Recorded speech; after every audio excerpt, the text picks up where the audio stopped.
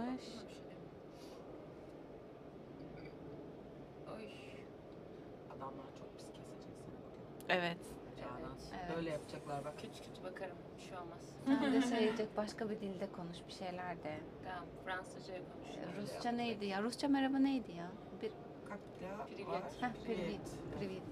Spasiba var bir de. Rica Spasiba. ederim. Teşekkür değil mi? Spasiba? Teşekkürler. Rica ederim yerine de kullanırım. Öyle mi? Hadi gidelim. Hadi siz de bir ses verin. Belki sizin sesinizi duymak isterler. Benim sesim açık şu an. Sağ ol yavrum.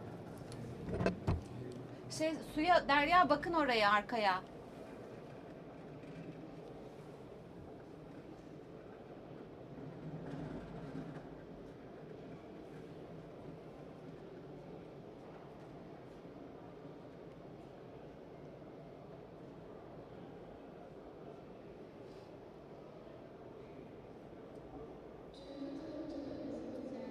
Tamamdır. Geliyor mu ses? Tamam.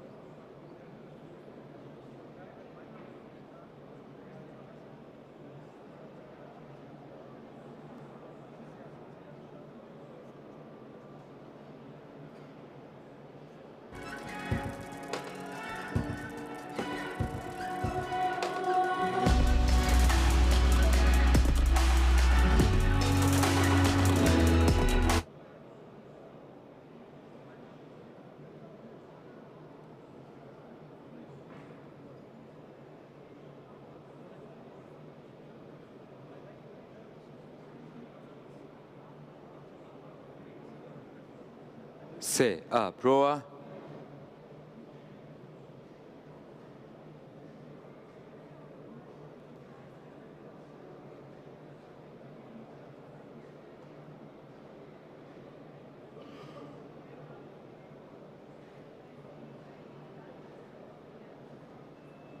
Arkadaşlar birimiz bakabilir miyiz?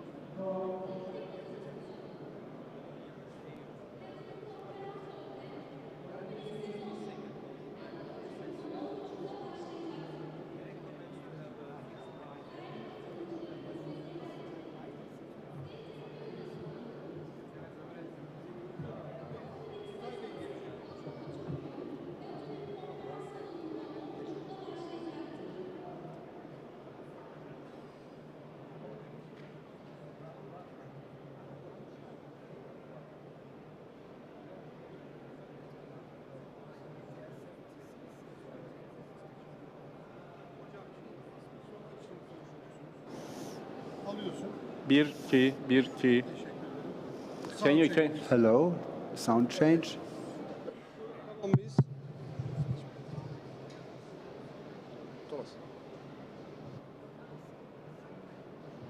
One, one, one, one. That's good. Aç, aç bir mesafeni ayarlayacak. Aç. One, one, one, one. One, one. Is good? One, one.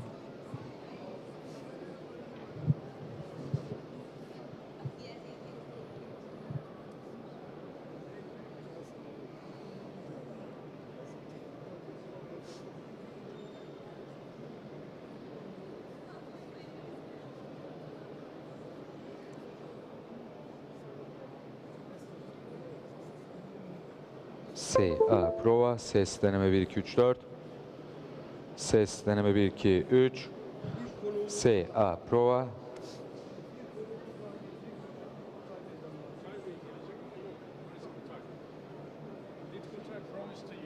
Sorry? Yes, yes, yesterday. Promise. we can start. Yes. Down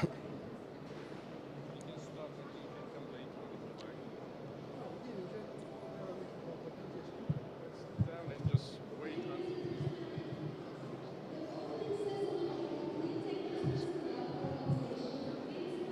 I think when you can sit back.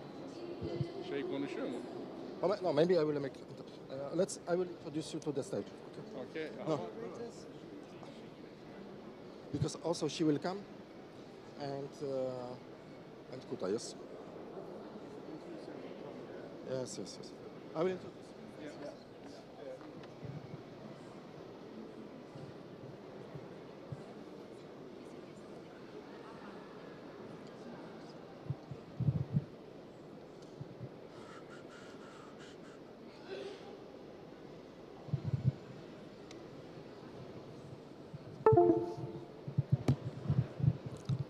So we start in 3 minutes. So please join us.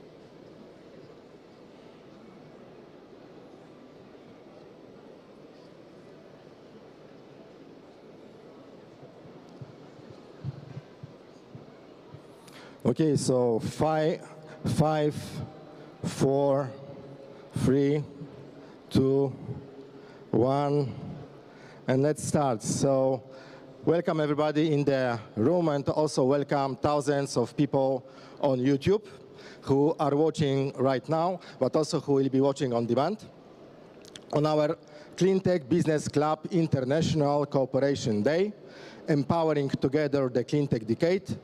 Together we are stronger. So as always, we are coming to different countries around the world, more than 30 countries. It's a historical day, yes, and also this day, I believe, will be an important day in the Cleantech transformation of Turkey. So first, I would like to say teşekkürler to SolarEX organizers. And you see, like, all the pictures are historical, yes? So actually, this is the picture of the amazing team of SolarEX. I would like to give applause to them. So we are always, excited by the shows, by exhibitions, by conferences. But at the end of the day, there is a team that is behind the organization, yes? So special teşekkürler to the team. And we are always helping countries with our leaders who are coming from around the world. And here we brought our CBC family from 4 continents. I would like to first, to entertain you a bit with our Cleantech Business Club video, so you will learn more about our vision and our mission. So please play the first video.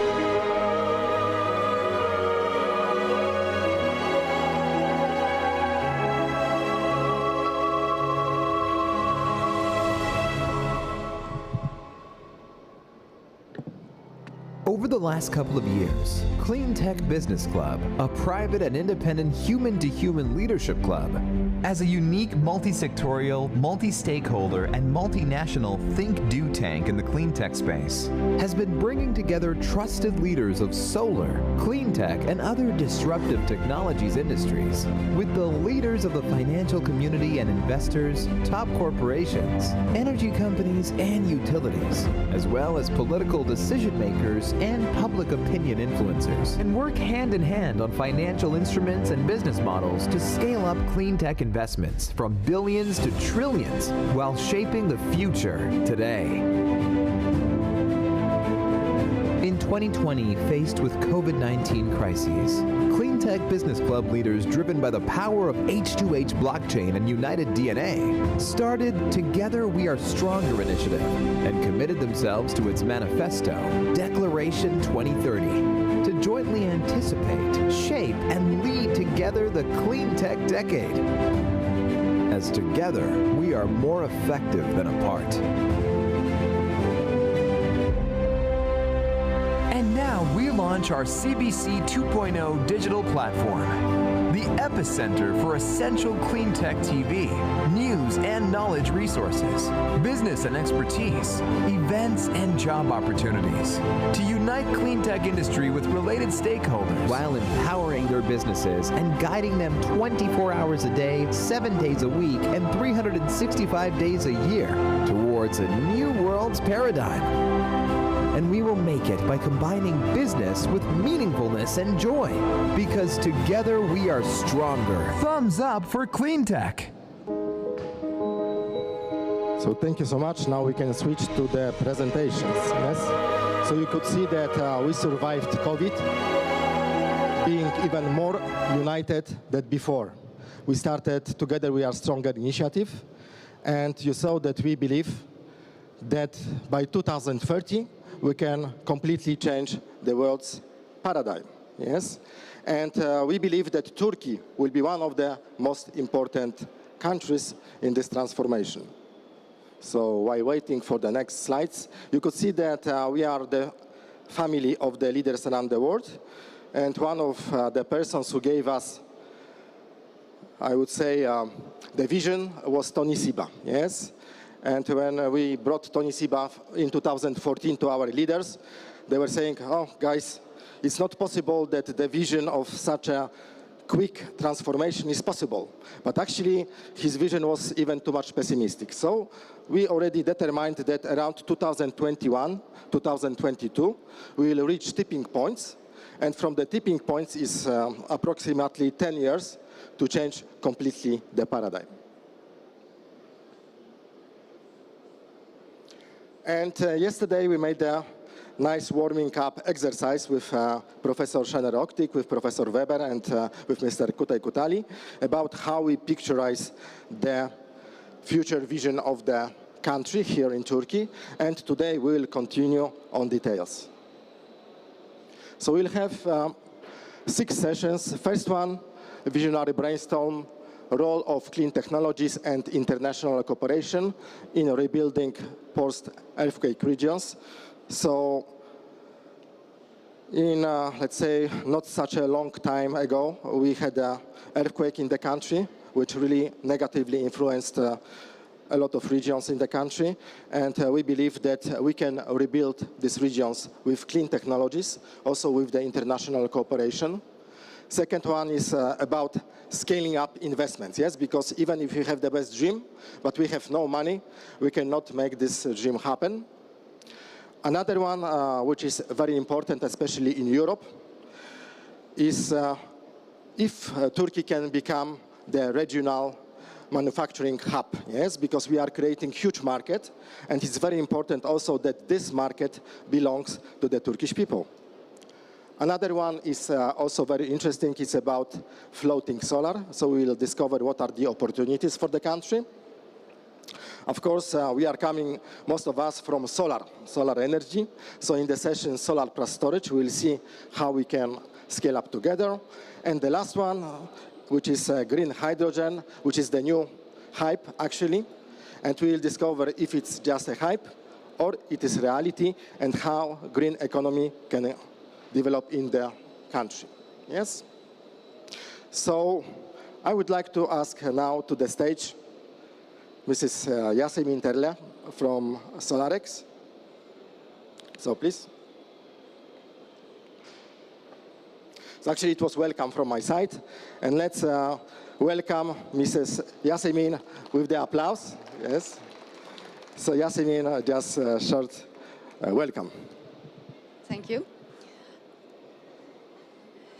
Değerli ziyaretçilerimiz, kıymetli Well, distinguished guests, our sector representatives and esteemed members of Cleantech family, on behalf of Volley exhibition, I'd like to salute you all. As Volley exhibition, we want this power to be more sustainable, and on the international and national platforms, we have gained an important level of reputation, and we are honored and happy in this respect. SolarEX has an important role in enhancing solar power plants in the international arena, and our fair is the first in its kind. In this fair, there are 350 exhibitors and almost 100 experts are gathered together in the sessions. So we are trying to shed a light on the developments in the sector. With the participation of Cleantech family, in order to enhance the use of sustainable resources and to leave a livable world to the next futures and future generations, we are going to witness important speeches altogether. In our country, in terms of energy independence, SolarEX can provide individual and environmental solutions, and we try to bring the leaders of the sector. And all around the world, we have collaboration and cooperation with many NGOs, and we try to find the answers of many frequently asked questions. So I'd like to thank Mr. Thomas, and I'd like to thank all the members of Cleantech family. Thank you so much for being with us. Thank you so much. Thank you. Ask to the stage our guests, honorary guests, and members of our club for the short opening. So first I would like to ask Professor Eike Weber. Professor Eike Weber is one of the icons of the solar energy around the world. So dear Eike, please have a seat. And he started his solar history many years ago. He was director of the Fraunhofer ISE, the largest solar energy institute, which was created by Mr. Adolf Gesberger, who unfortunately died just a few days ago. And he was also inspiration to Professor Schener-Oktik, who will join us in a moment. And just a few months ago, we visited Professor Gesberger, and he received our World Cleantech Awards for his, let's say, I would say, great job that he did for the solar energy. And thank you so much, dear Eike, for bringing me there. It was a touching moment, because Professor Weber is a chairman of World Cleantech Awards. So, dear Eike, I would like to ask you for the short opening words. Oh, yes, I have two microphones. Thank you so much, dear Thomas. I think you can hear me without this, yes. First of all, I think the whole community should be grateful to Thomas for what he has created with the Cleantech Business Club. And this meeting today here in Istanbul is just one of a whole chain of meetings going around the world. So why not have a round of applause for Thomas at the outset? I am very pleased to be here. I am very impressed by what I saw at the exhibition. I think this is a very substantial exhibition in the cleantech and solar space. And as I am convinced, we are just at the beginning of the big growth curve of this business, of this cleantech area. And I think there are enormous opportunities, enormous business opportunities. And at places like here, we come together. Together we are stronger, and we network, and we can make most of it. So I would like to wish you a very enjoyable time here, as well as many opportunities to really come together, enhance business opportunities, and all what we do is for the best of the world. Thank you. Teşekkürler, Eike. Teşekkürler. You should say teşekkürler. Teşekkürler. I need to learn a little bit more Turkish, maybe. Thank you so much. So you can see even we look so young, yes? We are friends since 20 years with many of our leaders, as it is also a case with our next speaker, Professor Şener Oktik. So, dear Şener, please come to the stage. So we know each other since almost 20 years, because Professor Şener Oktik, I would say, an icon of solar and renewable energies in Turkey. So we have too many icons in our club, actually. And he was one of the persons who was the first introducing solar energy in Turkey. I think the largest projects at that time, it was around 10 kilowatts, yes? And today we have 9 gigawatts of solar installed in the country. And Professor Şener Oktik was representing the country in the European photovoltaic technology platform. Then afterwards, he was helping also to create the whole solar and renewable energy boom in the country. He was CTO, now is on the board of Sisecam, one of the most important players in the glass industry. And yesterday, thanks to Professor Şener Oktik, we had a bilateral meeting with the leaders of Sisecam to help Sisecam to offset the carbon and also to introduce hydrogen business. So thank you so much, teşekkürler, Professor Oktik. And now it's time for your welcome words. Can I use this? Yeah. Good morning to everyone.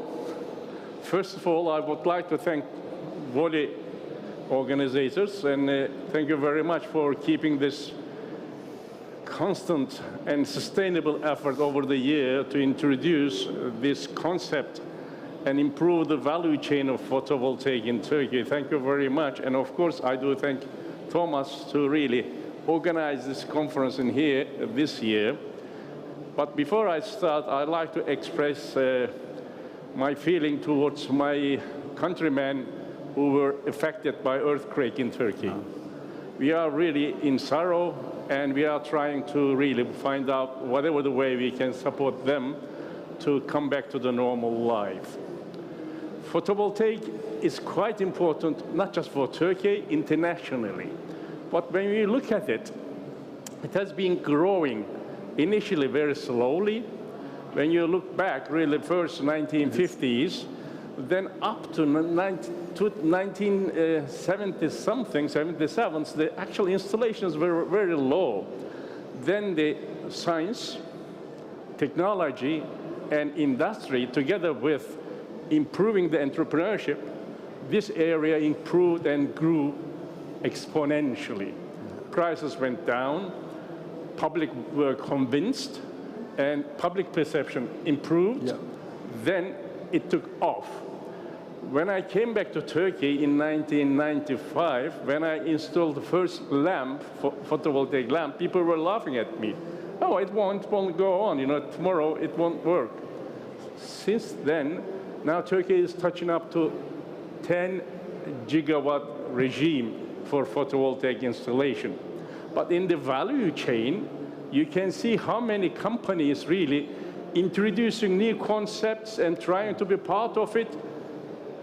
It was said that 350 companies in here today. I hope next year it will be 500 more or even more, because in every chain of a value chain of photovoltaic, Turkey is really investing. Yesterday I sort of clearly explained, I tried to list it, how many module makers invested to make modules in Turkey.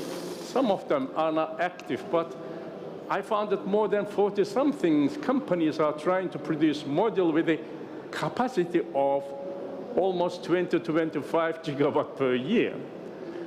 That means appetite is here. That means we have to find the real direction to go. And as Thomas yesterday we found, we would like to find the disruptive areas to go for. I hope this conference will help to this. Thank you very much for everyone who really gives some hands to get this together. Thank you very much. Thank you so much, dear Şener. And now we start with the first session, which relates to the words that you said about the earthquake effect. And I think it's always great to bring the solutions, yes? Not only just, to speak, but to bring the solutions. And now we will speak about how we can bring the solution to these regions with clean technologies and international cooperation.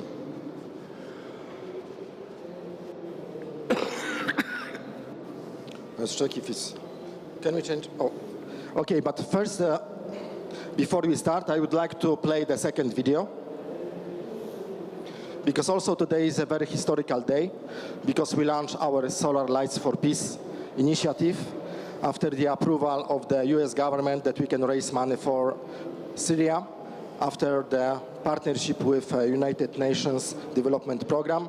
So today, at SolarEX, there is a historical moment because we launched our Solar Lights for Peace. So you will learn more about Solar Lights for Peace from this short video. Over the last several years, Cleantech Business Club, Million Solar Stars, and Nemane Solar have been leading different paths of the cleantech revolution, uniting visionary leaders to scale up cleantech investments from billions to trillions, educating students to become Solar Star changemakers, and bringing resilient, scalable, renewable solutions to the world, and proving together that solar and clean technologies are not just the future, but they are here, right now, improving people's lives.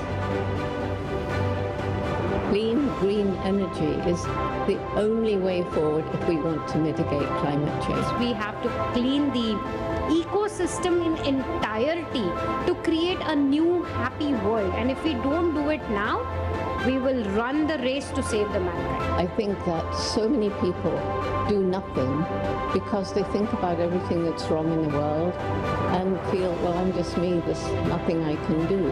And I find that when people begin making small changes, they gradually get bigger because they get this feeling, I am doing something. So today, we take the next bigger step together. Empowered by the positive DNA of Dr. Jane Goodall and Professor Mohammed Yunus, we launched the joint campaign and movement, Solar Lights for Peace, to provide safe, clean light for emergency situations and to expand access to quality education. Making money is a happiness. Making other people happy is a super happiness. So we enjoy the super happiness because we work for other people. This is why, together, we will deliver Nemane Solar's award-winning solar lights to provide emergency lighting for people who have experienced natural disasters or war, to improve opportunities for education, and to replace harmful, polluting kerosene lamps for families living in energy poverty. I think it is very much on all of us to utilize whatever skill that God has given us and that we have been able to develop over time. We just need to remain focused at the same mission and keep going and keep pushing in order to continue to do better and continue to contribute to a better world. You you can also contribute to a better, peaceful world and to take together with us immediate, scalable action to support simultaneously stability, social justice, education, and clean energy through one or a combination of our Solar Lights for Peace emergency or educational kits. $10 donation puts a lamp on some kid's head or in their house that they can come home and when the lights go out, which they don't have any lights, but when the sun goes down, they can still do their homework. How incredible is that? For $40, it does 2 lamps, plus it supports teaching kids about renewable energy to a whole different level. Together we are stronger. That's the need and that's the essential of the life. We can do it together. Together we are stronger. 1, 2, 3! Solar power me, right? 1, 2, 3! Solar power me! So I think there's a domino effect that could happen by engaging students around the world. Do not wait. Be involved or support Solar Lights for Peace, as together we are stronger. Thumbs up for solar. So thank you so much, and we can switch now to the presentation. So we work together with Namene Solar, with Million Solar Stars, the organization which is teaching about renewable energy around the world, with Dr. Jane Goodall Institute, and with many partners, as now also SolarEX, yes? So this is only the beginning of the action, and we will work together during the next couple of months, yes? If we can switch to next slide. So already you can support, you can just scan to donate to the action. The companies, they can also join. So all the people on YouTube who are watching us, we'll keep it just for a few seconds. Please make a screenshot and then support the action. Yes? So you can visit us at the booth here at the end of the hall and to meet with Francesca, who will join our panel discussion and discuss more in details about the action. And now let's come back to the visionary brainstorm. Yes, so I would like to first welcome Mr. Murat Aydemir. Mr. Murat Aydemir, I would say, is one of the best experts in the energy sector in Turkey, but also internationally, and he's our chair of bioenergy and waste to energy hub, but also very active in green hydrogen. So we'll touch today in the discussion different technologies, yes, not only solar, even though I love solar so much, yes, because I started 20 years in solar energy. So I would like to ask also Francesca, yes, Francesca Shirley from Namene Solar. So she is one of the persons who received our visionary distinction. She's working with the students around the world, teaching them about renewable energies. And I hope that also our friends from SolarEX will introduce her to the NGO that you are working together, and we can develop the program for the students in the post-earthquake regions, but also for other students about renewable energies, yes? Because at the end of the day, it's a job done for us, but the most important is done for the kids, yes? So, teşekkürler. And also, I would like to ask, because, in the Cleantech Business Club, we always make surprises. So I would like to ask Laura Spilicueta. She was not, in the program, but I would like to ask Laura, because in our club, we always support empowering women. So just to make, our discussion more equal, I would like to invite Laura. So Laura knows Professor Shener Oktik, I think, from 12 years, yes? Yes. We met in Bulgaria. We are helping Bulgaria to grow clean technologies, and I hope now Laura also can use the experience, because she was working with Turkey for many years. She was working with module manufacturers, supplying the companies, helping them to grow. So I hope also, Laura, you will contribute well to our discussion. So I propose that first we'll see actually what is the status, yes? In the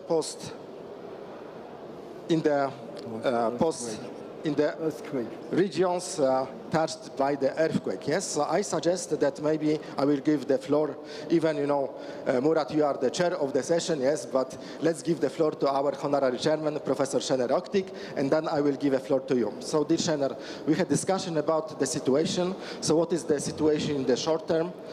Let's say what will be done in the midterm, and then we will discuss how we can help support the regions in the long term. So, dear Shannon, you have microphone, so please. Thank you very much, Thomas. Yes. This is one of the probably greatest disaster of the century. Turkey suffered this disaster as a whole country. We feel all deeply, we were hurt, and we are trying to really support those there for the future. Of course, to do that, we need several instruments we can use, but at the end of the day, what we need really, scientific collaboration, we need technological collaboration, we need a collaboration in industries to help those people in the earthquake regions. There are 10 cities and more than several million people affected, and we have lost close to 55,000.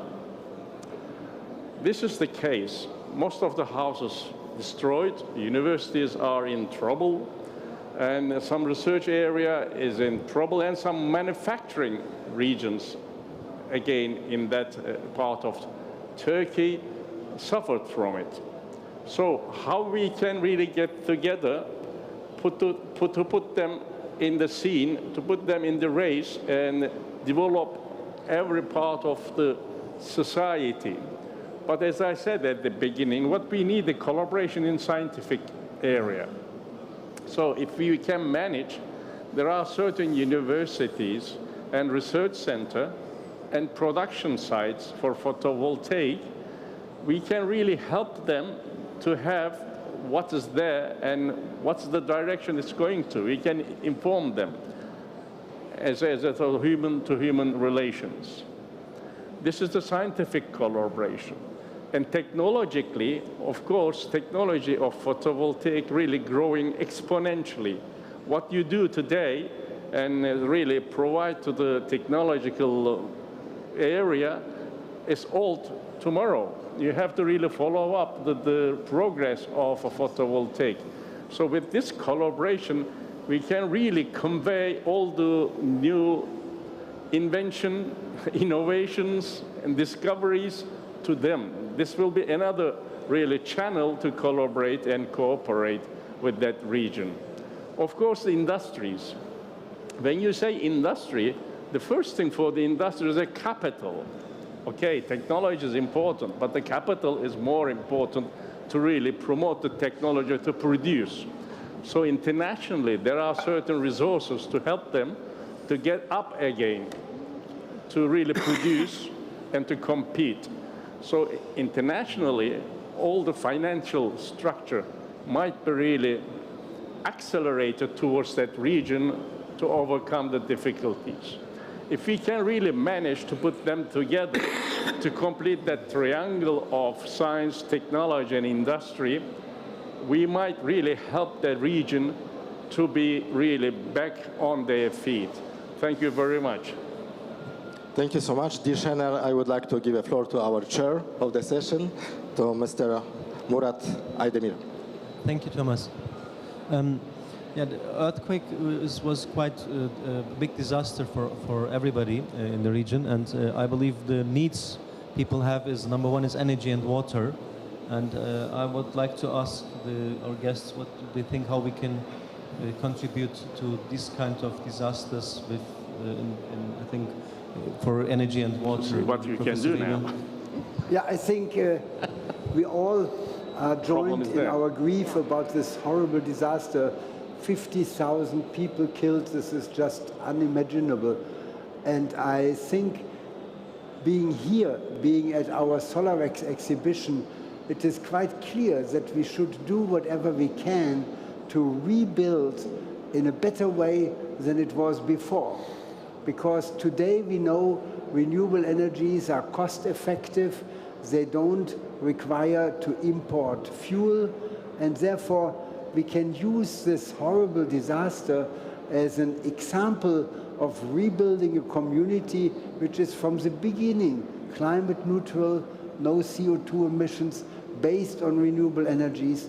So I hope we can use this as well as a challenge and opportunity to really rebuild a better city, a better part of the city, a better part of the country, because really in an area where everything is destroyed, we can make a much better plan from the beginning, how to do supply with solar and wind power, how to do storage, how to make sure power is available around the clock at lowest possible cost.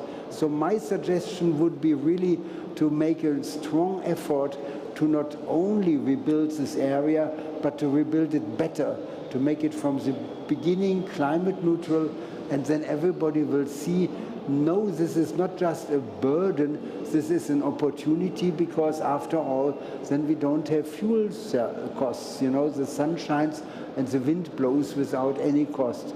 So that would be really my proposal, that we use this horrible event to rebuild in a better way, to rebuild in a climate neutral way, and of course to give the Turkish industry the opportunity to showcase, yes, they can do it. They have the technology available. So this would be really, I think, the best outcome of this very, very horrible incident. Professor Weber, that's a very positive approach, and I'm positively impressed also. I think that's a very valid point. I mean, the infrastructure is damaged, and you have to build everything from scratch. Why building it again the same way? It's better to start from the scratch and use the know-how of the industry, of our partners, to build it much better. And decentralized energy, I think, is the future. It's also for disasters better. So if you have your own solar system storage, I believe you will be less affected. You can drive your car, you don't have to go to gasoline station in a disaster situation when you have an electric car. That makes a lot of sense. Thank you. Francesca, I would like to give the word to you. You traveled a lot around the world. How do you see it, and what would you suggest we could do? I think joined up thinking and making the connections, as the professors have said, between industry, technology and science. And the thing that I love about solar energy is the fact that it has this ability to be any size, any scale, and put anywhere.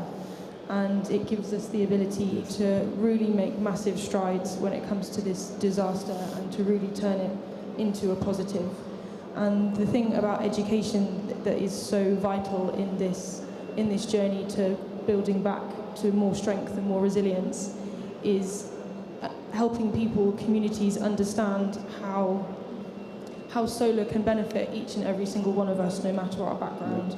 And when we focus on education and solar energy education, it brings us together. I think solar energy it's a life force. The sun is the reason that we are all here. It's the foundation of all other, apart from geothermal technology that we have, and it's a life force. And if we can focus on that and we can build connections with human to human and connect to one another again, then it's I have high hopes for the future and for always looking on the bright side of life. Thank you, Francesca. Yeah, I think you pointed at something very important, education.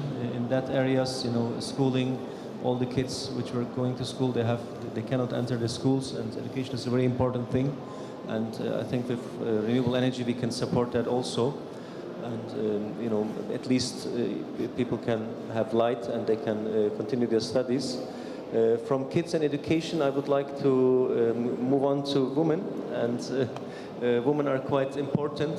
In Turkey, we had a lot of economical crises, a lot of earthquakes. I was in Istanbul when 1999 the big earthquake happened. And whenever we were in trouble, the women, kick-started the economy. They took a lot of responsibility. And I remember that when we had an economical crisis, men were worried. We couldn't spend money. We didn't know what to do. But women said, no, I have to go to my hairdresser, for example. But it kicked the economy. It moved on. Life moved on. So please, I would like to give the word to you. And how can we... Thank you. As Thomas said, I have a lot of experience in Turkish market. I think that if one country can recover for something so horrible that happened, this is Turkey.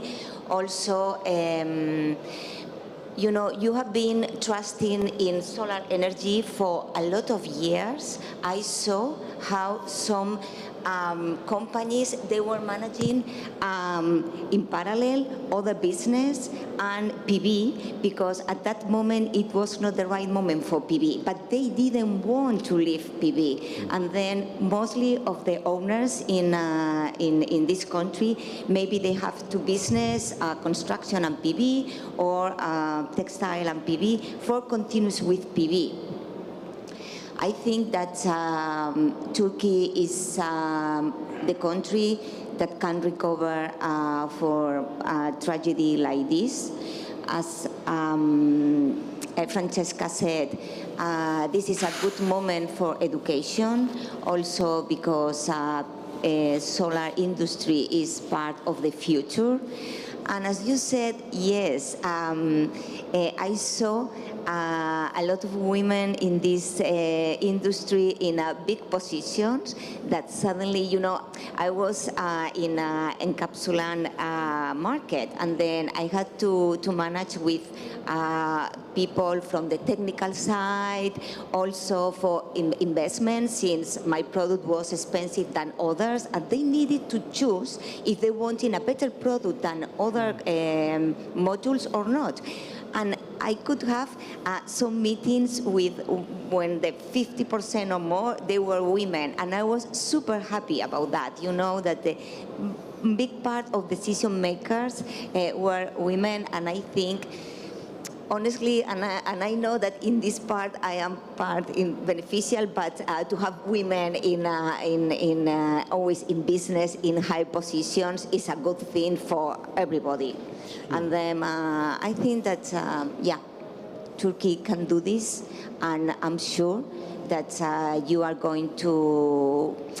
You know, it's always when something so bad happens, you always can try to find the good thing. You know, it's like the good learning about whatever happened in this life. And maybe in 2 years, we will see that this has been for something. You know, it's like you are better. Yes. So maybe I will make just, because you see we are speaking that we have the willingness. Laura was mentioning that Turkish people, they are really motivated. When they will decide, they will do it, yes. I know also Professor Şener Oktik. These are people of action. Murat, also I learned about you during last month, that you are really structured, you like action, you don't like just blah, blah, blah, but to make things happen, yes. And that's why we are here, yes, not just to discuss and to say that we should make something, but I think we should brainstorm together how, taking into account that we have all the players in the club or in our networks, how we can now bring the club in Turkey, yes, and also give maybe, because Şener, we had this discussion during the dinner, amazing dinner, thank you so much for the choice of the restaurant.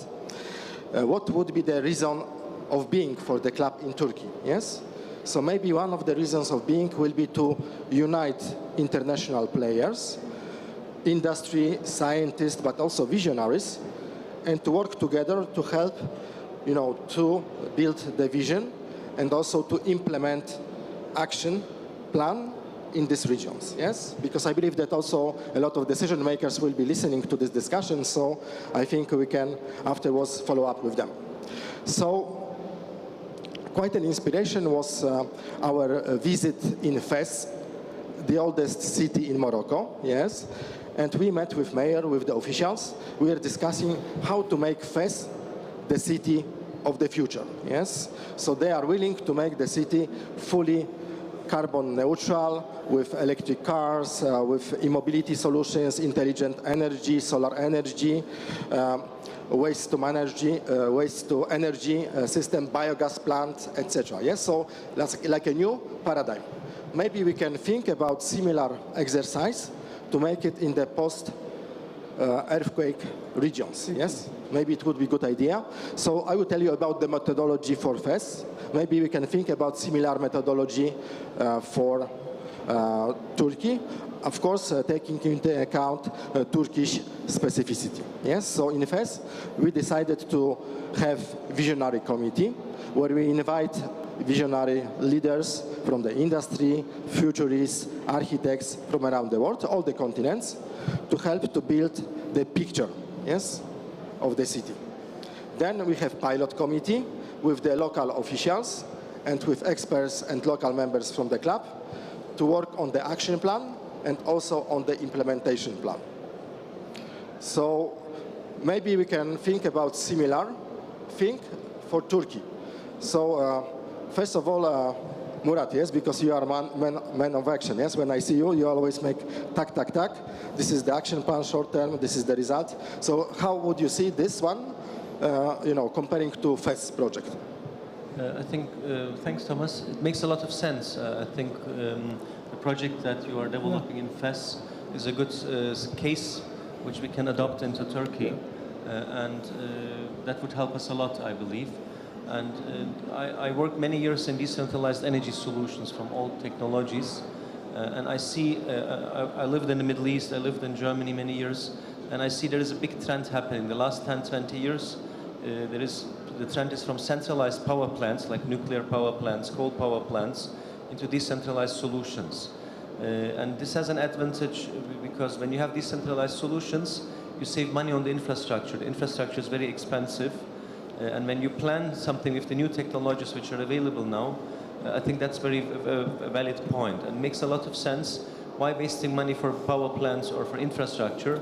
You don't have to spend extra money. This is a very important point. With the same investment you do, you can do the change to decentralized energy solutions. PV is an important part of it. Why? PV is the cheapest source of electrical power in the world. Even burning coal is more expensive. Nuclear is much more expensive. So if you have the chance, you should have your own power and you should switch to electricity. I can give you some examples from, FES is a very good thing. We really should collaborate with the nice people of Morocco and see how we can adapt the same idea in Turkey. And the earthquake region would be a very good point to start with, because when you're decentralized, you don't need to build all the transmission lines and all the other things. That would help us a lot.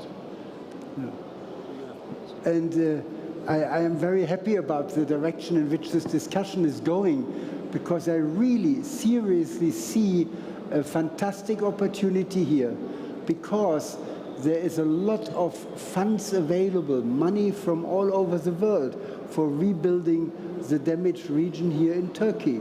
So maybe we start here from our meeting declaration saying, let's use these funds to make an example region for Turkey and for the world. We can use examples like you quoted, but I think really for Turkey this would be a number one, first of its kind thing.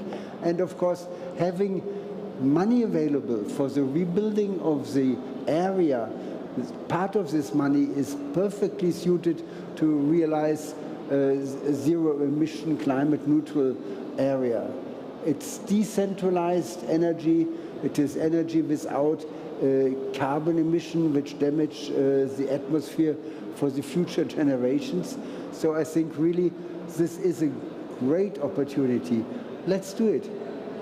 And I would like to ask you, dear Shener, because we know each other since 20 years, yes, so you were involved with the work, with the government, with the regions. You are also one of the founders of Genset, which is Turkish Solar Energy Association. You are involved in many different bodies, so you also know all this, human-to-human, good size of relationships, maybe sometimes not so good size. Also what are the challenges while uniting the people, and what would be your advice, and how we can actually use our specific of the club, yes, that we are a private club, to, despite of all these, difficult relationships, to unite them together for this common goal. Thomas, thank you very much. Well, I'll start with this. We are stronger being together. Yeah. As an individual, all of us has a strong parts. We can feel very strong. And sometimes we can feel quite weak in certain parts of our approach to the world, business, money, etc.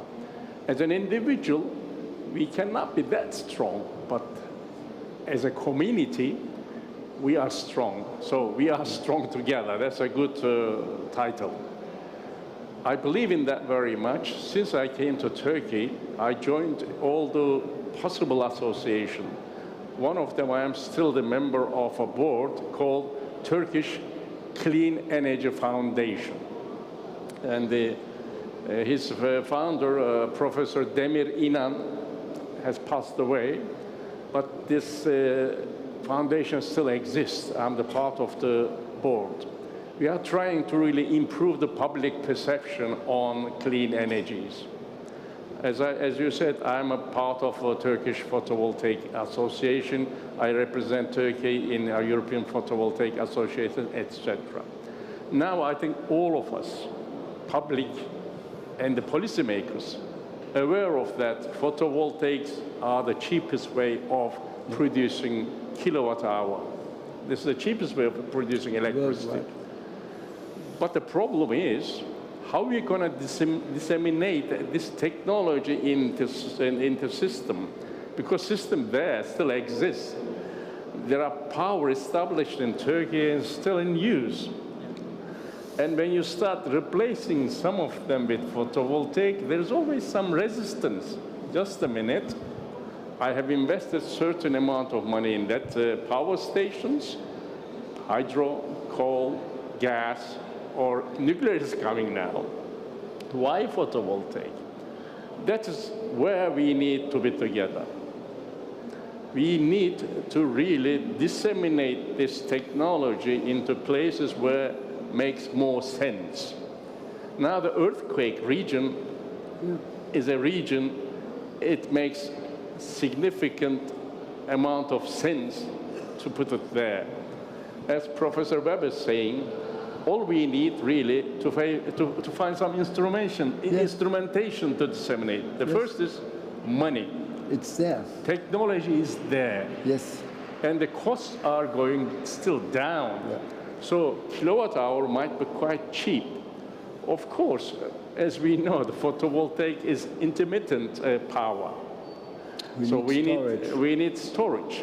So Turkey is taking big steps in storage area.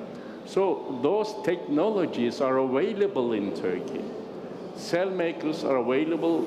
At the 1:30 today, I'll explain where we are in technology.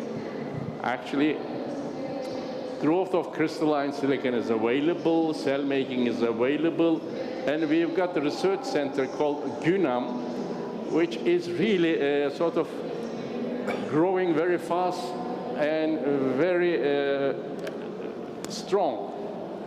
Now it's really going to be, I think, Fraunhofer of Turkey in photovoltaic, Turkey ISC. I hope converting this science to the technology in Turkey to produce photovoltaic cell and disseminate this photovoltaic power where it is mostly needed, which is the earthquake region. I agree completely to Professor Weber. If we can have some sources of finances to establish X amount of installation of a photovoltaic, we'll have a big stamp on this region really for photovoltaic, and being together in that club might really facilitate that. That's what I hope. Thank you very much. So Saike, before I give you the floor, yes, because we are still thinking only photovoltaic, and because this is SolarEX, yes? And you remember we created Solar Business Club, yes, first? Yes. Because we are coming from solar, and it was for me heartbreaking really to change from solar to clean tech, yes? And I believe that when we discuss here, we should not only just think about solar, we should think about all the clean technologies. Okay, wind is important, exactly. And it's growing very much in Turkey. We are up to 1 gigawatt winds in Turkey running. And as you know, the technologies are improved, so you can have wind stations feasible at the low wind speed regions too. So that region can be really a combination of mix. Actually, Turkey is allowing hybrids, wind, solar, and together with the... So wind is another thing, but we don't speak only about energy, yes. We speak also about transportation. But actually what is interesting with the people that we have in our club, we can speak about the new paradigm, yes. I would say the new clean paradigm with energy solutions, technology solutions, smart management of the city, with the new aspects of life, yes, with the new education, also with empowering women, you see. So maybe we should only focus on the energy aspects, but maybe we can help with our club to unite different actors. Sorry for talking too much, but that framework is a complete one. When you have activities to produce something, you create jobs. You create education in that specific area. From that spin-off, you can really generate human resources to helping rest of the Turkey for solar cells. You can improve actual production there. You can have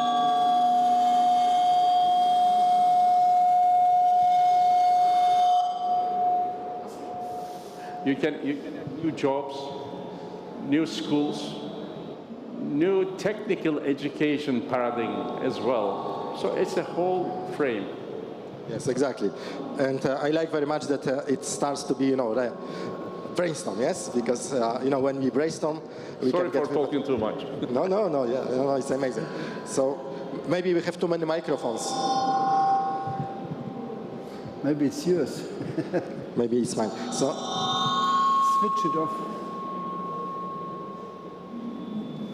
Can you switch yours off? Yes. I think maybe we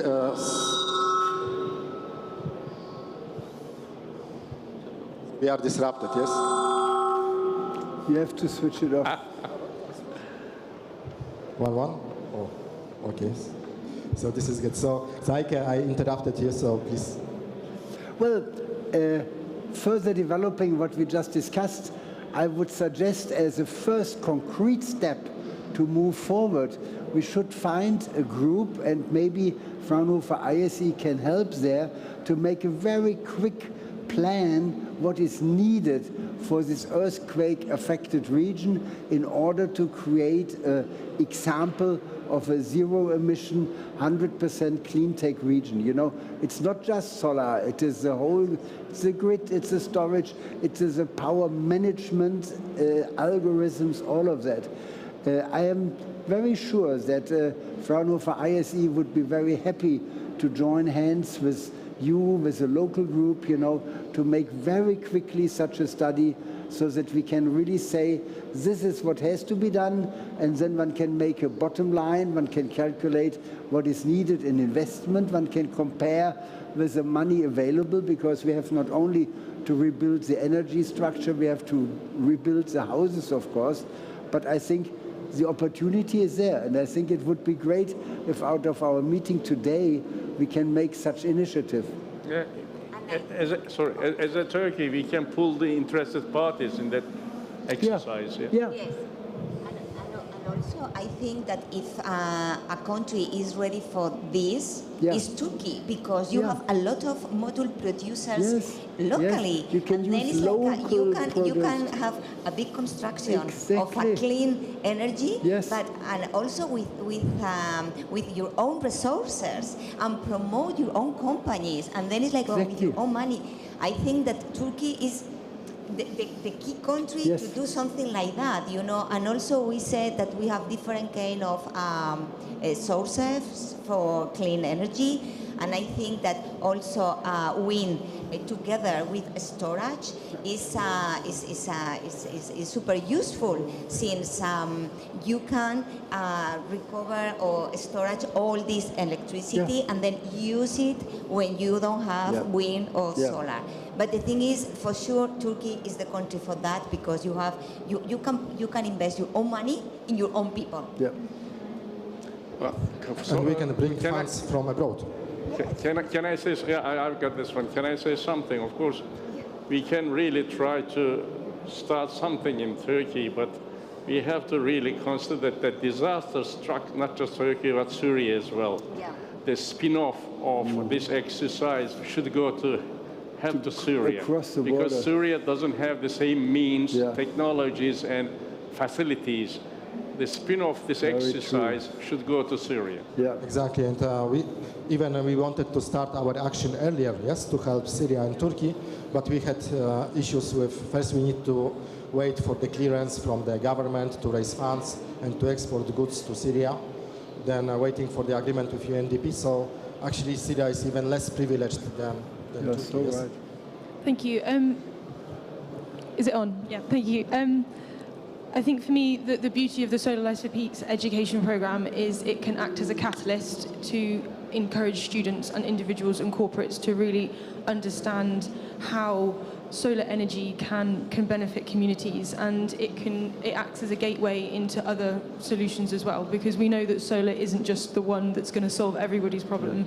It's got to be a combination of all the renewable solutions. And with the education program that we have here, students and corporates for events, they can learn about solar energy, learn about the benefits, and have the tactile solution in your hand. When you hold an Amane solar light in your hand, you have solar energy generation, you have solar energy storage, and you have consumption all in the palm of your hand. And it's a unique and amazing way for people to start to understand like the power of renewable and what it can do for the world. Thank you. Yeah, I think this. I read recently the term beautiful destruction, and how sometimes things in our life have to be destroyed to make way for bigger and better things.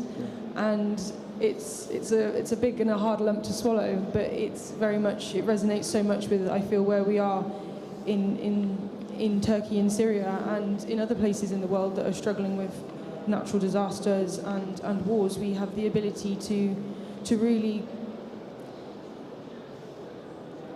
to do something better here, and that is what's so wonderful. And with the SolarEX for Peace program in the emergency and education, we can solve an immediate need for people who have lost their livelihoods, who have been displaced because of the earthquake, and we can work with that and communities to build confidence in solar energy technology, and therefore lead the way and like smooth out the path towards having more integrated infrastructure. And exactly as has been said before, with solar we don't need extensive infrastructure. You can have microgrids, you can have mini grids, you don't need the transmissions lines, the pylons, because everything is at home, or everything is on the roof of a business, and that's what's so exciting. Thank you so much, Francesca. So maybe next step, yes, will be first to get your personal commitment. And we are recorded, yes, on the video, and there will be thousands of people watching, so please think before saying yes, yes? So would you guys here, at least in our speakers' amazing set, be interested, to be in this small committee to take next action, yes? And then afterwards, we'll, of course, on our Clean Tech Business Club website and probably on SolarEX, we'll publish information how to get in touch with us. So let's start with the chairman, because you are men of action. Yes. Yes, we will. This was like marrying. And Professor Akti. Of course, yes. Eike? Of course, very much so. Laura? Whatever I can do. Francesca, I don't need to ask. Yes, actually, she's Chessy also, yes. So then we will ask also other members from Turkey, Simei, Bashar, Tolunay to be part. But what I believe, and I really support Professor Oktik, that together we are stronger, yes, because this is also our modus operandi. So maybe we can also invite some representatives of different organizations. I know this is always, I've been working in the associations environment since 20 years.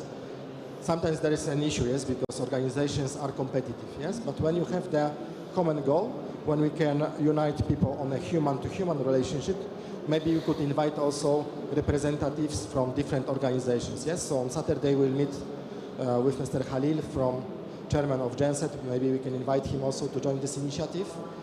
Yesterday, actually, by accident, I met in the restaurant the vice president of the European Wind Association, yes? So we can work also with the wind colleagues, with e-mobility people, yes? And then we will bring our visionary committee members, architects, etc., who will be working for FES. We will ask them also eventually if they can spend some time to create the vision also for these regions. Do you agree with this? So maybe Professor Shanna Roktik, who is our honorary chairman, if he agrees, I would like to ask you for be, you know, like the most important person in this initiative. Do you think you can have time on? Yeah, thank you again. We are discussing on really what we can do that earthquake region in this session. I don't know whether or not you're come across the recent report by World Economic Forum on the risks of the world 2023. They listed 10 risks. They listed 10 risks within 2 years, and other 10 risks, a change of the priority of the risks in 10 years. Initially, the actually climate, we start really discussing climate change, but there is no more that concept exists. There's a climate risk and disaster. We are at that stage. They listed the 10 risks. The actual climate is coming on the top. But when you go down to 6 or 7, there is one risk is forced immigration. People are changing their localization to other places, either in their own country or to other countries. When you think of the earthquake region, we have to think of that area should be survived, should be livelihood, should be there over the years. If people start really emptying that region, you kill that region altogether. Economic goes away, there is no education, etc., etc. So to help that, and within 10 years, when you look at their risk list, climate is on the top because of the carbon issues. And actually, this forced immigration drops down. I hope this togetherness will help to reduce the speed of people moving from earthquake region to other parts of Turkey or leaving Turkey. Same goes for Syria. As a sort of really clean tech business club, we have to have that angle as well to keep that region alive. Yeah. Not just energy-wise, not just education-wise, not just industry-wise, but actually we should be able to give some hope. Stay there. There's still life, there's still job, there's still education, there's still production. That is quite important. You cannot do this kind of things on your own. You need system. You need get together. You need association, collaboration. So we are stronger together. Thank you. And this is actually building the new paradigm, yes?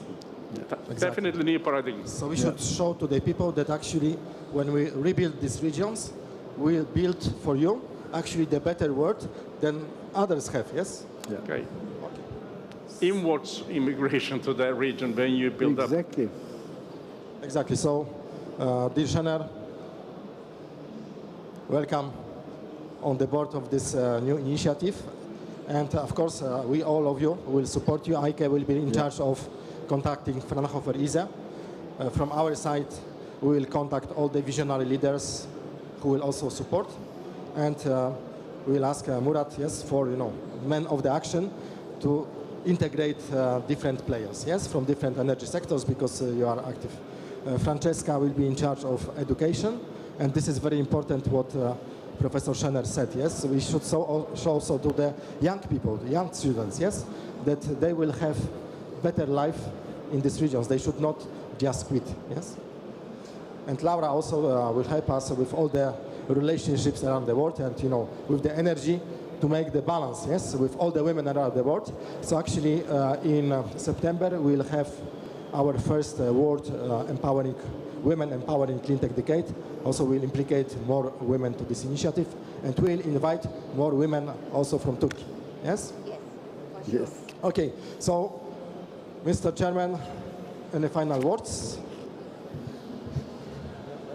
I think thanks for the contribution. It was quite interesting comments you had, and also very impressed by Professor Weber for the positive approach. It's a big disaster, but it opens up opportunities, and we should do it better. We should build better buildings. We should have a better infrastructure for energy, better infrastructure for water. We should take care of education, and this is the way we have to move. And also the problems of migration, Professor Ektik, that's really, you're right, that's a big concern, and it has a big effect on the world, and it takes away a lot of, let's say, know-how from the region, and I think it's a serious issue, and I believe we can contribute that we don't do these mistakes again. Thank you very much for all the participants. It was quite educational for me also. Thank you very much. A big applause for our panelists. Thank you. So thank you so much, and we promise also to the viewers on YouTube, yes, it will be a couple of thousand people watching us later. We'll have all the information on our website, cleantechbusinessclub.com, no, cleantechbusiness.club, also on SolarEX website, and then we'll also give you the contact persons that you can get in touch to be part of this amazing adventure. Thank you so much. Teşekkürler. So let's make some photo together. Just speakers photo. And we'll have a break, and we start at 1:30 the next session.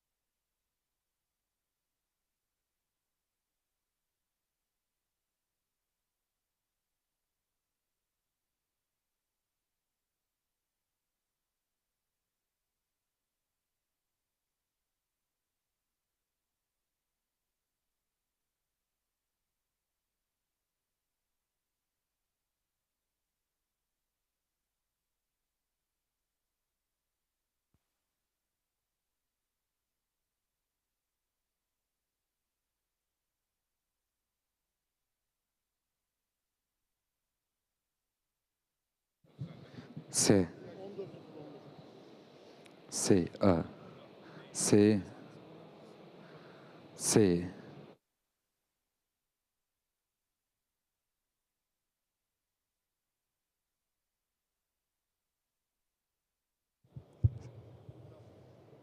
C. A. Hey, hey, hey.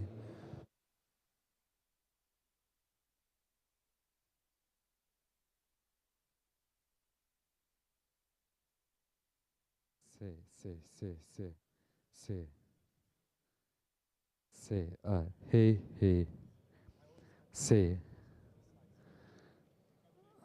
C. A. Prova. C. A. Prova. C. A. Hey, hey, hey.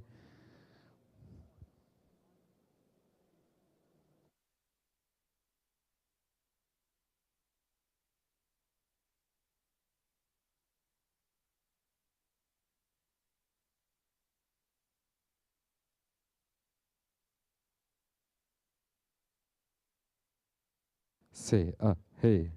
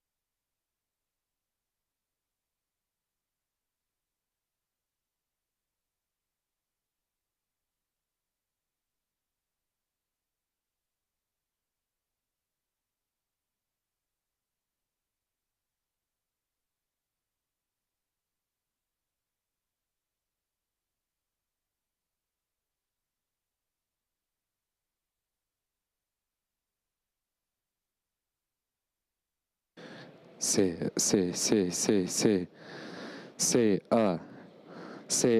hey, hey.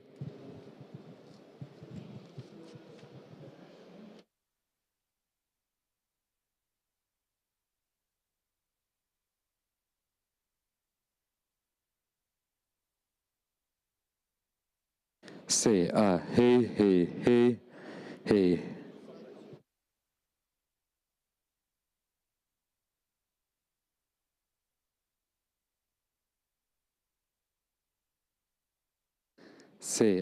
Hey, hey, hey.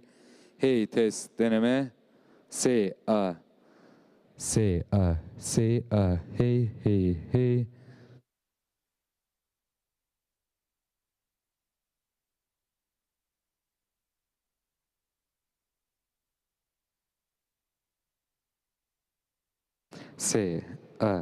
Hey, hey, hey. Hey, hey, hey, hey, hey, hey.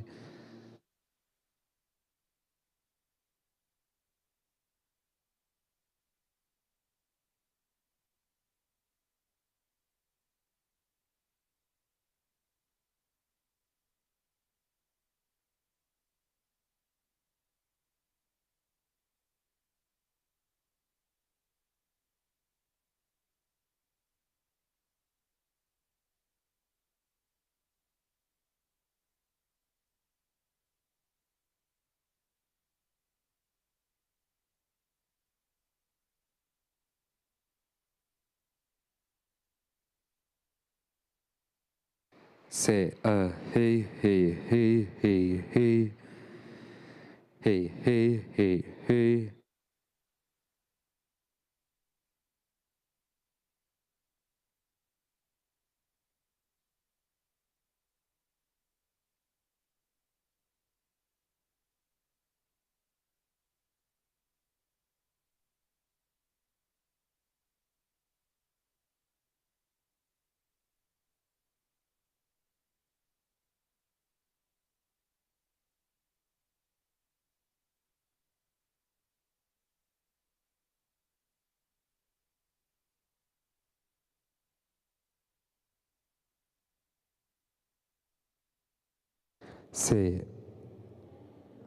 Hey, hey, hey, hey, hey.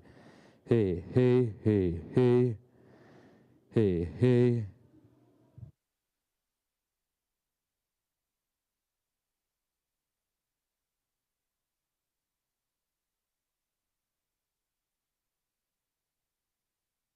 Hey, hey, hey, hey, hey, hey. Hey, prova, one, say.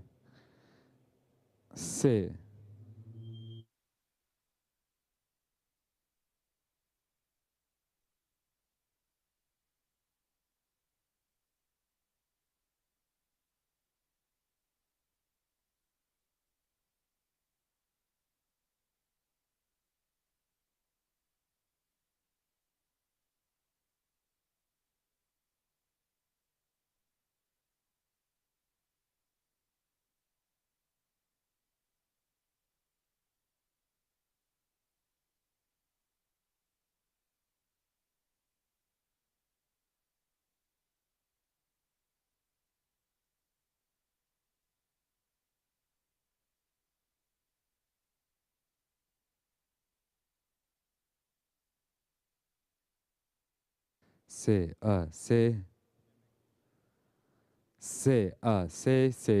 Say, say. Hey.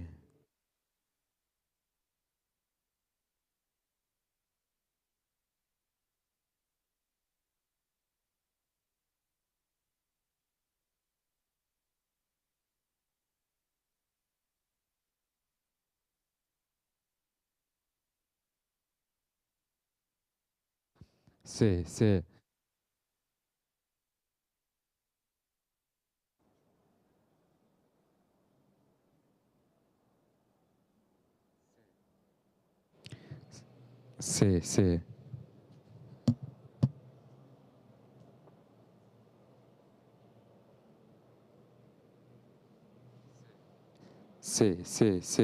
Say.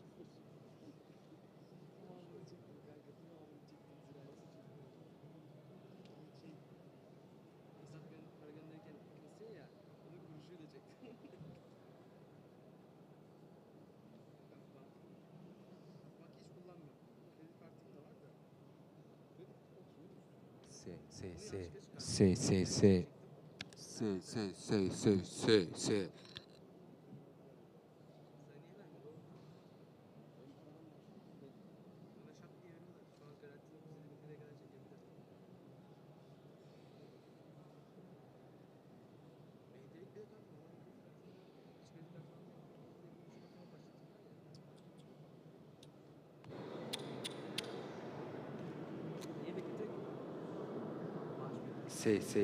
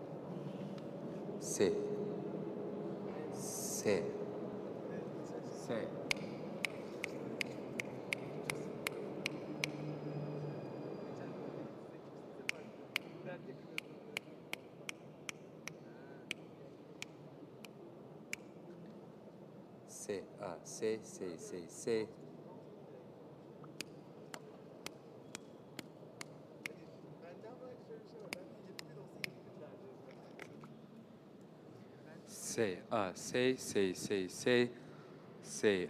Prova. Prova 1 2 say prova. Prova 1 2 say prova. Say hey.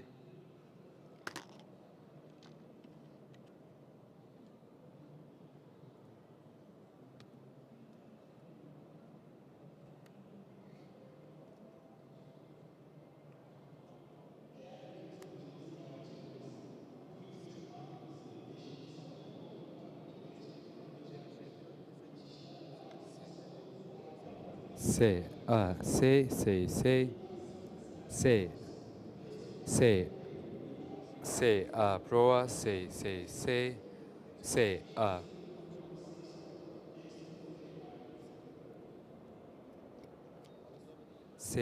prova sound check say prova say prova say prova say prova 1 2 say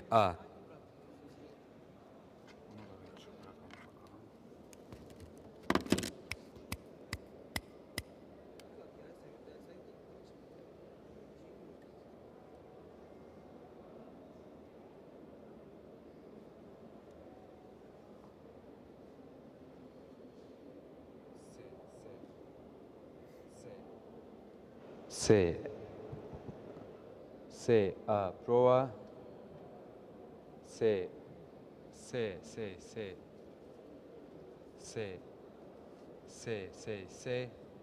Ses prova.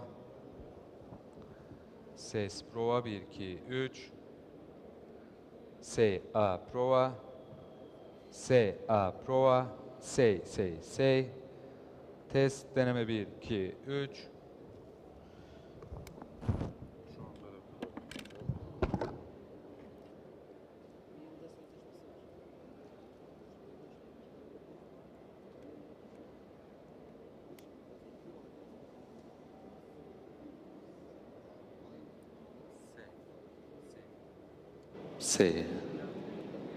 Say. Say a prova. Ses deneme 1 2 3 4. Prova 1 2 3. Say a prova. Ses. Ses deneme 1 2 3 4. Prova 1 2 3. Say a prova. Sound check deneme 1 2 3 4. Prova 1 2 3. Say a prova.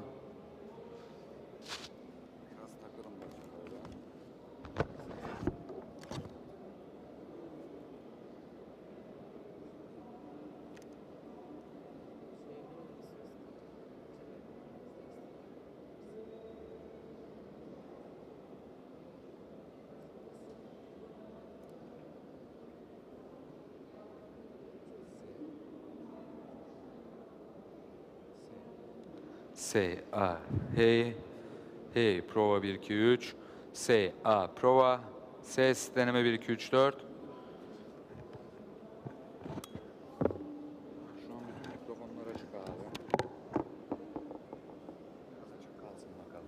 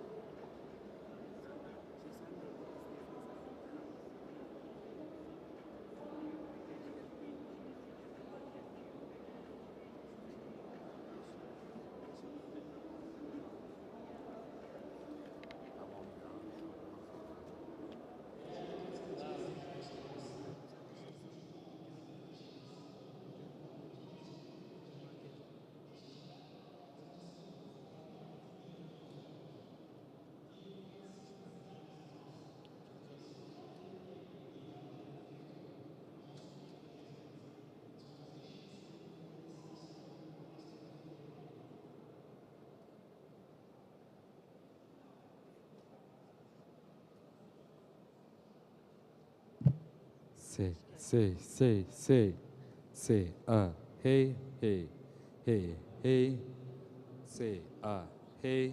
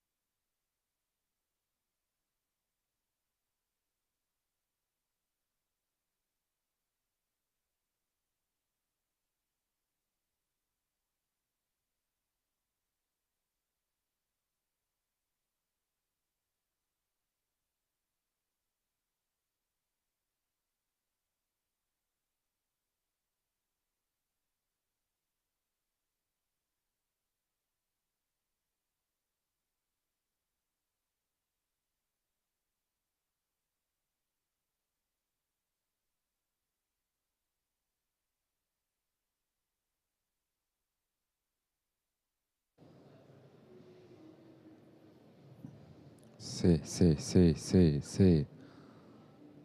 C.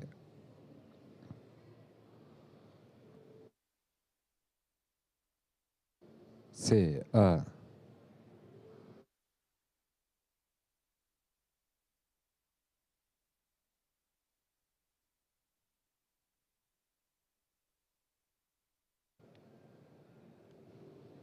C, C, C, C, A.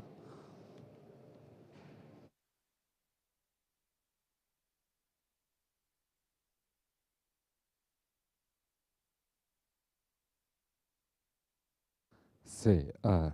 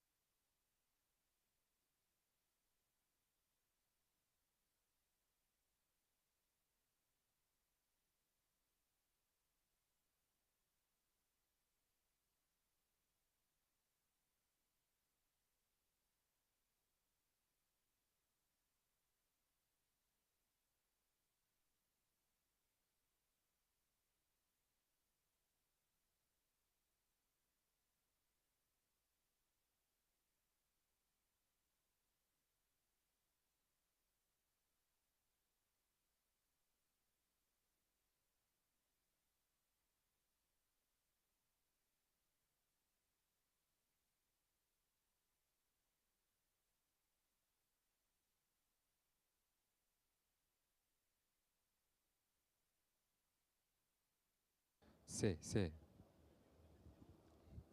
1111.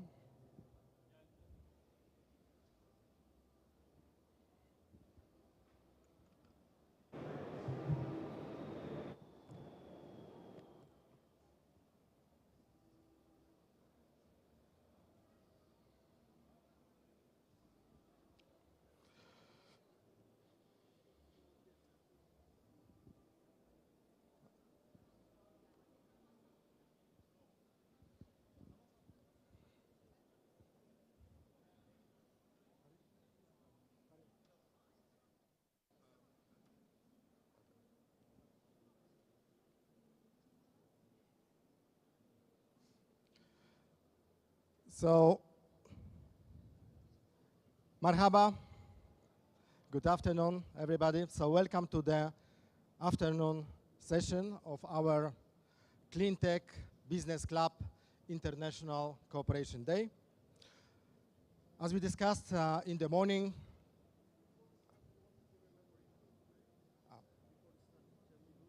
yes, to Professor Oktik? Okay. Okay. So let's wait for Professor Oktik. Okay? Another speaker slide.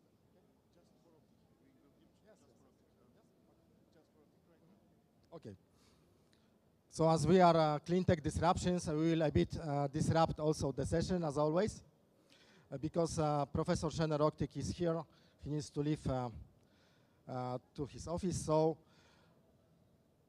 Professor Oktik, dear Şener, I would like to ask you for the stage. There is some surprise for you. Yes, yes. We always bring a lot of surprises, so it's a historical moment. Maybe we can come to the... Yes, so this is a historical moment, the memory, the souvenir from SolarEX to Professor Şener Oktik, who is our honorary chairman for Turkey. And together we are stronger, of course, yes? Thank you. And one photo, of course, with thumbs up.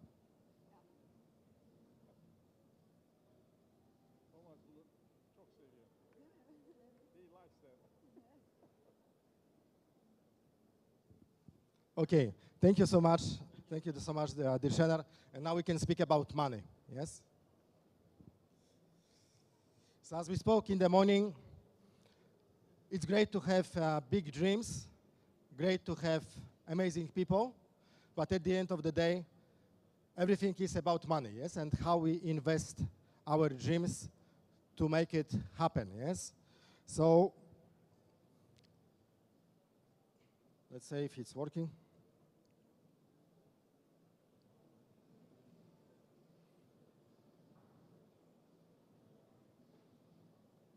Okay, so in the morning we discussed how to make the country of the future, yes, with clean technologies. Now we will be speaking how to put financial puzzles to this picture. And last but not least, we say teşekkürler to organizers, to SolarEX, for bringing our Clean Tech Business Club members to here. And we are always very happy to bring expertise, industry, the leaders, to help countries where we are hosting the events. I would like to now give you a small time of entertainment so you can learn more about the club. So the first video, please.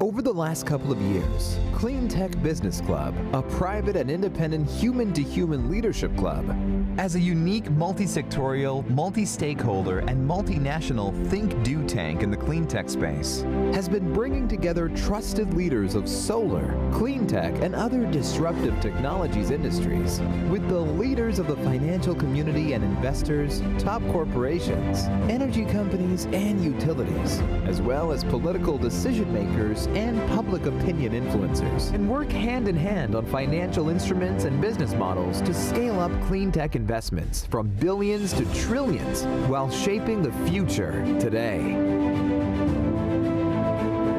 In 2020, faced with COVID-19 crises, Clean Tech Business Club leaders driven by the power of H2H blockchain and United DNA started Together We Are Stronger initiative and committed themselves to its manifesto, Declaration 2030, to jointly anticipate, shape, and lead together the clean tech decade. As together, we are more effective than apart. And now we launch our CBC 2.0 digital platform, the epicenter for essential clean tech TV, news and knowledge resources, business and expertise, events and job opportunities, to unite clean tech industry with related stakeholders while empowering their businesses and guiding them 24 hours a day, 7 days a week, and 365 days a year towards a new world's paradigm. And we will make it by combining business with meaningfulness and joy, because together we are stronger. Thumbs up for clean tech.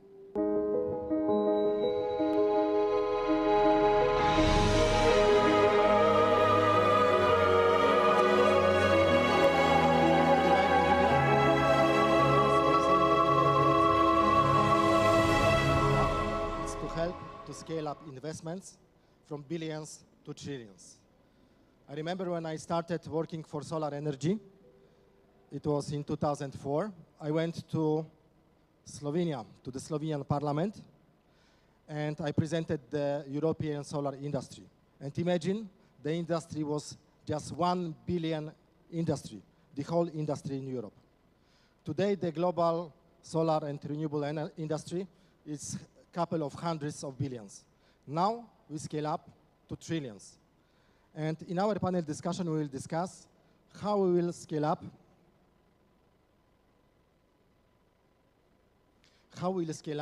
also the investments, maybe to dozens of billions here in Turkey. In the later session, we will discuss about manufacturing. So now we'll focus especially on the projects. So I would like to ask to the stage Karim Megerbi. So let's give him applause. So Karim is our co-chair of Financial and Investor Hub. He's a founder and executive director of Orisan Invest. And together with Cleantech Business Club, we have project financing and origination facility, yes, available for the members, but also for other people. So later, if anybody is interested in getting financing for the project or selling the project, so not only in the room, yes, but also all the people who are watching us on YouTube. So you can contact Orisan Invest directly. So Karim, please take a seat. You know, we need to make people looking nice, yes, because so many people are watching us on YouTube. So now I would like to ask another amazing person, Murat Aydemir. I would say one of the best experts, Turkish experts on the international level in different energy sectors. So Murat, please take a seat. And Murat is in our club, chair of bioenergy and waste to energy hub.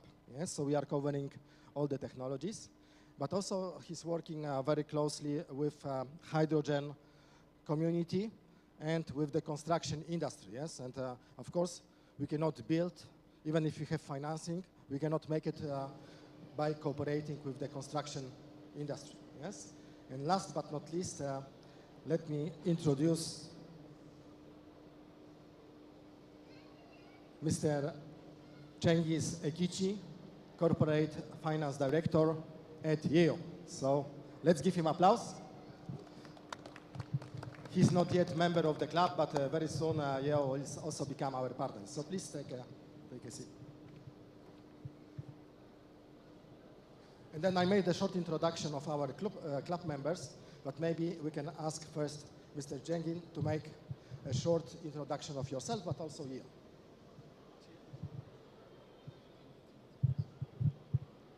Yes, I am the Director of Investor Relations and Corporate Finance at Yeo,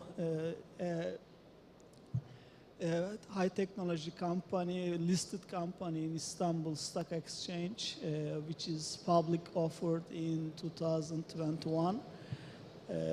We are providing end-to-end green energy solutions to our customers. We are some business development as an investor in green technology in wind and solar powers. We have some venture capitals in the green technology again, like energy storage systems and like cathode investors. This is my short. So maybe now we'll ask our chair of the session, Karim Megerbi, because recently you told me you had some great achievements, yes, with your new venture. So maybe what are your recent achievements in the project financing, yes? Thank you. Yeah, so I'm Karim Megerbi. I'm the founder of Horizon Invest. Horizon Invest is a project origination platform which brings together developers and investors. We're focusing on Asia, Central Asia, Europe, and Africa, a bit of Middle East also. So we usually work on large-scale projects, solar and wind, above 20, 50 megawatts, but we can also deal with 1 or 2 or 3 megawatts as long as they are clubbed into into a portfolio. So recently we signed 162 megawatts in India, but in total we closed 550 megawatts in 8 different countries, and hopefully we're heading to a gigawatt in the next 12, 14 months, I would say. Turkey is a very, I guess it's a strategic country for us also, where we've been looking at different projects, the regulatory framework, different partners. We would love to collaborate with Turkish companies, both in Turkey.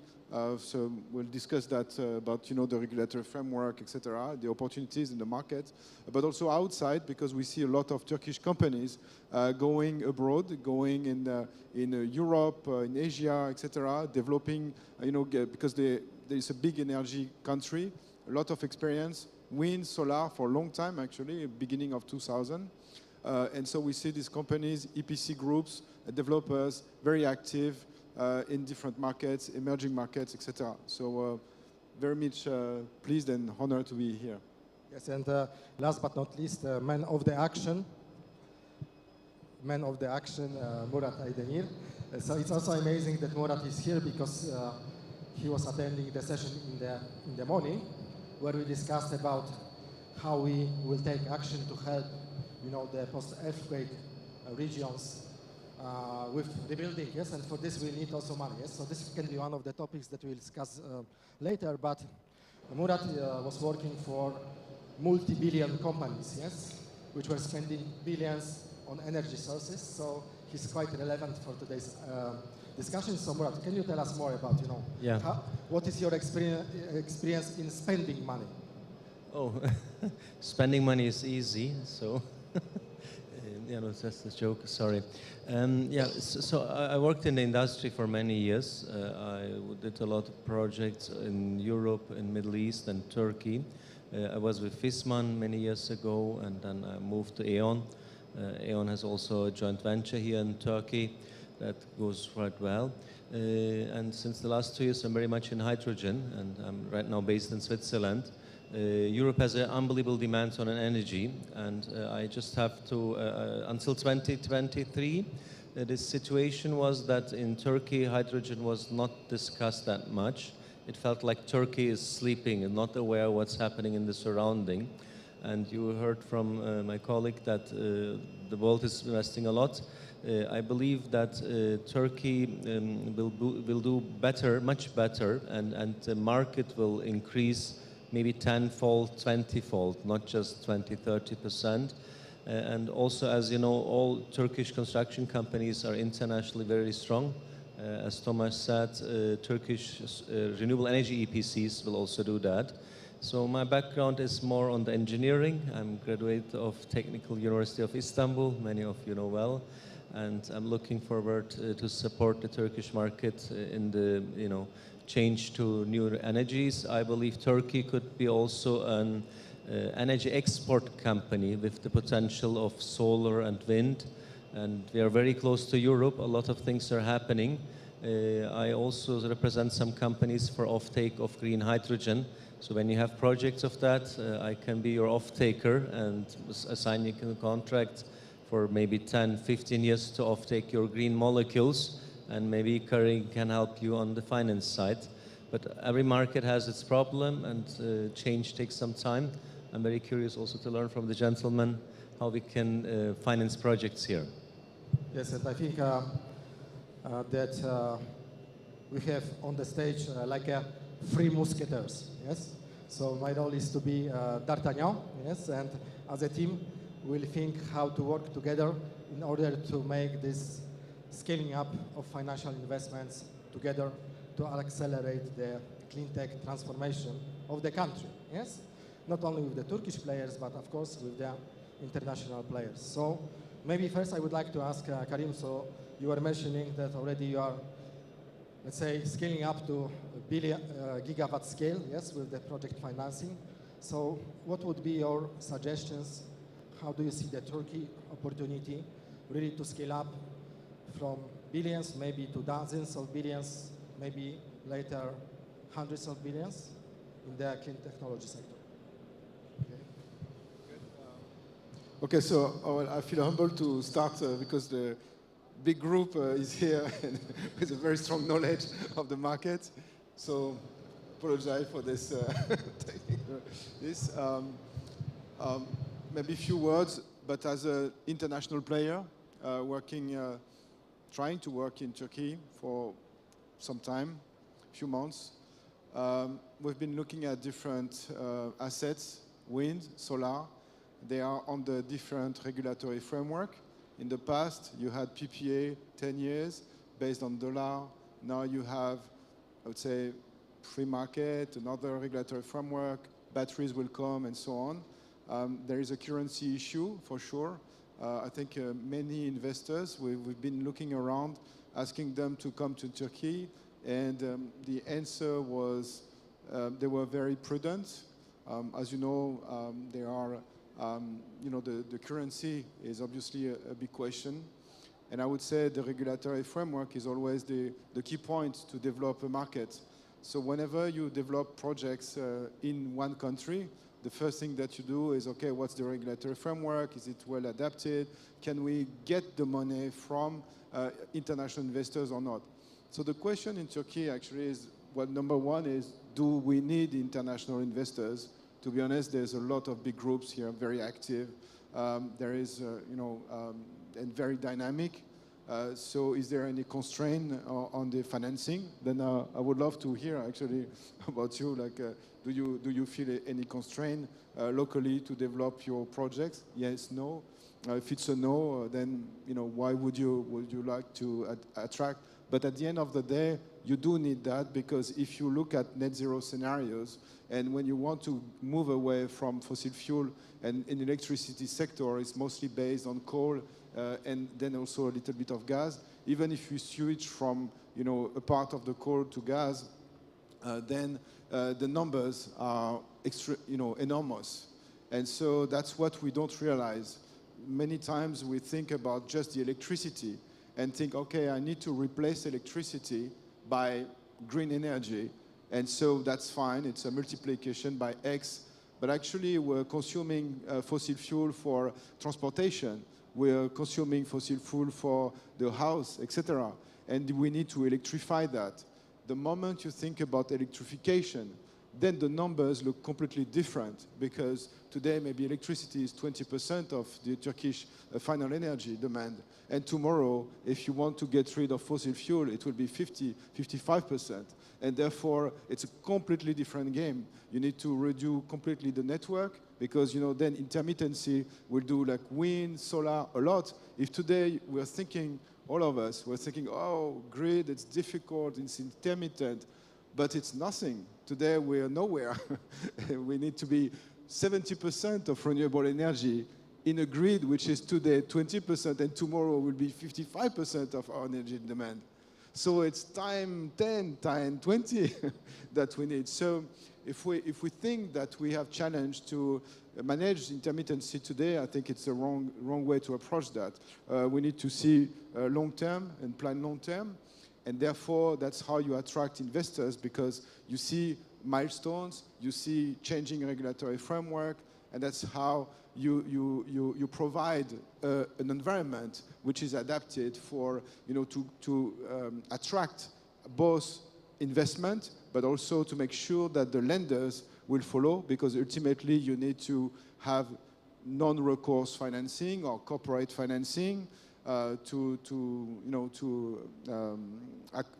bring all these ingredients together.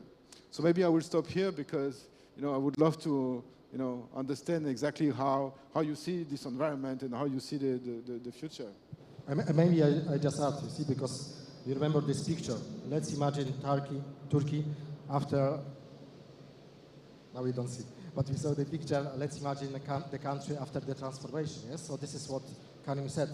So maybe the first exercise, we should imagine the final picture, the puzzles, and then how much money do we need actually to get to this goal, and what financial instruments do we need, and can we just satisfy that from the money from the country, or we also need money from abroad? Yes? Okay. Okay. Before discussing the financial issues, I think first we should define and clarify who is the parties in this energy sector. Firstly, at the top of this energy sector, EMRA, EPDK, this regulatory authority.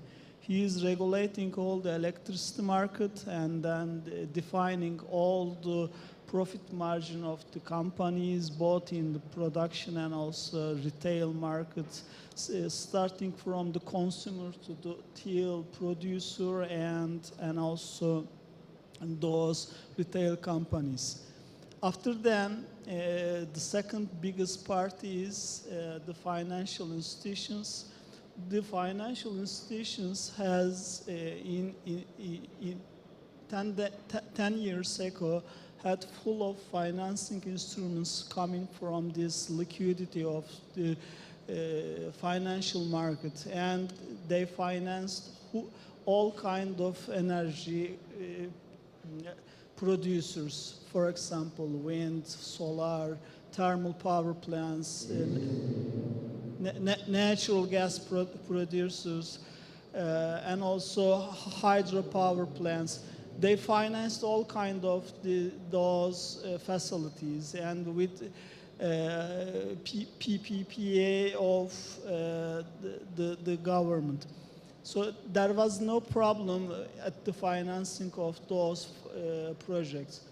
But nowadays, the cost of funding of the lenders is pretty much high, and also the electricity price and the margin on the profit of those producers is shrinking, and the lenders are very reluctant to finance this. But as we are trying to find some solutions to finance them, and we are providing the investors to finance together with EPCF projects. The situation is actually the investors are waiting the elections. We had to be honest, and also lenders, the regulatory authority of the banking institutions is putting very much pressure on the lenders not to give these kind of long-term loans.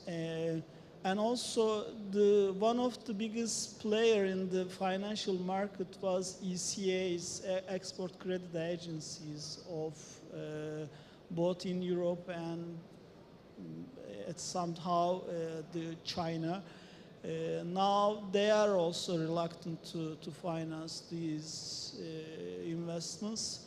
So within 1 year, I think all these kind of problems will be solved, and the investors will find some ways to invest, make investment. You mentioned that margins are shrinking, but at the same time today in the spot market, the prices are very high. I get the feeling that the signals for long-term investment is not totally right, because many producers they feel that, okay, if we go to the spot market during these days, I can sell at a high price. But then if you base your business model based on the fact that these high prices will continue for a long time, that's where there's something wrong. And obviously, if you want to raise financing or attract investors based on such business model, I guess it's not going to work. So what's your feeling on that? Actually, the profit margin of the companies who has shrinking is the thermal power plants and natural gas fired plants. The cost of coal and the cost of natural gas is very high, and after the Ukraine war, it doubled. But you are right that if a power plant is not using the source, I mean, wind is using they are renewable, they are using water or sun or wind. Yes, you are right. For those investments, it is very, very good price as of now. They have around 1,000 lira per megawatt hours. Prices for the electricity is good. But I mentioned for the lower margin for coal power plants and natural gas power plants. Can I add something? You both are talking about power, and power prices, correct?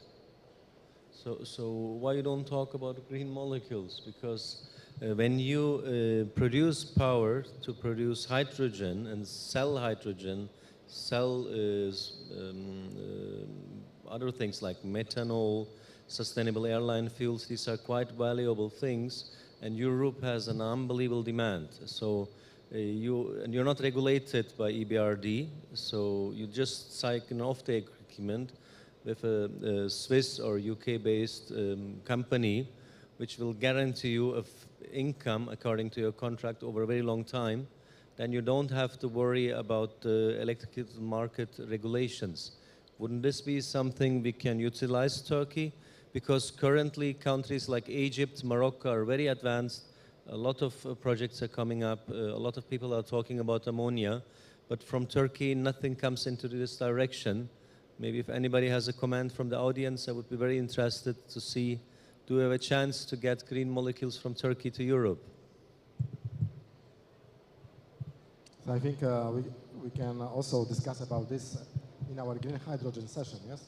But I think it's what we discussed at the beginning, yes? Let's imagine the new country, yes, with all the new business models, and then we will find a way how we will get there, yes? So this is one of the examples, yes, that last year nobody was thinking about this, but this can be the new business model that can accelerate development of renewables in the country, and it can accelerate the transformation of the country. One more thing. When you have excess power, you can also store it in green molecules, so the load on the grid would be also reduced. I mean, we are doing this in Switzerland. For example, in summer you have excess solar, In winter, you need more power. You don't have the power. How do you store energy from summer to winter? In a battery, you can't do it. The battery will discharge itself, I guess. Maybe Carol can comment on that later. But with green molecules, you can have also seasonal storage quite easily. Another thing to add to Karim, Turkey has a very high power capacity on hydropower. I think it's almost 30%, so which is a very good base. So if Turkey would do the same in wind and in solar, we would have a very high renewable energy base, and for sure we will have too much energy, which we can also use to store in other molecules. And that's what make maybe the financing a bit easier. And what is the attitude of the financial institutions? Because in other countries, financial institutions, they stop investment in the fossil fuel, and they see their big growth in the clean technologies. Is it also the case in Turkey? So what we... Yes, in many lenders who is saying that we will have a sustainable energy and sustainable environment, we will not finance thermal power, coal-fired thermal power plants anymore. This is the case, and those lenders is the biggest stakeholder of the project finance lenders in Turkey. But they are still now waiting for the elections, yes? Yes, yes, exactly. Okay, so but despite of the elections, yes, because in many countries we say that clean technologies, solar, will develop despite of political relationships, yes, because we went down with the prices so much, yes, that practically nobody can compete with clean technologies, yes? Of course, we need still political supporters, just not to block the growth of solar, but at the end of the day, this is the only choice which will be financially justable. Yes? So one of the constraints we've been facing is the non-recourse financing space here in Turkey. As you know, infrastructure, they are financed usually using project finance, which means that we don't need to provide, as an investor, a guarantee on the loan. So the asset itself and the revenues generated by the asset are enough for the banks to feel comfortable. And so they can, because these assets are long-term, the lifetime of these assets is 25, if it's solar, for example, it's up to 35 years, and wind, 25 years.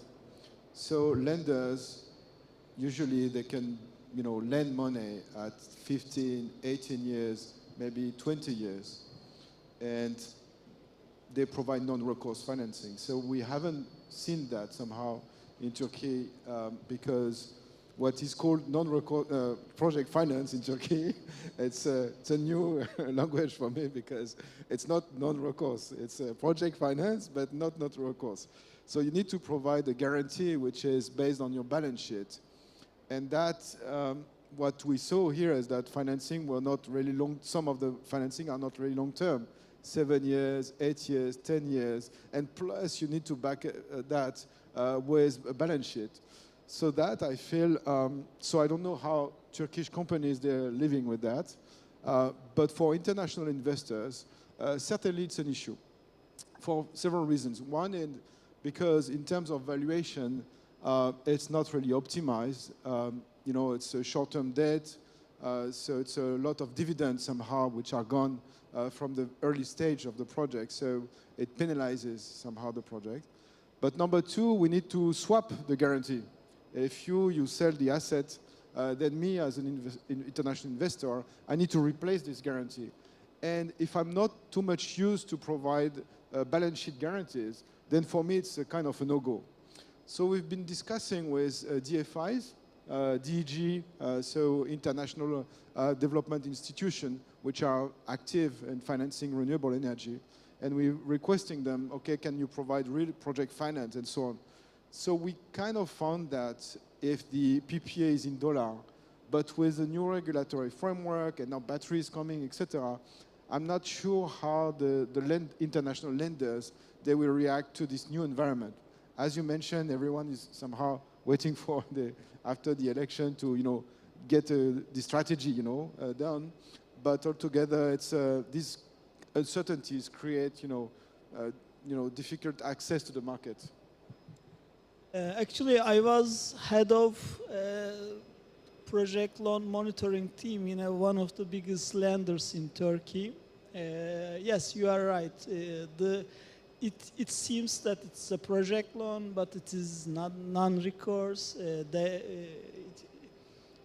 They were asking initially they were asking the guarantee of the sponsor, and then it is not only for the construction period but also for the operational period they were asking. Yes, you are right that we don't have this kind of loans as a bank, as a financial institutions.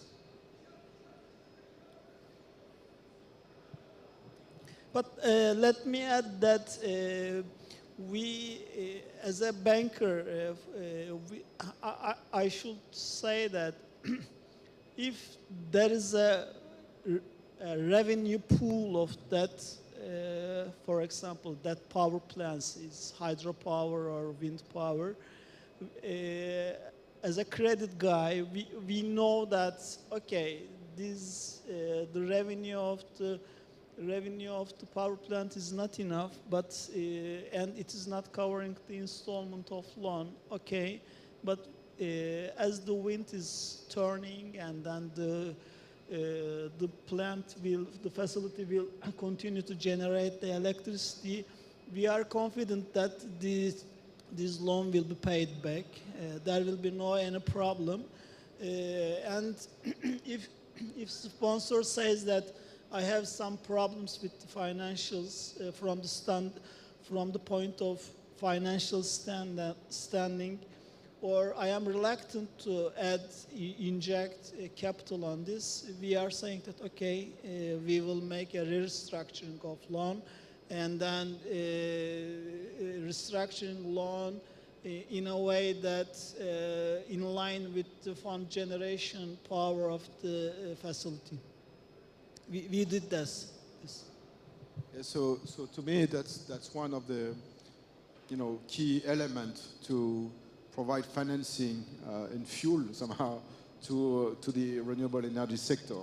I mean, there's not many countries that I know where the countries that I know where non-recourse financing is not available. It's obviously an issue. At a point in time, you reach a bottleneck because there's just not enough guarantees, etc., and you're just suffocated, and so you have a country like China, for example, which is only corporate financing, but the corporation, they are state-owned companies, so the sponsor guarantee is actually a state guarantee which is provided to a state-owned bank, so that this cycle can work. But if you put a private sector in the middle, then you consume the balance sheet, somehow. And so that's where you see the limit when you think about the next stage of the energy transition. Because, as I mentioned, today we have 20 gigawatts in Turkey, wind and solar. But tomorrow, how many gigawatts are we going to finance? 10 times that. So that's I would say that would be a key element, but I don't know how Turkey is approaching that. Do you see the banking sector reacting? How do they react to non-recourse financing? Is it something which is under consideration, or? Again, I should say that they are waiting the elections in order to discuss these kind of things. For example, we have some ESCO model for financing of a loan, together with, we are providing some sponsor guarantee for ESCO model, but the lenders are reluctant to do this because they are thinking that they will have some collateral issues for the collection of the revenues. But we know that whole Europe is financing the green energy with ESCO model. This is a very good model that build, transfer, and operate after that. But the lenders are reluctant. I think the future of the banking in the project finance, it will rely on the ESCO model. Right, you know the ESCO model, no? Are you implementing that also? Yes, we do it also for energy efficiency mainly. So we energy savings contracting, and we also do energy contracting. But usually what happens, there are companies, they do it as a business. So they sell the energy, and with the income they finance the project, and they use their own funds like JP Morgan Infrastructure Fund. Nowadays, I have to say that there are unbelievable amount of infrastructure funds which are funding this kind of projects, and they're looking for projects, but as you said, they want to be safe. And currently, I think in Turkey, this is not there yet. And I wanted to ask you both also, the interest rate increase is a quite big thing. I mean, when you want to buy property, it's quite difficult nowadays. I mean, there were banks who got bankrupt, even a Swiss bank got bankrupt. So how does that affect green financing, let's say? Just like a small reminder, we have another 10 minutes, yes? So. Okay. Interest rate is, there are two legs of interest rates of financing in Turkey.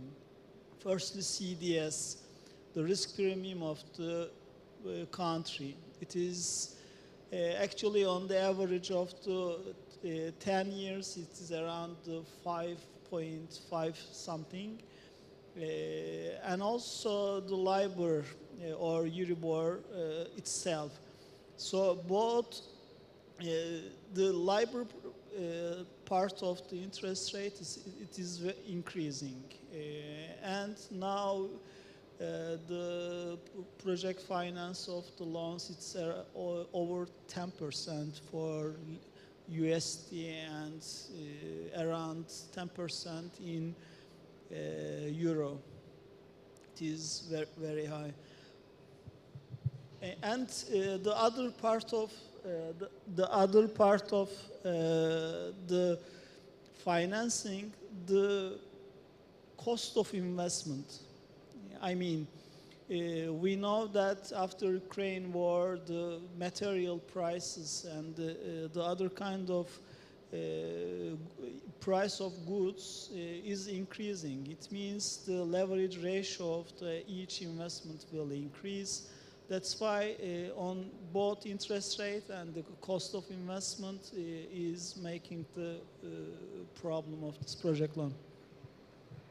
Yeah, well, so on the project we've been looking at in Turkey, we obviously have the same issue that international investors would like to be competitive and to lower their project return expectation.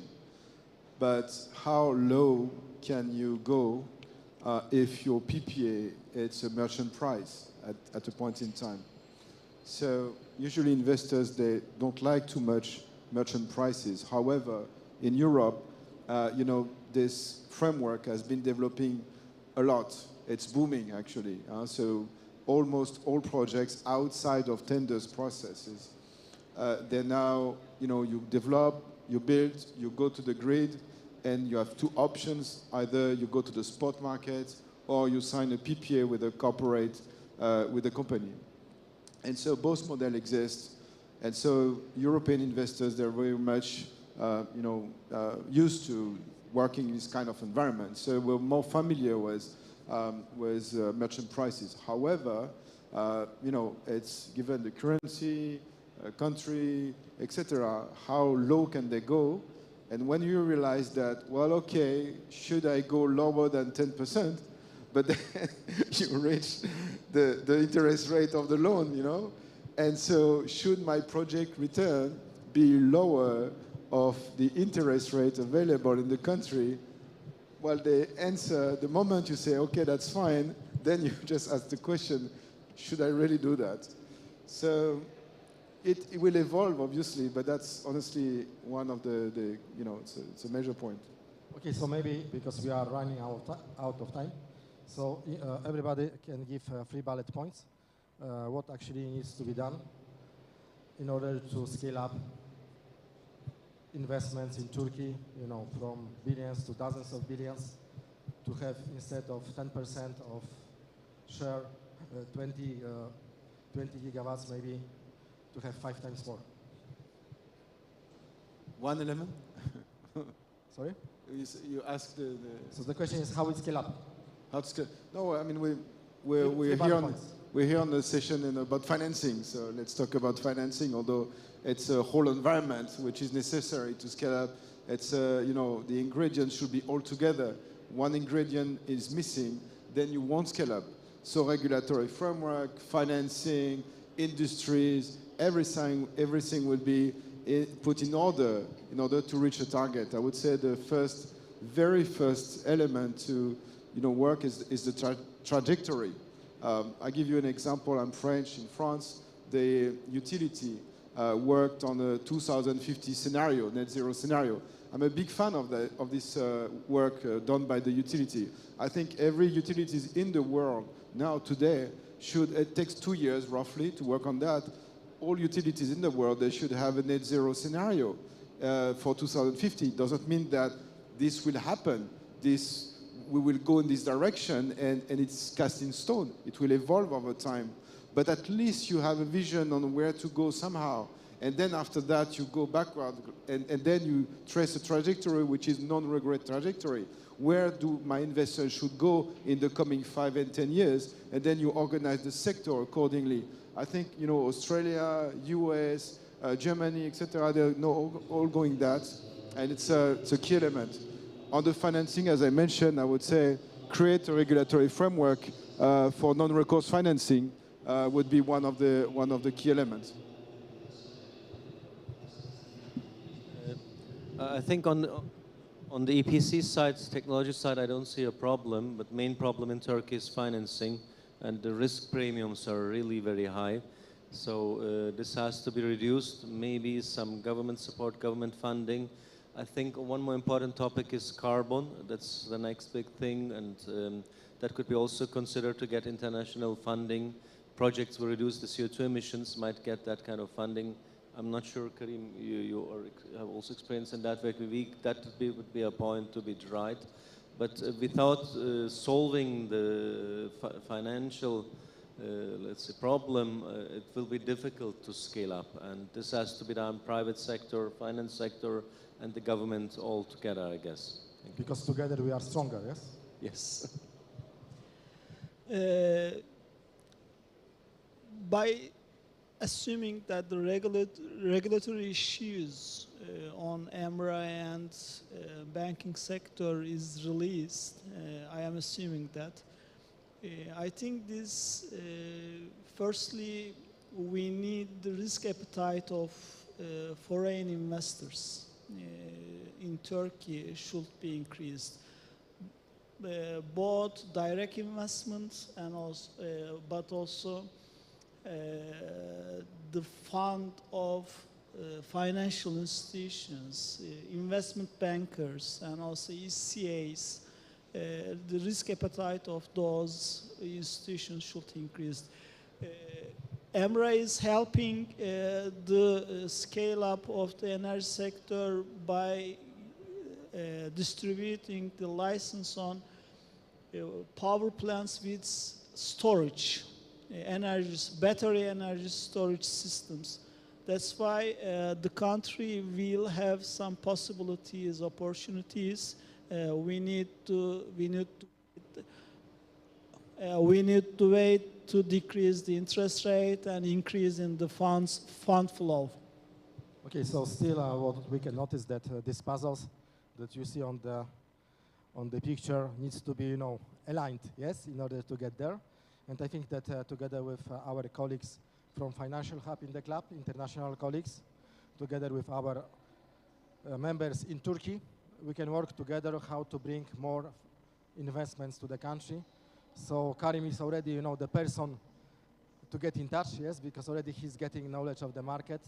Murat, of course, you know, with your international knowledge and Turkish roots, you will be, I suppose, proud and honored, yes, to make things happen. And also, Cengiz, I know, founder of company Tolunay. He's very ambitious. He would like to expand internationally. So also he can bring this international knowledge to the country. I hope, guys, that you also make some business together, yes. And last thing, because you mentioned that we need to wait for the elections, but maybe before the elections we can make one thing, actually. Because today we launched our Solar Lights for Peace initiative. And here, everybody who would like to support already can scan and make donation for the solar lights for the short-term help to people in needs in these regions in Turkey, but also in Syria. But also together we had a very constructive discussion with Professor Oktik, Professor Weber, with you, Murat, with Laura, that together with the club we would like to think how to rebuild these regions, yes? And as Professor Weber mentioned, there is a lot of funds actually available to make it happen, yes? So maybe we can align in some way and think how to, you know, adjust together with you guys and with financial community to make things happen, yes? Because this will create jobs for you.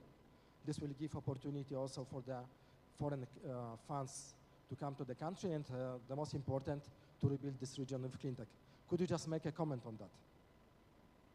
And maybe I will ask Cengiz, because I spoke with Tolunay, with your founder, that also some of your employees, families were touched in these regions. So you are already helping, yes? Yes, exactly. We have some storage systems on that region to provide electricity, and we have many kind of this kind of things. Yes, and then we discussed that it would be great when we rebuild, you know, in this long-term time, we build completely new paradigm, clean technologies, cities, yes? Yes, yes. And do you think there is funding available for this kind of projects, and can you connect us or maybe be a part of this group? Actually, for this kind of things, this investment banks or European, EBRD, IFC, World Bank, and municipalities itself, they are trying to find some funds from the international market. Yes, you are right. Okay. So when we work together with Murat, I would be pleased, you know, if you can join also this. Okay. Okay. Okay. And Karim, how do you think you see this opportunity also? Because this is in some way opportunity, yes? To when we will be rebuilding these regions, we can make as much as renewable energy possible. From the financial point of view, how do you think we can get financing for this? But you have international lenders, I think, that you mentioned, which are very active. Like you mentioned some of them. You have the French development agencies and so on. Actually, in the UAE and the Emirates, you have a program which is organized by the IRENA, the International Renewable Energy Agency, which is backed by the Abu Dhabi Development Fund. And we are providing already loans to different projects around the world, which could be either very small or larger. It could be street lighting, it can be biogas, it can be very impact investments, which are for houses, microgrids, and so on. There's a new fund which is available called ETAF. I think they have 400 million to invest, but also they would love to act as a one-stop shop where, for example, project developers, they would go to ETAF, which is the name of this fund, and they can help assist the developer and the promoter to get not only access to this financing in terms of loan, but also to investors and maybe technical facility to cover the cost of development. So I think that hopefully the market and the financing world is organizing, it's getting organized to cover different segments of the energy transition and which is a good news. Okay, so I think this is good news. So I suggest that also, Karim, you would be maybe in this committee together with Murat as an advisor on getting this international funding, yes? So let's make things happen. Murat, would you like to make some final words? No, I think we talked a lot. Let's go and execute and get it done. Thank you. So as we are running out of time, just one question from the audience.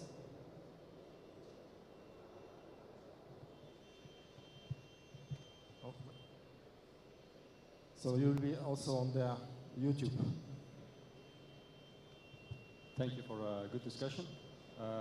My name is Karel de Winter. I'm from High Energy. We're a developer in Dubai. We've been looking at the Turkish market, but a question I have for the audience, the issue of currency didn't come up. Devaluation of the Turkish lira against the dollar, which is, to me, one of the biggest issues on why foreign investors are not coming into the Turkish market. Any points on this?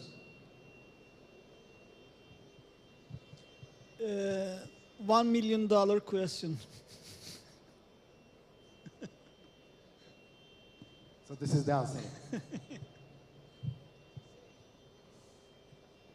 Okay, so I think later you can meet with Cengiz and you can recover this 1 million, yes? Because this was 1 million. No, but yeah, I mean, that's, I mean, we mentioned that actually, yeah? That's because we're selling the electricity, I mean, it's for renewable energy, right? So we're selling electricity to the spot market and we're having local currency.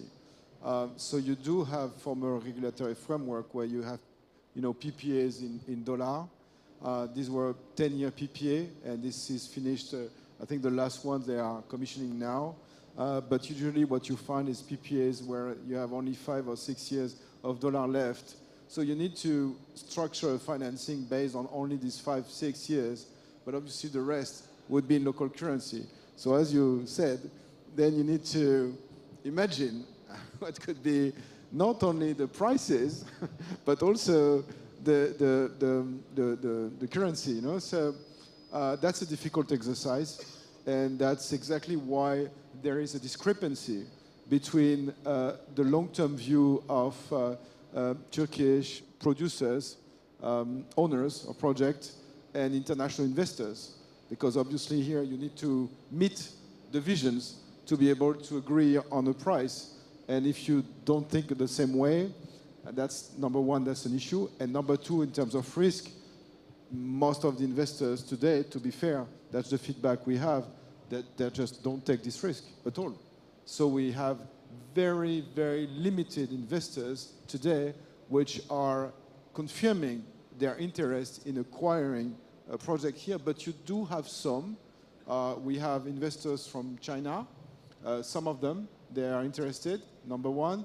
And number two, we're working with some oil and gas companies, also international, which are okay to invest here, regardless of what we've been discussing.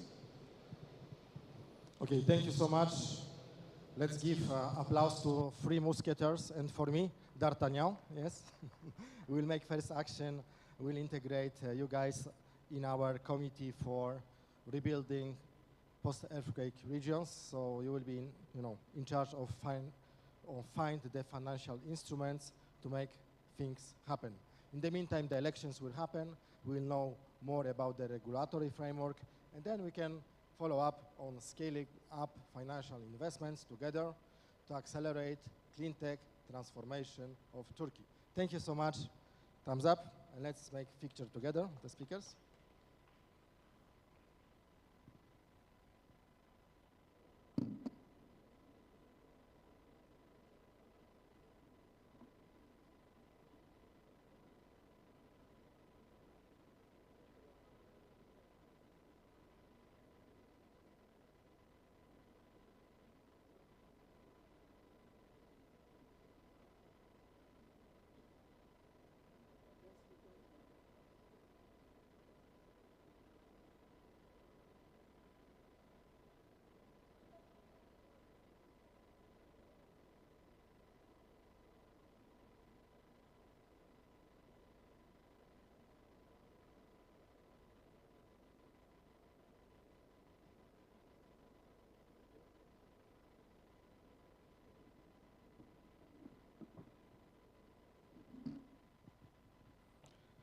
So thank you so much. We are just 8 minutes out of time.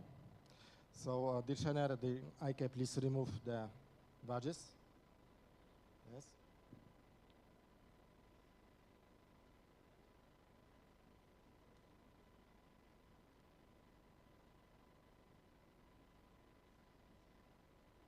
So we spoke about the market, yes, about how to scale up the market, about opportunities, multi-billion opportunities. And when we speak about the market, we are thinking, okay, how we will supply this market? Yes, in the past, most of the products were coming from abroad, but maybe it makes sense to build here the products, so we give the jobs, we build the economy of the country, and we help the country to grow further.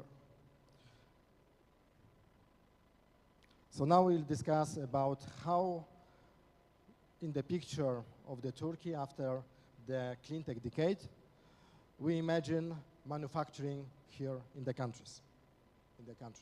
And once again, teşekkürler to SolarEX, because you know, they allowed us to travel here with our international members, leaders coming from 4 continents. And thanks to them, we can also transfer the message to thousands of viewers on YouTube. So small exercise, once again, small entertainment for the new people who came to the session about the club. So.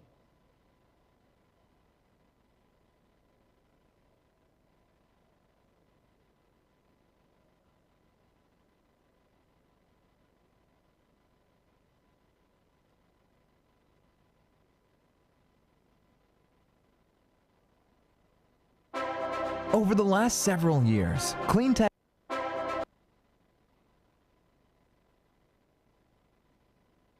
The first video.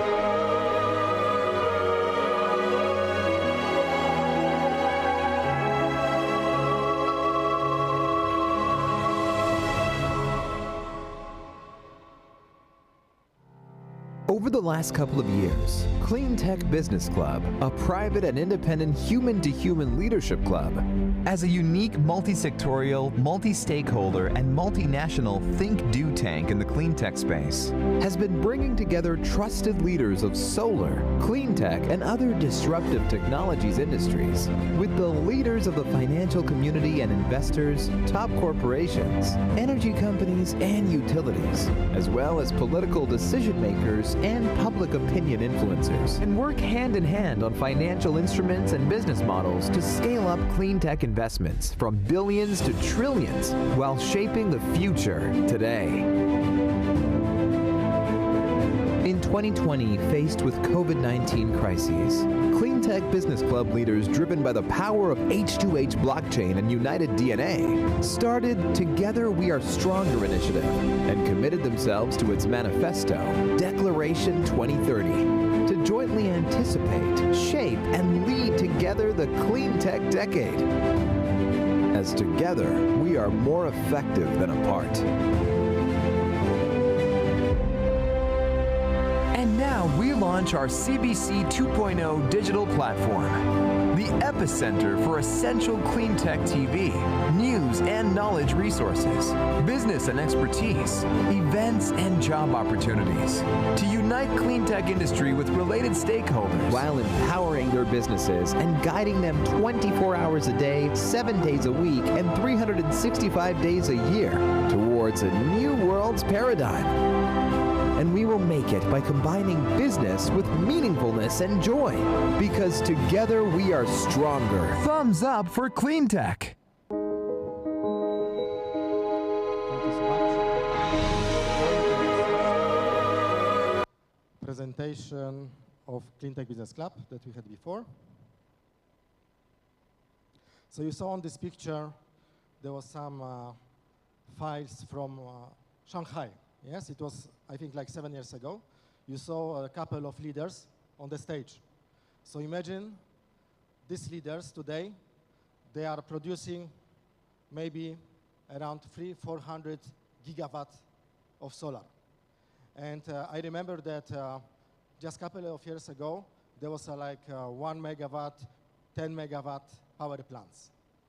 And when I met first time Professor Şener-Oktik, like 20 years ago, there was almost no manufacturing, yes, in Turkey. There was just dreams, just laboratory level. Today there are a lot of capacities, but you know, I can speak a lot about this, but why not to learn about that from the source?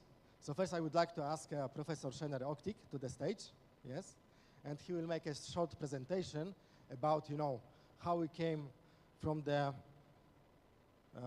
ancient ages with no solar production in Turkey to quite impressive capacities today, and where we will be in the future. So the second presentation of Professor Şener-Oktik, please. Thank you, Thomas.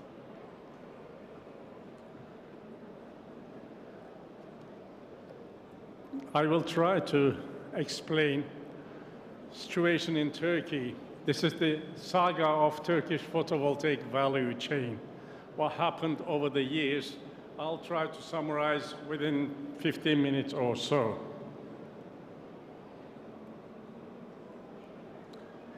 Never get that working.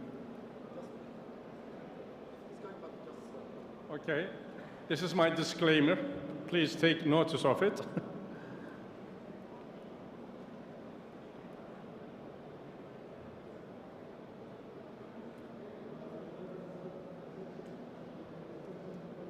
We have to replace this control. Okay. First, I'd like to set the scene. And I'll talk about the holy triangle of science, technology, and industry. Then, case for Turkey, I'll conclude my comments on the subject. Okay. Most of you know this is a long story.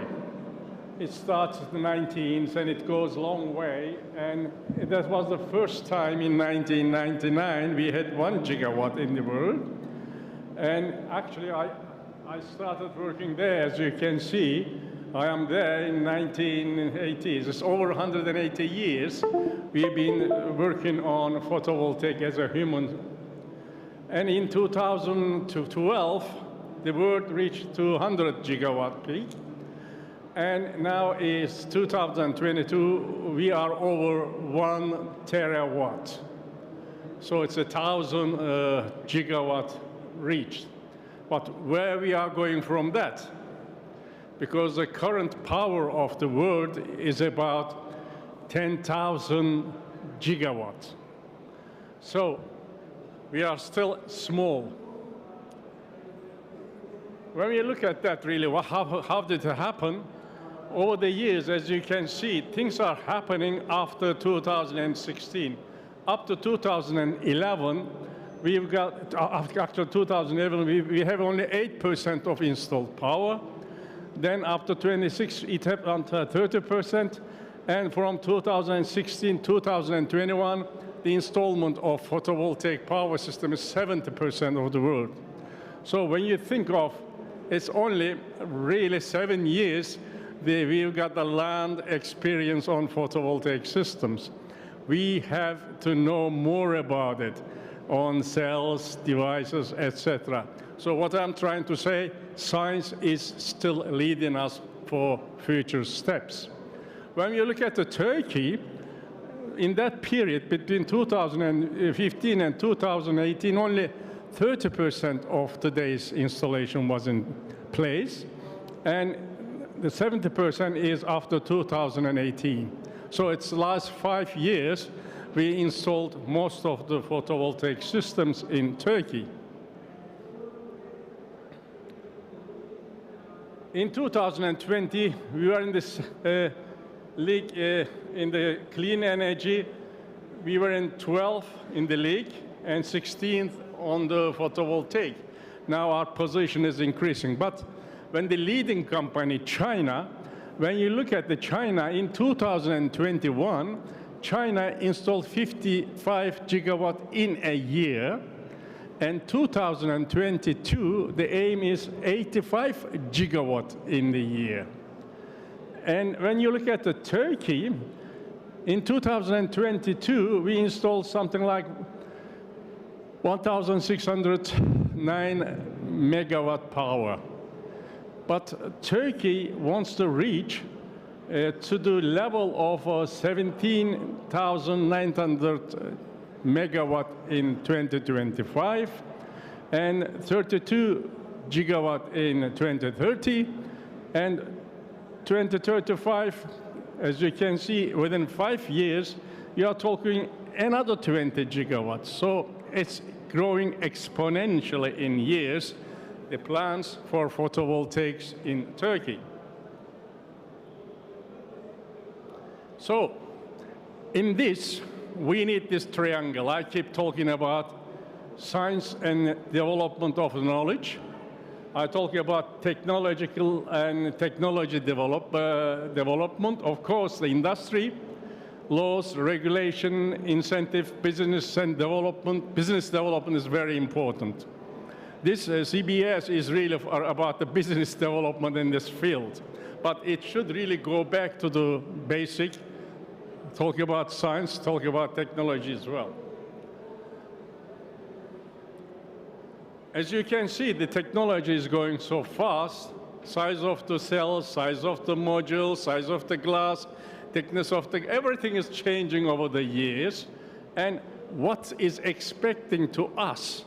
We keep talking about the top cones, hybrids, perovskites, etc. It's going, and we know this is a dynamic area.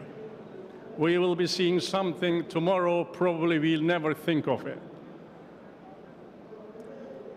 Cell efficiencies, as you can see, I'm not going to talk about, but most of you know how it is growing for different material. But tandem, we are expecting to have 29% modules.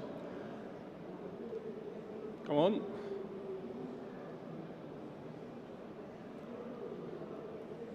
And again, I jump on, but it doesn't matter. Science. When you think of a science and knowledge development, where are we with this in Turkey? If we want to be the hub of photovoltaic production, manufacturing of the region.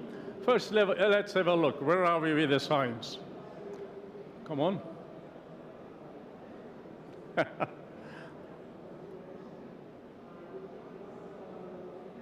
Is it not changing? Oh, okay. Currently, there are 205 universities in Turkey. This is 129 of them state universities, 79 of them foundation universities. Number of technical universities is 11, high technology institutes 2. Majority of Turkish universities has some form of a center for clean energy, addressing different issues of clean energy and environmental effects. Unfortunately, relationship between universities and industry is limited. There is one center, they have a booth in here, I wish you go and visit, called ODTÜ Günam, the Center for Solar Energy Research and Application. I was talking to Professor Weber, like I see in Germany, Freiburg, a center of excellence in Turkey. There are multidisciplinary excellence of the area of solar energy in different regions. And this is supported by Turkish Ministry of Development. So scientifically, Turkey is trying to get in charge of development of cells, modules, etc. in different parts of the country, but the center, the major center is ODTÜ Günam. How it's going? Sorry? How can we really control this one more effectively?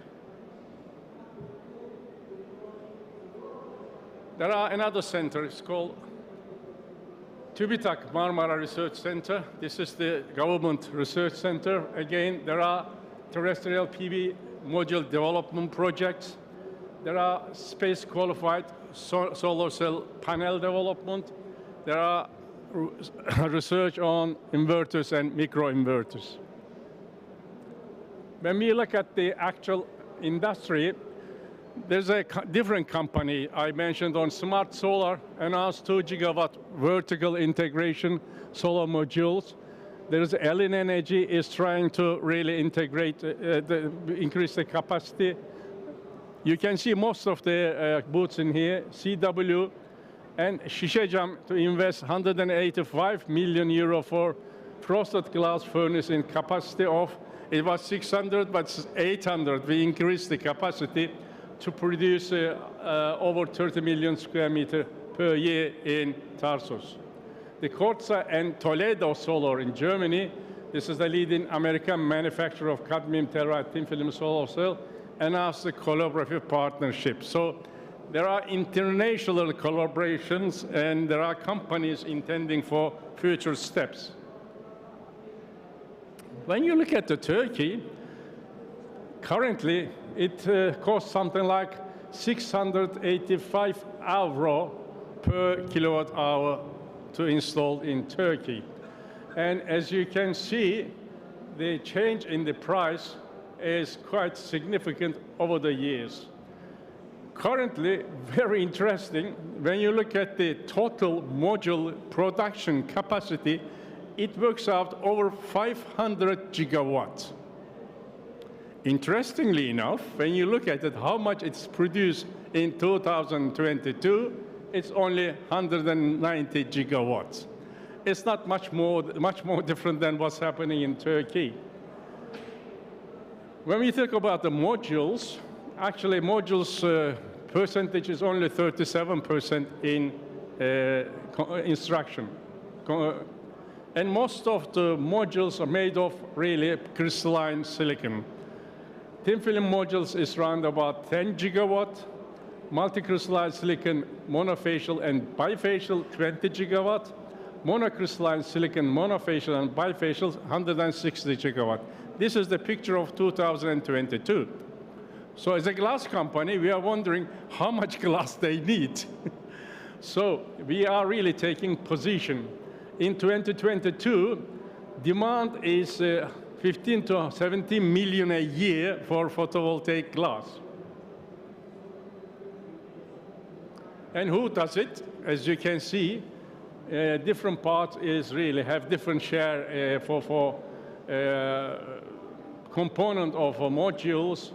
But when you look at the just modules, for instance, in 2010, something like 13 years ago, it was 56% share from China. In 2021, all the modules produced in China is about 75% of the total module production. Move. In Turkey, who are the module producers? I tried to make a list. From Adana, Adıyaman, in different cities, as you can see, there are different producers. When you put them together, they have different kind of cell, different kind of approach for model design, etc. When you put them together, I just moved the list, their capacity works out between 20 to 25 gigawatt per year module production. Of course, one says, okay, some of them are quite old and their capacity is not real anymore because the technology is very old. How much we produced in 2022? Oh, sorry, these are the intended one. There are 12 companies intending to open a module production line. There are 7 companies really intending to have a cell production line, and 6 companies solar power plant, and storage system 2 companies really announced they are really interested in starting. Okay, I'm not going to go in detail, but this is the important slide. Can Turkey become a hub for photovoltaic sector? When we look at actually photovoltaic competitiveness, we can really take into 2 sections. One is photovoltaic power system production. The second is operations. So in that system, development and production of components Turkey is partly in. And system design, Turkey become quite strong. Really, Turkey is exporting system design to outside any demand from other countries. Installation, I think we've got quite powerful installation team in Turkey, can handle large amount of capacities. Finances, Turkish banks and their financial institutes are geared up to support the photovoltaic installation. During the operation, of course, the electric production needs a grid management. Turkey has quite a good experience in grid management and support services. Maintenance-wise, probably you saw some companies outside cleaning, looking after annual check. They are very strong. Customer services, I think Turks are quite really good in customer services. And of course, recycling is a question. We start really considering how we recycle the photovoltaic modules. Size of the installation in Turkey is still small, but it's coming up. So we have to really consider some work on recycling if we are intending to become a hub. So you can have this yes and no tables where we can have some input strongly where we are weak. If you do SWOT analysis of how to become hub for photovoltaic sector, this table might help you. Okay, the last one, industry, laws and regulations. Most of you know what's existing and gonna end soon. How much incentive you can get from the government, and probably we should see how many of the plants are licensed and without a license.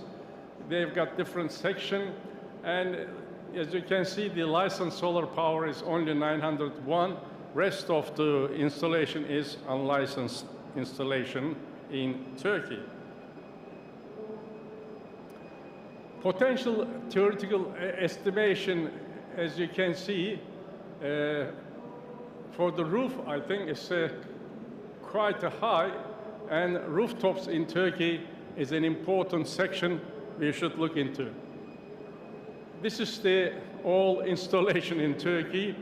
There are installations more or less every cities of Turkey except Hakkari, Rize, and Artvin. The rest have some installation. The highest PVPS installation in Konya is over 1 gigawatt. This is the list of the installation in Turkey. And there are announced YEKA tenders 4.5 gigawatt on top of what is existing there. And probably most of you following from the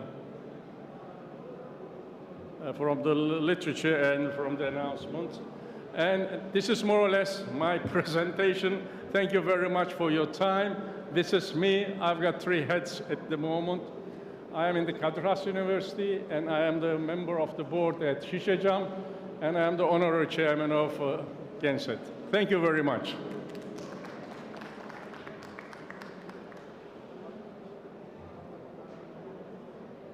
So, dear Shana, please take a seat. So now I understood really why you became our honorary chairman for Turkey, yes, because you are better prepared than we were expecting. Thank you so much for this interesting presentation. I think that you made Professor Weber really jealous, yes? So now let's invite the jealous person on the stage, Professor Eike Weber, you know, like an icon in the solar industry, former director of the Fraunhofer Museum, our chair of World Clean Tech Awards, the most reputable awards in the clean tech space. Professor Emeritus of Berkeley University, please have a seat. But what is the most relevant for today's discussion, Eike is one of the founders of European Solar Manufacturing Council, and now he has the position of vice chair. So we had a lot of discussions with Eike about, you know, getting back production to Europe, yes. So already you saw that, I think you are quite impressed, yes, by Turkey actually, yes. Yes, and let's think how to, you know, or maybe you can express your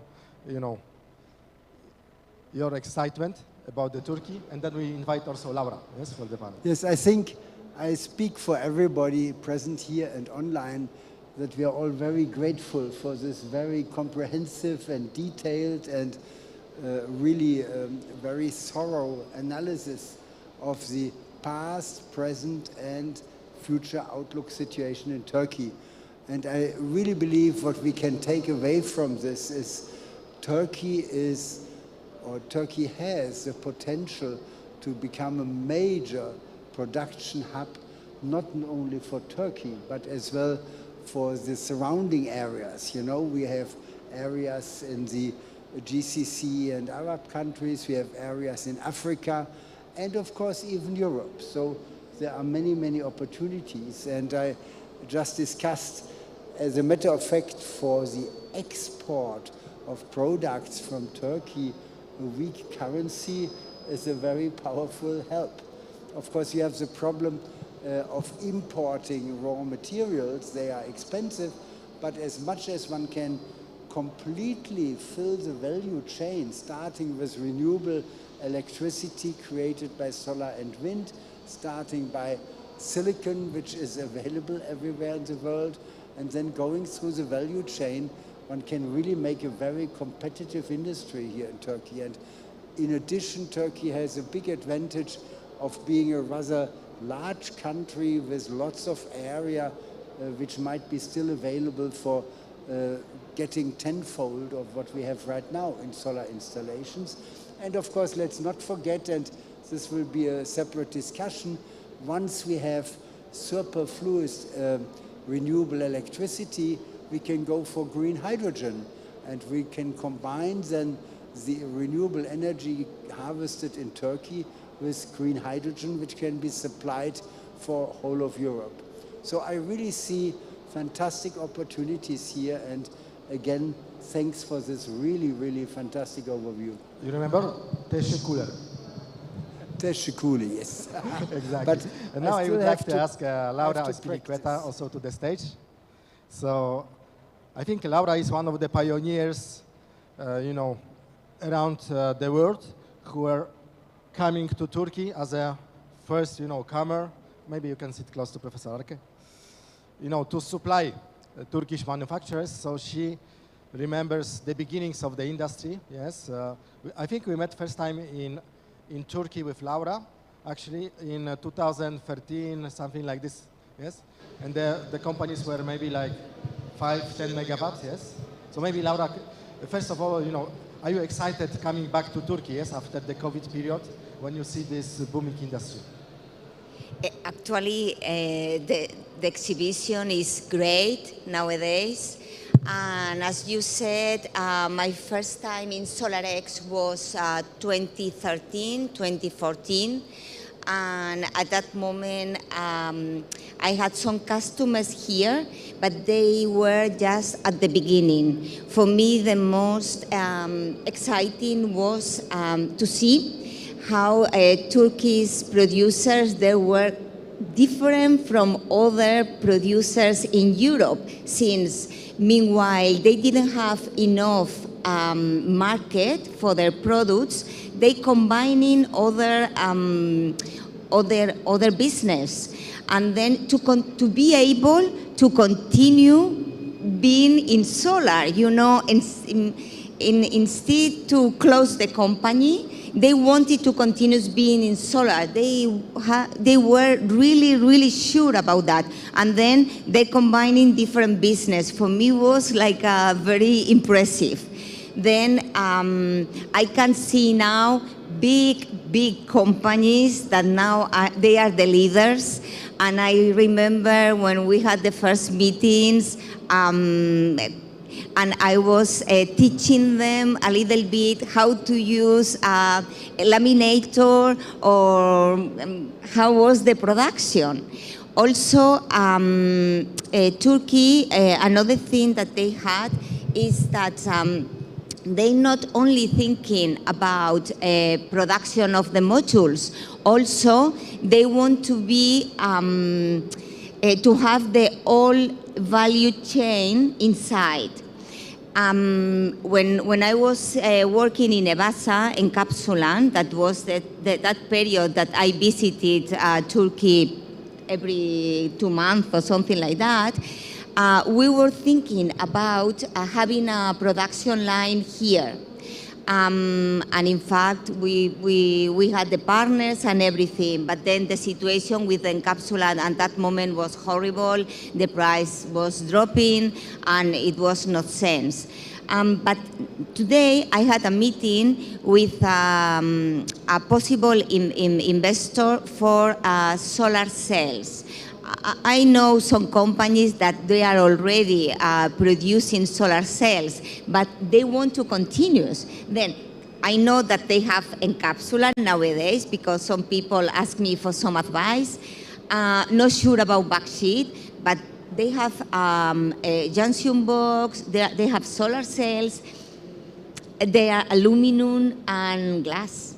And then it's this is another thing that maybe can keep them to be able to continue in the market. When we were talking before about the currency, I told him, hey, but to buy materials, they don't have a lot of problems since they are producing internally. And then to sell now the modules, they can be more competitive because of the rate problem.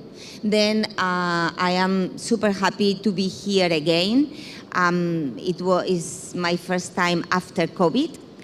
I hope to be able to come back to this amazing country in more occasions now that we need to do this initiative.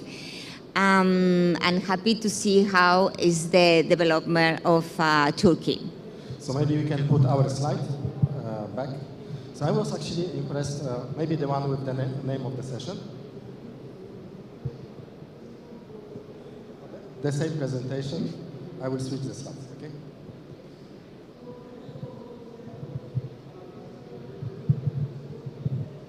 Okay. So I was quite impressed when you described the ambition of the country when it comes to market. Yes, so there is 50 gigawatt potential on the market. Yes, which means the Turkish company, if they even gain half of the market, is already 25 gigawatts. Plus, if we add what they can sell abroad, maybe we can create 100 gigawatt industry in the country. Yes. And with your ambition of not just being producer of modules, but within the whole value chains, and also, you know, with all the components, I think it can happen. Yes. How do you think, Eike? Because you work a lot with all the international community, and how do you think about the future? I fully agree. I think the ingredients for a really fantastic success story are here present and are available in this country. You know, one of the issues which we have is, of course, in Europe, lack of staffing, lack of educated people. I think we have good universities and we have good people for leading positions in all these factories. We have technology available. I think we can just go out of the space and go onto the exhibition to see the enormous portfolio of technologies which are present here. And as I said before, you know, combined with the interesting currency exchange rate, I think Turkey can make a really, really good offering for not only the Turkish market, but as well the neighboring countries, including Europe. So this looks very, very good, and I'm looking forward to see this realized in the next years. Because Eike, you are coming from Germany, which was the manufacturing hub in the past, and actually now Turkey is the largest manufacturing hub on the continent, yes? At present, yes.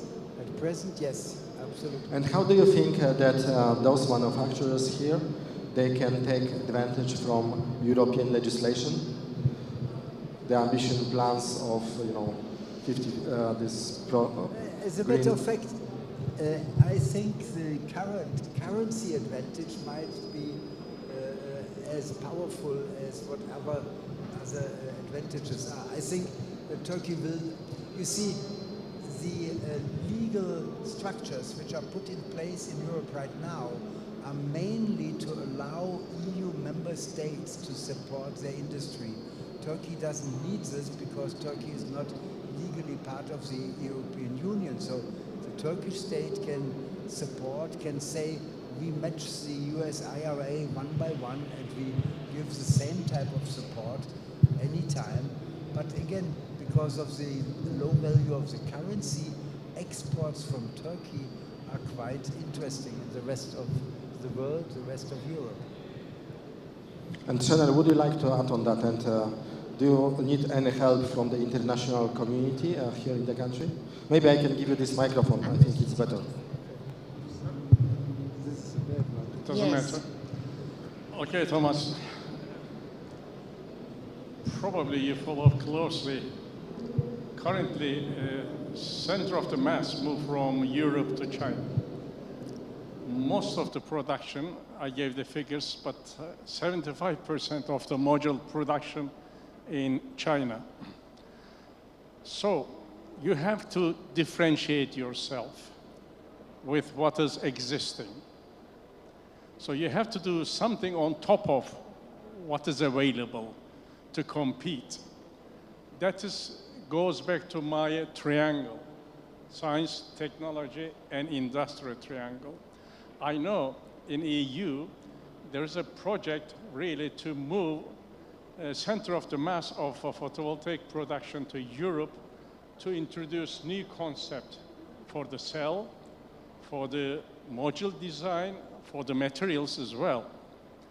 So to compete internationally and go over what is existing in technological excellence, we need collaboration with Europe. So it comes back to, again, stronger when we are together. So I wish Turkey was in that project, European project, you know. But Turkey is not in there. There are significant good universities, good research center working on new materials. If you visit the booth of Cunam, you can see they are producing TOPCon competitive with Europe does. They are producing hybrid competitive to what others do. So we have to combine the power of science internationally, especially with Europe. So I expect from European authorities, European universities, European establishment like manufacturing to collaborate with Turkish people, collaborate with Turkish effort. So we are stronger if we are together to compete to really Chinese product and to move the center of gravity from China to the West. We need to be together. So Turkey is ready as far as the human resources. Turkey is ready in many components of the value chain. We produce glass, much more competitive than the European ones. Cost-wise, we might really be competitive. We produce other components like junction bonds and like those material like EVA or POE, but these are also very dynamic. Depending on the cell, you have to really introduce new encapsulant materials. So this is, again, goes back to science. You have to develop. You cannot have any product and produce more and sell it. You cannot do it anymore because it's so dynamic, it moves so fast. So you have to step up. And on your own, it's difficult to raise. So, Professor Weber, we have to communicate first in scientific research. We have to communicate and collaborate in technological development. And for the industrial and business, again, Europe should help Turkey to become a hub for photovoltaic production in collaboration with Europe. Thank you.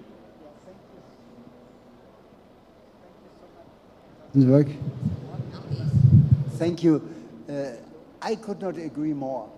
For reasons which might astonish some people, Europe, and I can talk especially about Germany, has succeeded to keep the best world-level research and development in photovoltaic and clean tech technologies present. Luckily, I mean, I was 10 years director of the Fraunhofer Institute, and I know myself how much commitment from the government it needed in view of the fact that we didn't have large-scale production of solar cells anymore. But today, we are really at the point where we can share the results of this 10, 20 years of intensive research with Turkey, because Turkey is really a partner, not a competitor. And I really believe there are fantastic synergies which we can develop by combining the best technology with the facilities and the opportunities that Turkey is offering. This microphone works the best. So I would like to invite some special person now to the stage. Rami Feda, who came, made a trip from Australia here, and actually he's a customer. So he was running around the show to see, what is the status of the Turkish industry, and eventually to bring the products to Turkey. But what is also interesting, even Rami looks so young, yes? He's already since 26 years in the solar industry, and he started at BP Solar, yes? So he knows the whole, let's say, value chain. So Rami, are you impressed about what you saw? Because last week you were in China, you told me you saw a facility of Tongwei, and the company has 100 gigawatt of cell manufacturing. And after this exciting visit, are you also excited here in Turkey? Yes, very excited. First of all, I'd like to say thank you for the very comprehensive presentation, Professor. What was that? I actually started in solar in 1997. So I started at SolarEX, then moved to BP. And funny enough, before China, before Germany, Australia was the hub, right? I worked for the largest solar cell plant at the time, but it was only 50 megawatts. That was in 99, 2000. And now it's very sad for me, there's not one existing solar plant in Australia. We do have some small manufacturing for solar panels. But I think this question's actually incorrect, because with the market in Turkey being 2 gigawatts, and you've mentioned in your presentation, you guys are producing 25, so you guys are a manufacturing hub. So, yeah, I was expecting a very, how can I say, not so advanced manufacturing in Turkey, but from your comprehensive presentation, looks like you guys are moving very, very fast. And as I said, Turkey is already a manufacturing hub. So you are excited? Okay, thank you so much. And you see, if the guy from Australia with 26 years of experience says that, and Rami is our chairman of the club in Australia. Yes, of course. Actually, being manufacturing hub is not difficult, because the existing technology is ready to purchase, really. You can buy it and do it, as long as you've got finances. But to have a sustainable hub, you need to differentiate yourself somehow. You have to improve, and again, I repeat once more, science, technology, and industry should put together their all power. Laura, maybe this one also is working? I think not. Yes. I really agreed, because when I said that I helped some companies at the beginning to start with the production, also I saw that they wanted to repeat once and once again the same. And as you said, technology is running, and everybody has to be at the last page. And the thing is, for that reason, it's so important to work together. Turkey has been the only country in Europe continues with the production because, you know, as I said, I started my career selling backsheet and EVA, and I was seeing that all my customers, they were disappearing, and at the end of my EVA career, Turkey was my main market for sure. And then I think that from Europe, we need to help Turkey to continue being in the top of the technology. Today also I had some conversations with people that wants to be also in the production for storage, and they need special cells for that, and that I can provide now them. And I am happy because it seems that everybody here is thinking about different technologies and also hydrogen. Then I think that, yes, you are right. We need to work together. In the late 90s, this is from my experience, through the 2000s, it was very stable, you know, 5-inch, mono, poly. But in the last 5 years, things are moving very, very fast. Wafer size, cell technology, you know, N-type, P-type. So yes, people can buy it off the shelf and it's quite easy to set up, but as you said, they need to be picking the correct technology. And if you actually place your wrong bet, your investment can quickly vaporize in terms of capex. So yes, technology is super important. Yes, I could not agree more because I was really quite surprised that there is really new cell generation production capacity created in Turkey based on PERC technology. PERC technology was a new technology in 2007, but of course today PERC technology is the mainstream PV technology of all the 300 gigawatts produced in China. So from my perspective, trying to run head-on and competing with the 300 gigawatts from China is not the right approach, you know. We do have the interesting technologies of the third generation, TOPCon, heterojunction, IBC technology, and later then we get the tandems and hybrids and so on. So we have so exciting technology coming along, offering better efficiency, higher power output at least competitive, if not lower prices. So this is really where there is a big opportunity. Okay, thank you so much, and thank you so much for all the voices. Are there any questions in the audience? So there are no questions. So actually I agree with Rami that it should be that already Turkey is a hub, yes? So maybe we can adapt this question. Can Turkey sustain its manufacturing hub position in the future? Do you agree with this one? Number one. Okay. Number one, maybe not only in the region, but also in Europe. Yes? So thank you so much. So let's give applause to our speakers.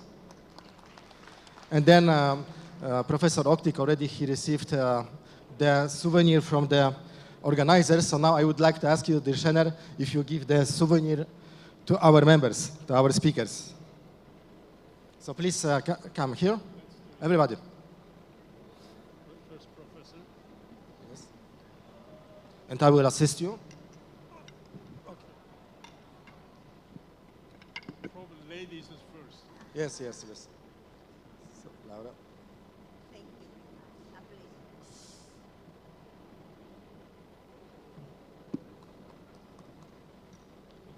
you. One with thumbs up. You forgot, Laura, with thumbs up, thumbs up. I'm sorry. Where is the professors? For the last class. We'll make together.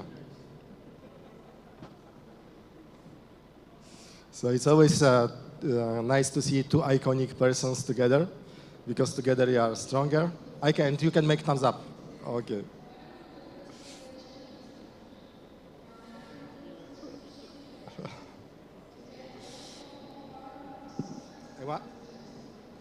Next one for Rami, who came here from Australia. So just Rami, one question. So did you sign any contract, you know, or are you on the, you know? Very close, very close. Okay, so this is great. Thumbs up also. And this channel you give to myself. That's for So this is a real honor, you know, to get it from the friend that we know each other since 20 years.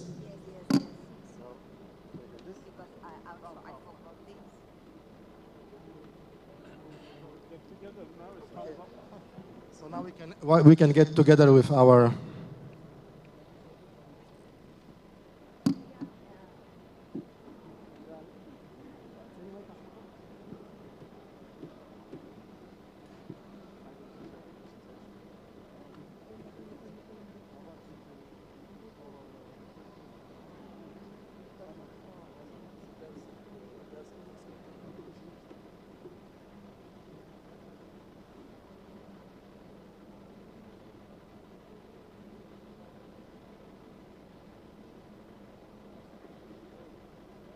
So we have a special photo from the side of our chairman for Morocco, yes?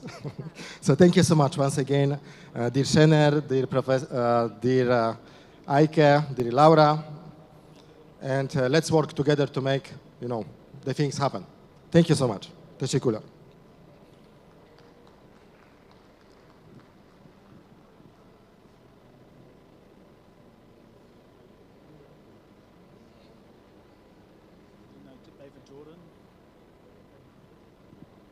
So very soon we'll continue with the next short session.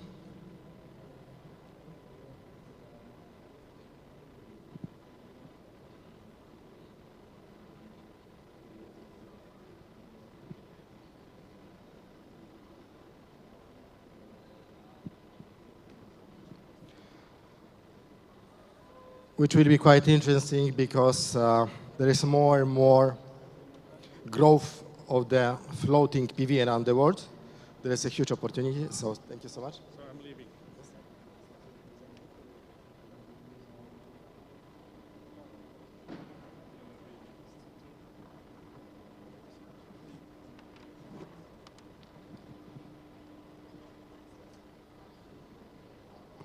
Okay, so I would like to ask to the stage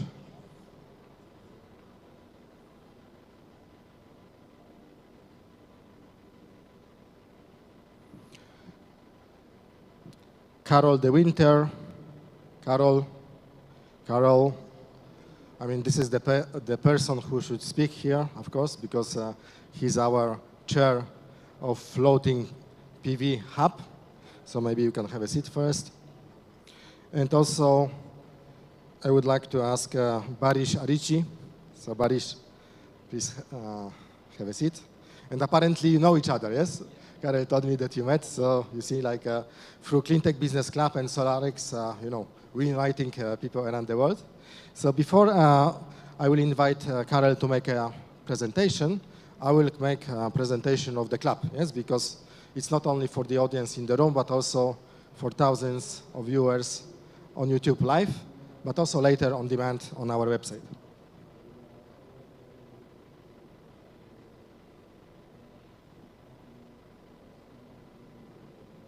So, as always, I start all the session with teşekkürler to organizers, because without organizers of SolarEX, we were not united today. And also, they help us to bring our leaders from 4 continents really to help the country to picturize the future, to picturize the country vision after the clean tech transformation, yes? So maybe, you know, I see that some people are tired after the whole day, so let's make some entertainment and play our video of the club.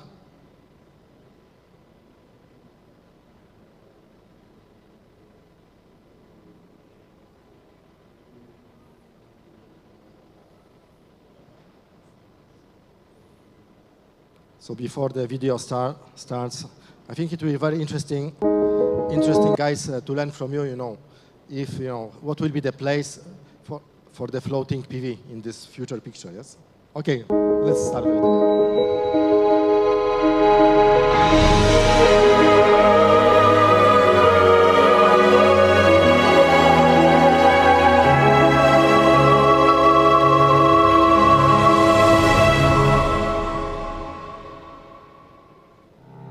Over the last couple of years, Clean Tech Business Club, a private and independent human-to-human leadership club, as a unique multi-sectorial, multi-stakeholder, and multinational think-do tank in the clean tech space, has been bringing together trusted leaders of solar, clean tech, and other disruptive technologies industries with the leaders of the financial community and investors, top corporations, energy companies, and utilities, as well as political decision makers and public opinion influencers, and work hand in hand on financial instruments and business models to scale up clean tech investments from billions to trillions while shaping the future today.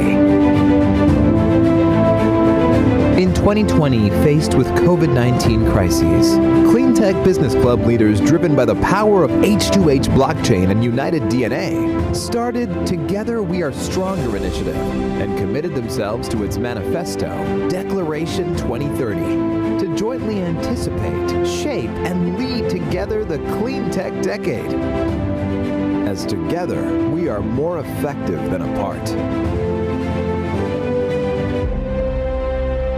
And now we launch our CBC 2.0 digital platform, the epicenter for essential clean tech TV, news and knowledge resources, business and expertise, events and job opportunities, to unite clean tech industry with related stakeholders while empowering their businesses and guiding them 24 hours a day, 7 days a week, and 365 days a year towards a new world's paradigm. And we will make it by combining business with meaningfulness and joy. Because together we are stronger. Thumbs up for clean tech.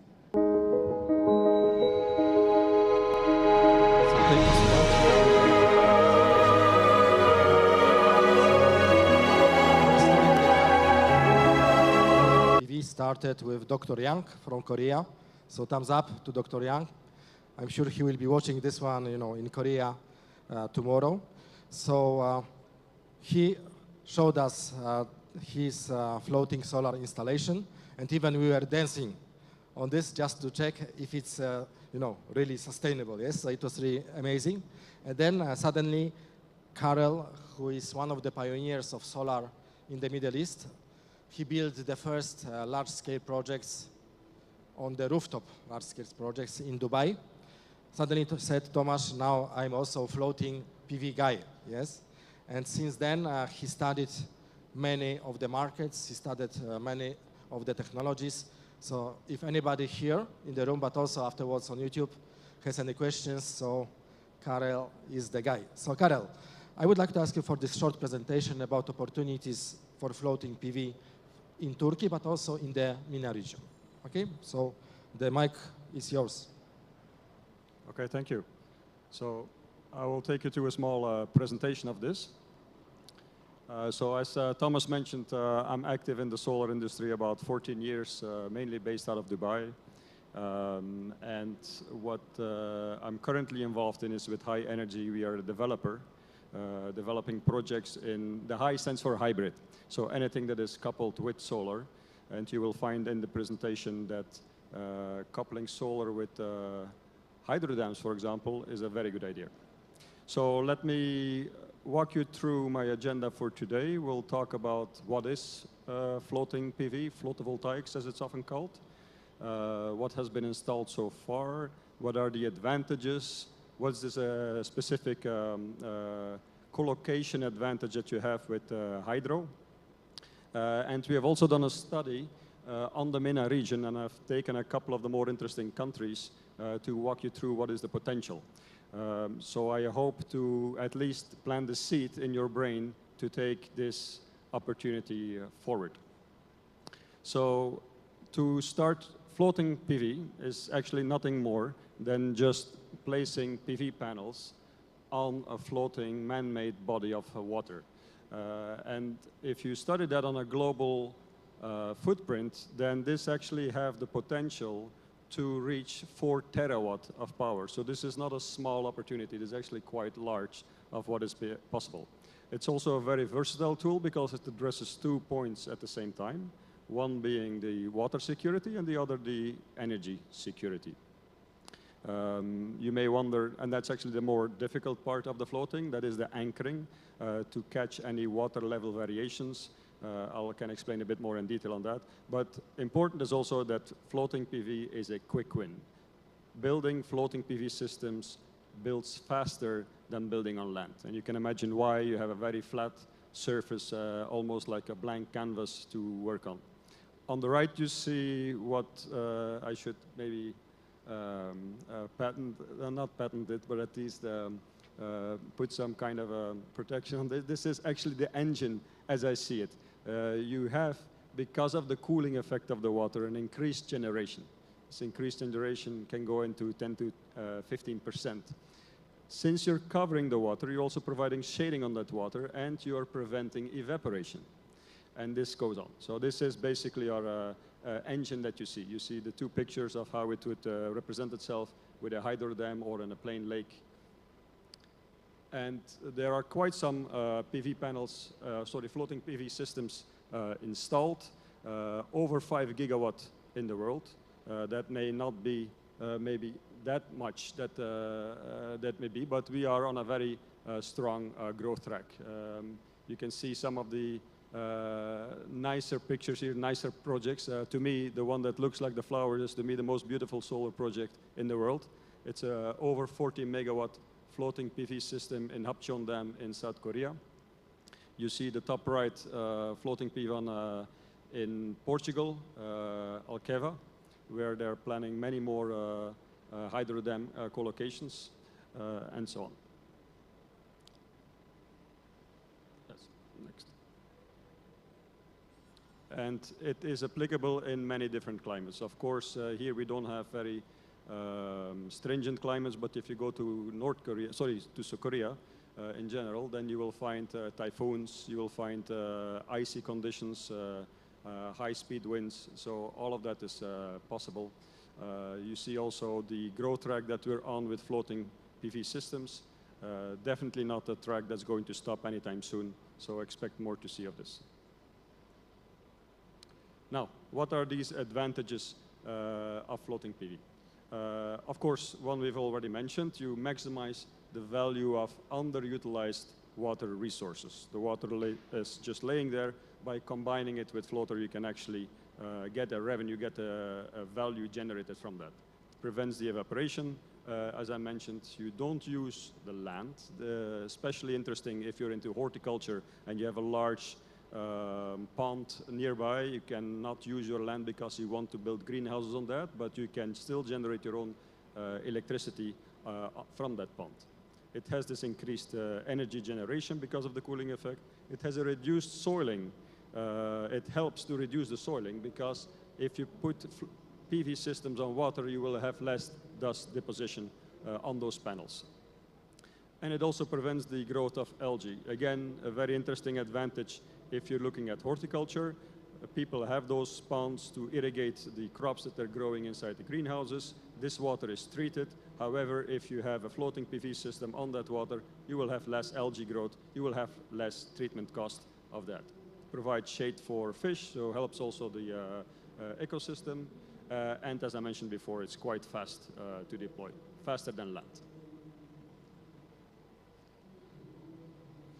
And especially if you look at it for combining it with hydropower, then I have to say this is a no-brainer. I've mentioned that the operational advantages already, so I won't go back on that. But specifically, if you look at the technical advantages of combining floating PV systems with a hydro dam, then this gives you the opportunity to create a virtual battery. And everybody is looking for low-cost storage. Well, actually, by combining PV on a hydro dam, you have that low-cost storage. You can generate your electricity that you need from the PV system floating on the water during the day. You conserve your water head. And at night, when the sun is no longer shining, then you can open up the valves and generate your electricity from the dam. And in doing so, you basically have your virtual storage created at a very, very low cost. It also offers increased protection against droughts, of course, because you're not dispatching water in the same quantity that you need to.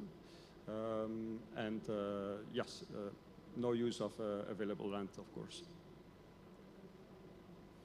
Here are some of the examples. You can look those up. Of course, leading countries in the world are India, China, South Korea, Portugal, and Europe.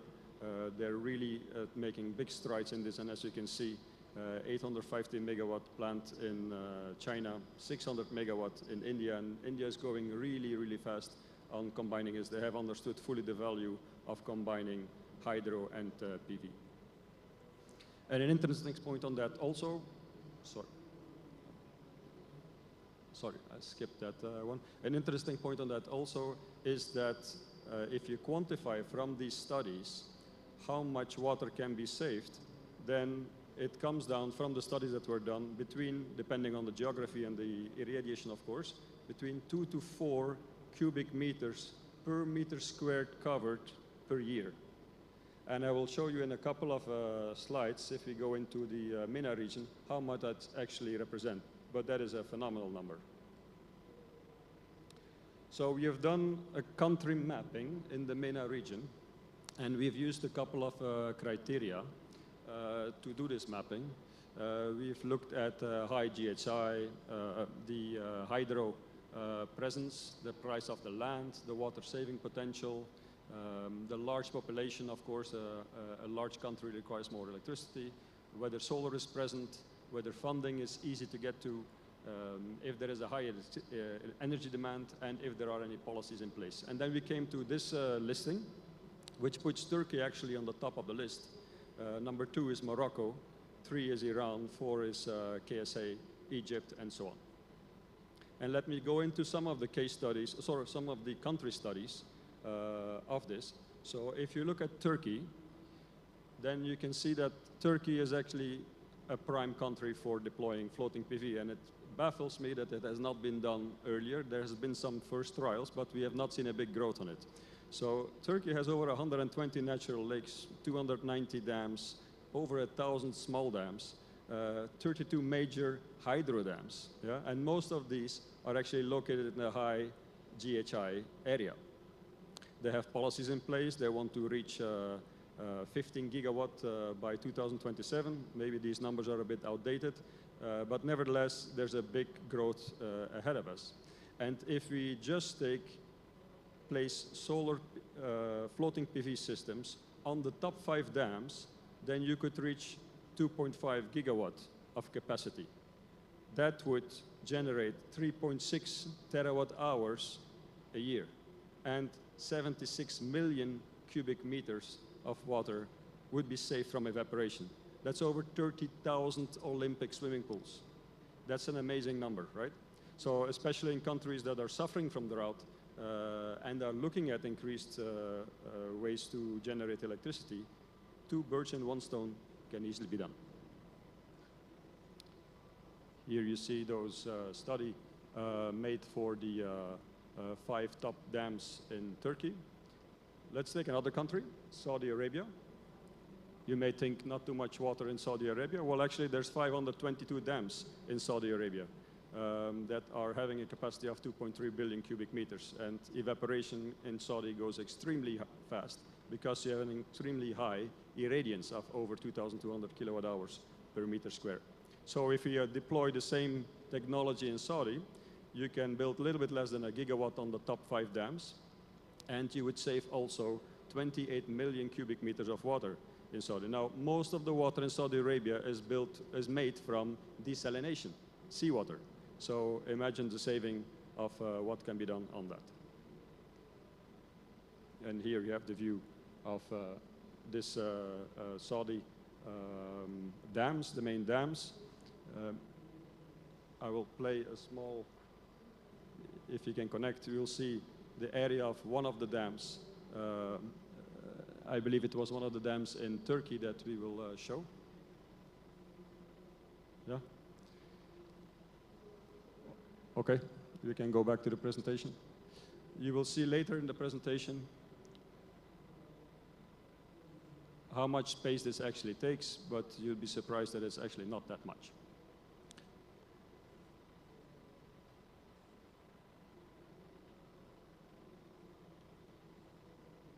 Our next country would be Iraq. If you could put the presentation up.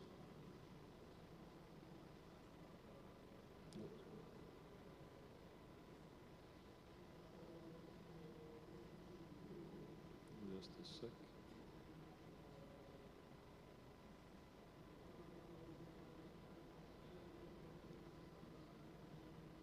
Not working? Oh, there we go. Saudi we talked about. Oops. Overshot.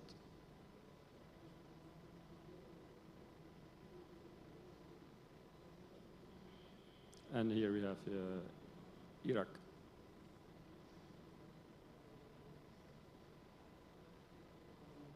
Refusing to move. Oh, there it is. Okay, good. So, also in Iraq, we have about 37 dams, 5 major hydro dams. They have a very limited number of solar that is built in Iraq at the time. The last moment I did the count, we only reached about a little bit over 200 megawatt. We know that there's a pipeline of multiple gigawatts coming up, but they have not been deployed yet. Again, the same logic applies. Studying the top 5 dams in Iraq can generate over 2.5 gigawatt of capacity, 3.6 terawatt hours of electricity, and save over 78 million cubic meters per year. Oh.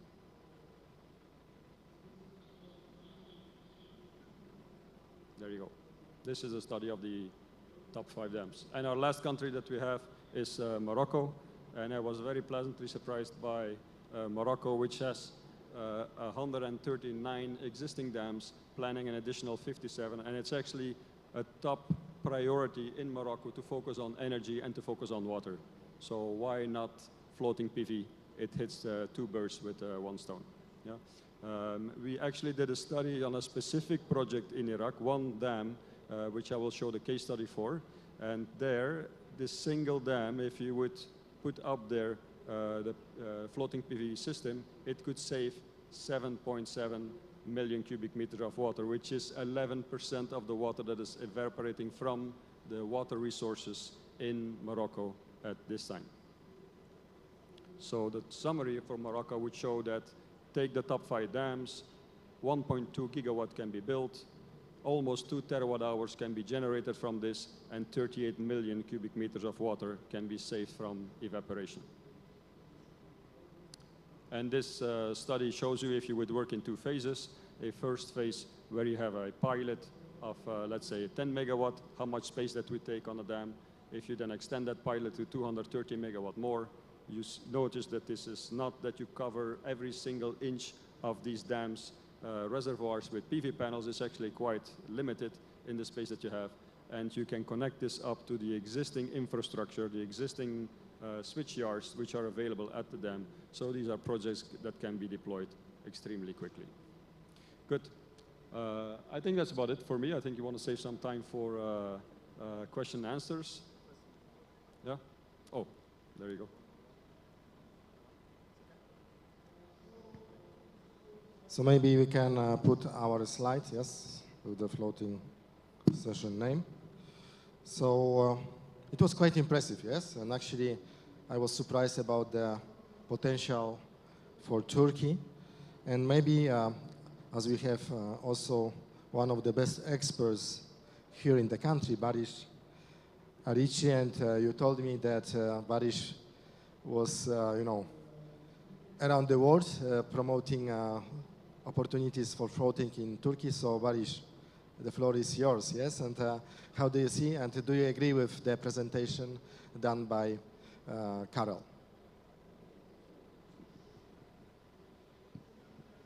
That was the clearest presentation for the floating PV that I have ever seen.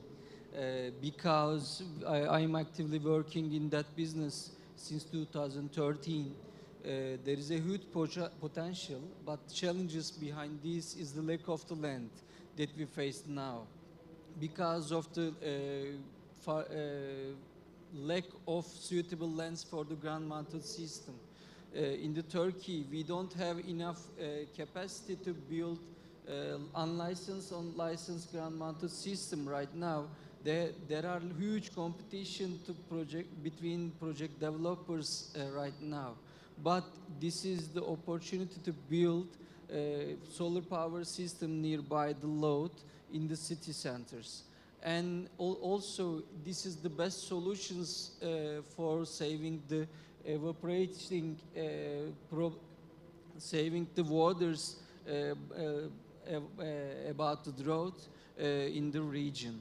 And also, Turkey have the third largest capacity in hydropower plants in the world. After the Russia and Brazil, we are the largest one in the Europe as well, and also after the Norway, we are the largest one. So this capacity allows us to be a leader in terms of capacity in the floating solar as well.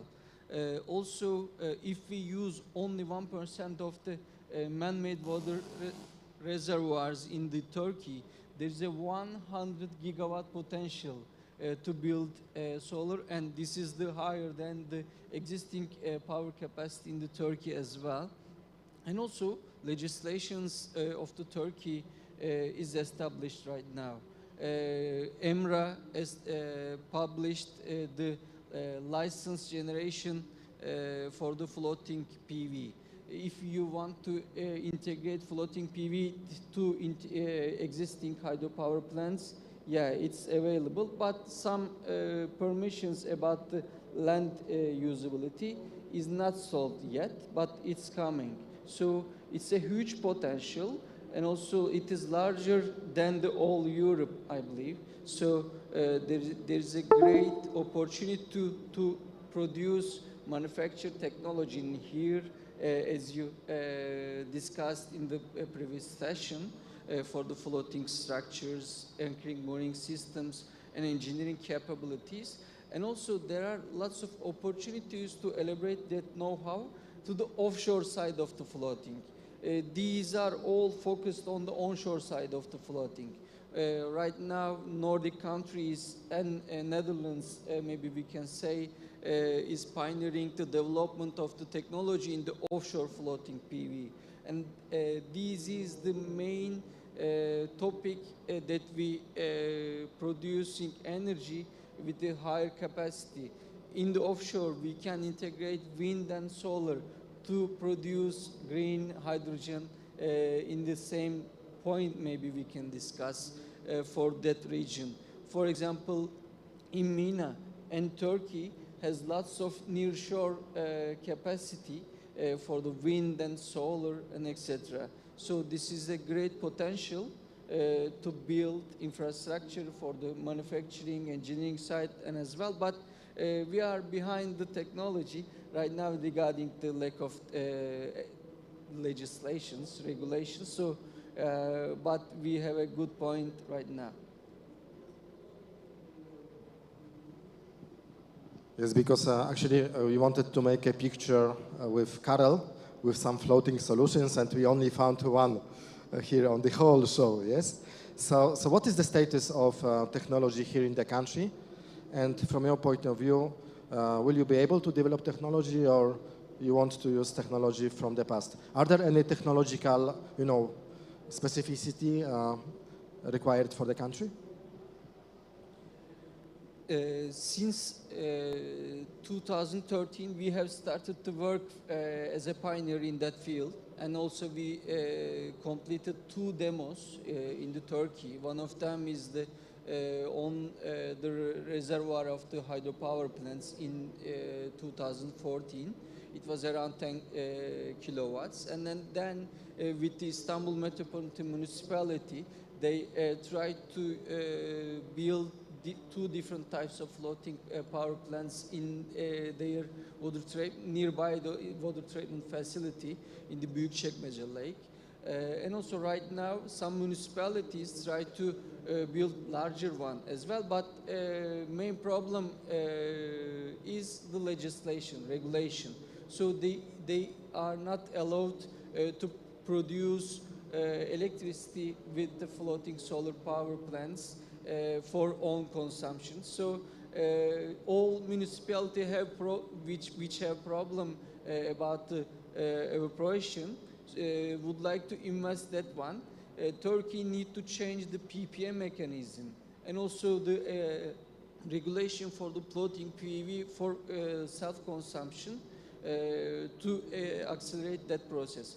But the other side, with the license project, lots of hydropower plants investor applied for the permission to DSI in Turkey. It is around more than 100 megawatts. We support them for preparing the feasibility study as well. In terms of the supply side, for the manufacturing side, we need to focus on the floating structure and the anchoring and mooring system side. There are lots of opportunity to produce plastic-based floating structure in here with the power of the automotive industry in here. It is very well established and experienced in the plastic manufacturing in terms of molding system like injection and the other techniques. So it allows us to produce locally, totally locally in here and build our own technology to produce some import opportunities to the region as well. Okay, Boris, like you saw on the video, our modus operandi is together we are stronger. So what would be, the help that would you need from Karel, Dr. Young, or our other members who are working in the space? There is a huge interest from the energy investors in here, but they are not very well educated about how they go to further. So at the beginning, they need to understand the beneficiaries of the floating system and how they handle the problem of the engineering. So some companies started to get trainings to their team to build and prepare feasibility study in terms of technical details to understand its profitability and the technical availability. But I'm sure most of the Turkish company and EPC company could integrate that process easily and fastly to provide turnkey solutions to do any investors like us, VAIO, with the marine energy subsidiary, can provide that solution as well as a turnkey, not for the Turkey and all over the region as well. And then I believe if the regulation allows to open that market, some local manufacturers are ready to start the serial production because since more than 10 years, most of the companies prepared their feasibility and prepared to invest in here because there are lots of opportunity in their hydropower facility. So I think all the supply chain partners are ready to start and waiting for the permission only. From your perspective, how we can help? Well, I think the first thing is to get the word out, to plant the seed, to see the opportunity, and then use the network, not only of the industry, but of, I would even say, the audience, to move this message forward. Particularly, Iraq is one of those countries that needs a lot of help. Water that is coming to Iraq from Iran is diverted back into Iran. Water that is coming out of Turkey into Iraq is used inside Turkey. So these are solutions that we should see taken to heart in the MENA region. So Step one, of course, is to get the word out, plant the seeds, have people talking, identify pilot projects, do the feasibility study. I think Turkey has no problem whatsoever on the manufacturing. It's one of the strongest manufacturing countries in the world.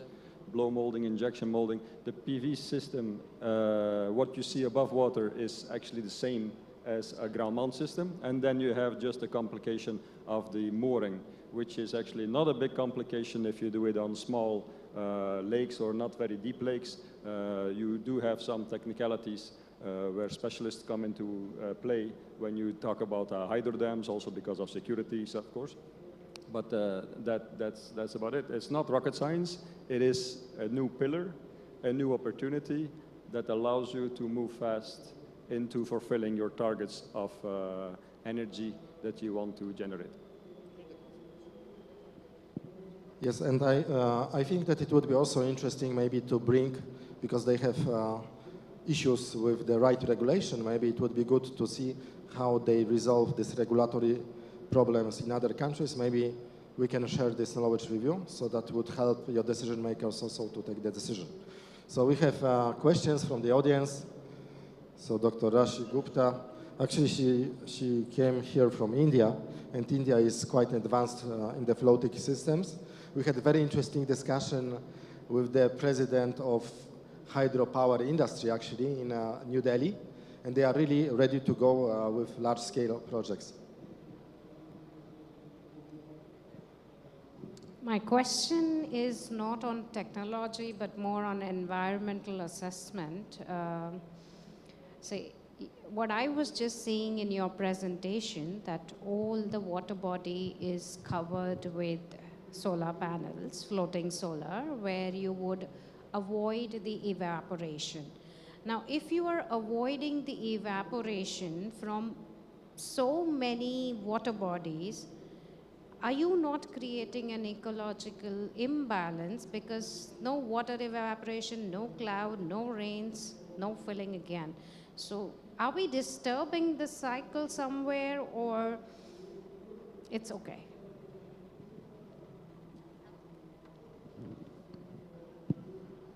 Yeah, very good question. There have been studies on this, of course, and a lot more is to be done.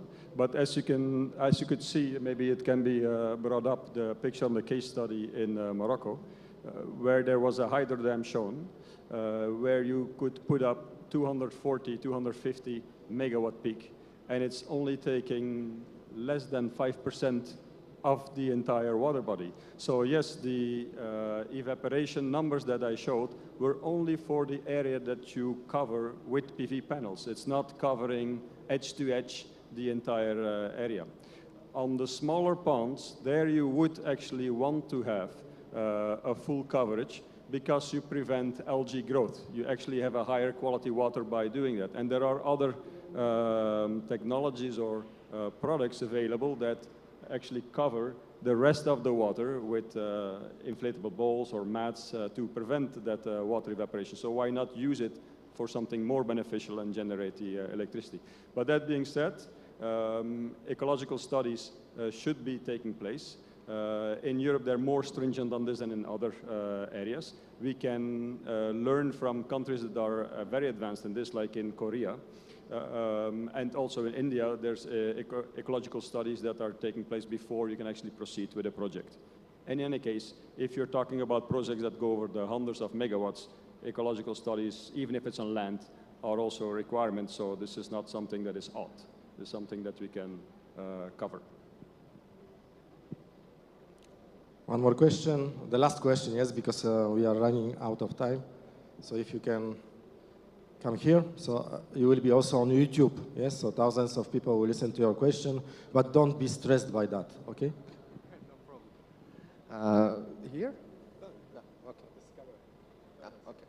I want to ask, what do you think about floating PV's hybridization with offshore wind farms? Actually, this is my question. Teşekkürler.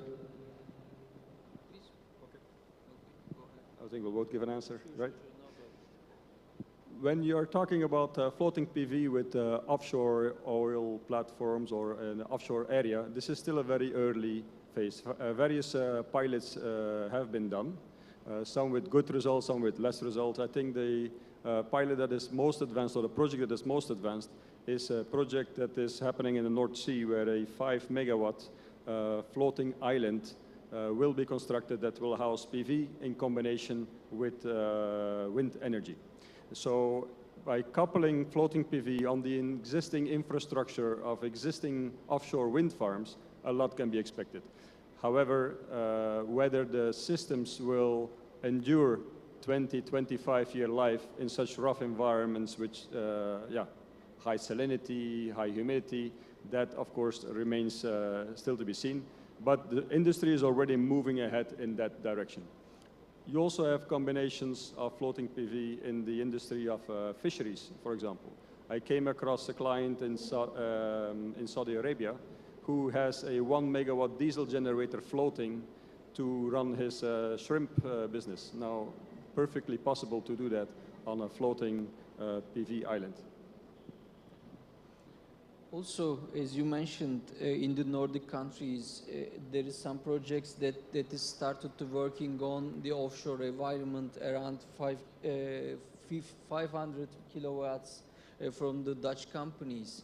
They would like to integrate existing offshore wind power plants to their capacity, but maturity level for the floating structure in the offshore is not enough to commercialize right now.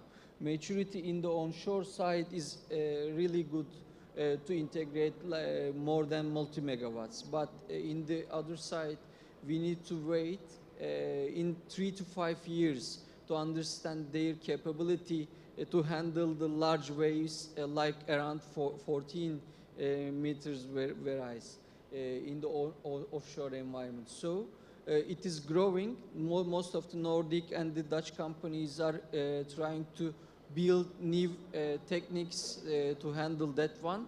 But the main concern in that field is the levelized cost of electricity. Most of the marine companies know how to compete in the marine structures, but it is not enough to create low price electricity in the marine environment. So this is the main challenge that they try to solve. And I believe in the 3 to 5 years, we have lots of opportunity to use in that terms of technology. Okay, so unfortunately we are running out of time. I hope you are happy, yes, with the answer. And what I noticed during this discussion that there is a huge opportunity, yes, but still we are at the very beginning, actually, yes, in the country, in the region, and a lot of cooperation is needed, yes. Turkey can, let's say, ensure the manufacturing of components, manufacturing of the solutions. Still the knowledge from other countries is needed. And maybe Turkey can also become like a manufacturing hub for the neighboring countries, yes? Like we discussed before with Professor Şener Oktik. So, teşekkürler Barış, teşekkürler Karel. And maybe I would like to just give you the small souvenir from the organizers on the stage.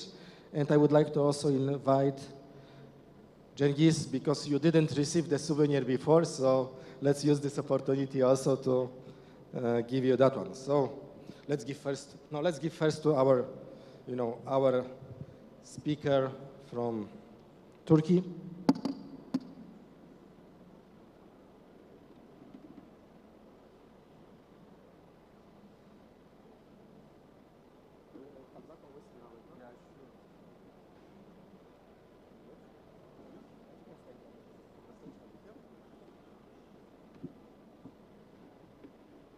And now we will give to our chair of floating PV, co-chair, together with Dr. Young.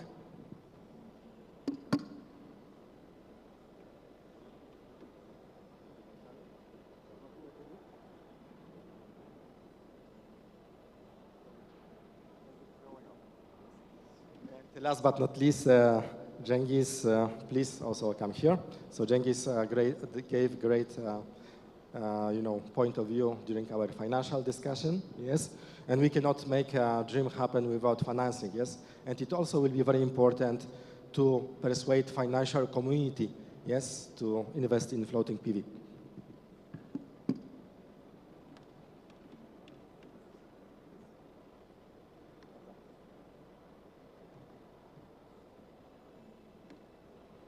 all together, not all together.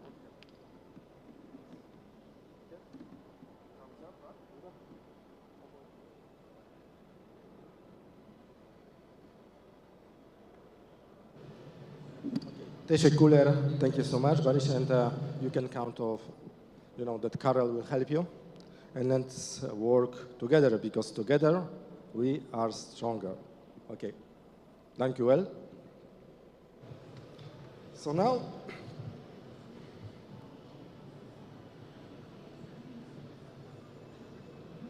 let's hope it's working still.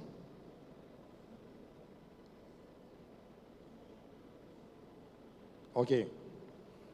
So now it's like, quite a touching session for me, yes, because I started working for Clean Technologies 20 years ago for solar energy.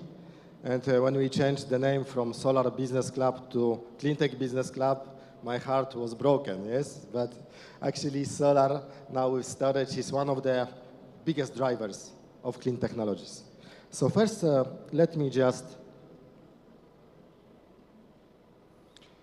show you this picture, because during whole day today and also yesterday, we trying to picturize the future of the country after the clean tech transformation. And it's very important to work on this together. And I would like to thank you, teşekkürler, to organizers, because thanks to the organizers, we are able to bring the leaders from around the world, from the 4 continents, who are sharing the knowledge here with the Turkish colleagues.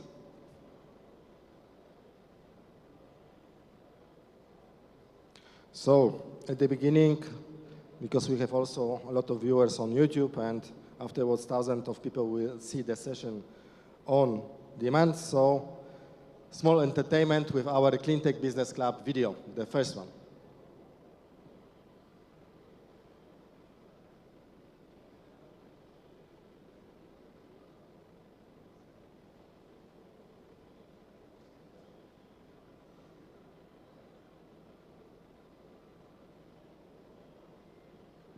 So before the video is, oh, okay, let's go.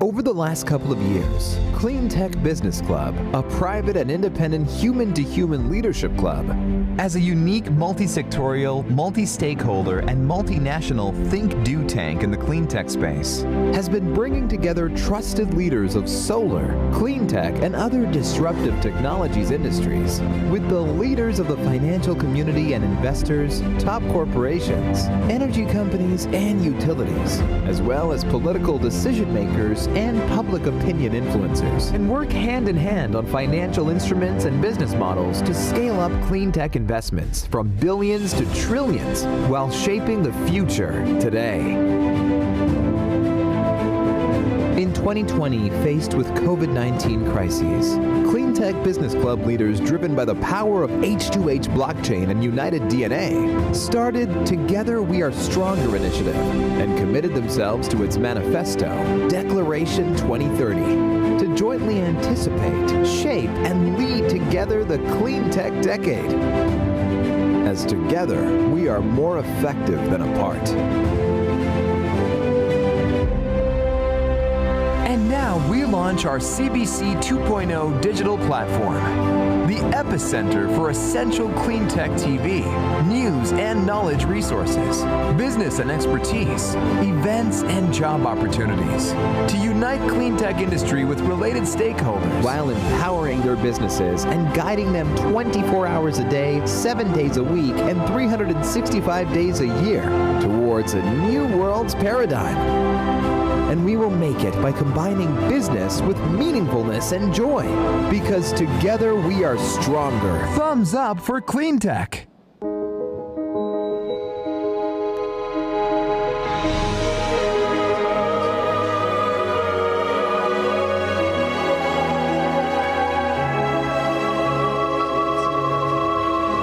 COVID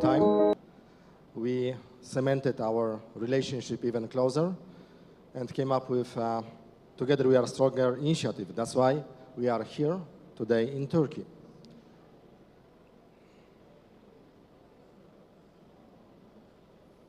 And also today is quite historical day because we launched our Solar Lights for Peace initiative. So we'll bring in a short term solar lights to earthquake regions in the country, in Turkey, but also in Syria, together with United Nations Development Program. So all the viewers on YouTube, you have some time to scan, yes, and support the initiative. And also you can visit us at the booth here in the hall, M11 number. So solar historically is one of the main drivers of the clean tech transformation in the past. Yes, but we are reaching, let's say, the point when we cannot install more solar without storage. That's why we will see together today how we can exponentially grow solar plus storage in the country with the exchange between the Turkish and international players. So it's a great pleasure first to welcome Dr. Rashi Gupta, our chair of Energy Storage Hub in the club. She came from India. She's the only woman who owns energy storage company. Please, or maybe Rashi, you can sit here because you will be moderating. And she holds 3 PhD, yes? Or you made the 4th one recently? No, just 3, just 3, just 3. Okay, just 3. And Dr. Rashi Gupta is an example also that empowering women is one of the very important initiatives in our world. And clean technologies are a huge opportunity for women. That's why I would like to ask also another woman from our club, Simay Akar. She's also co-founder and CEO of energy storage company, Inozes, and also our chair of Empowering Women in Turkey. So Simay, please.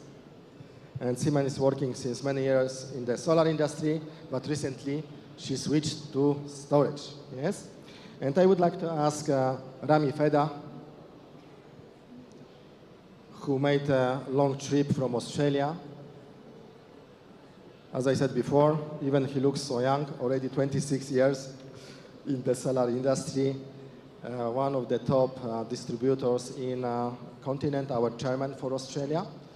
I think the largest distributor, like 30% of the market for inverters. And now I suppose you are also becoming like a top leader in storage, yes? And it's very interesting to listen to you because you started in solar and now you also integrate energy storage, so it would be great to listen to your experiences, how we expand the market in the country.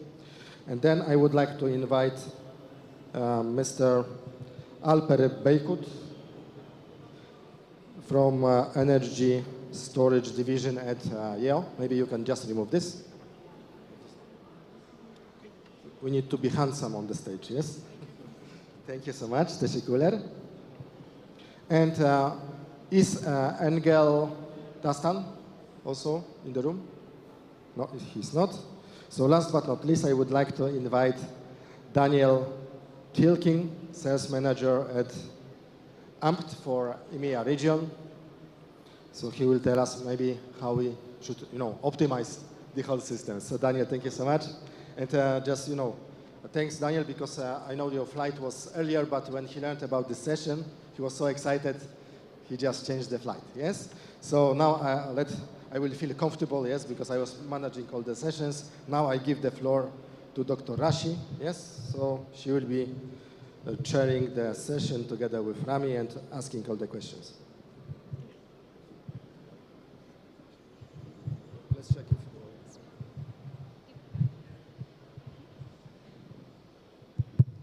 Well, it's fantastic to be here in Turkey, in Istanbul, and what a wonderful experience at SolarEX here with CBC, and we're talking of energy storage.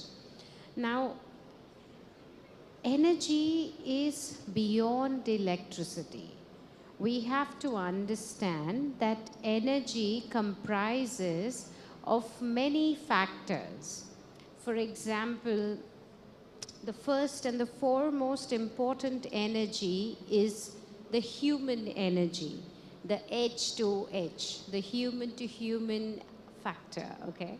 That's the core of any interaction, any business, or anything that you invent or discover, because we are all human beings. Well, I'd also like to invite Mustafa on stage to be a part of this panel and discuss more on energy storage. Please, please come. Yeah.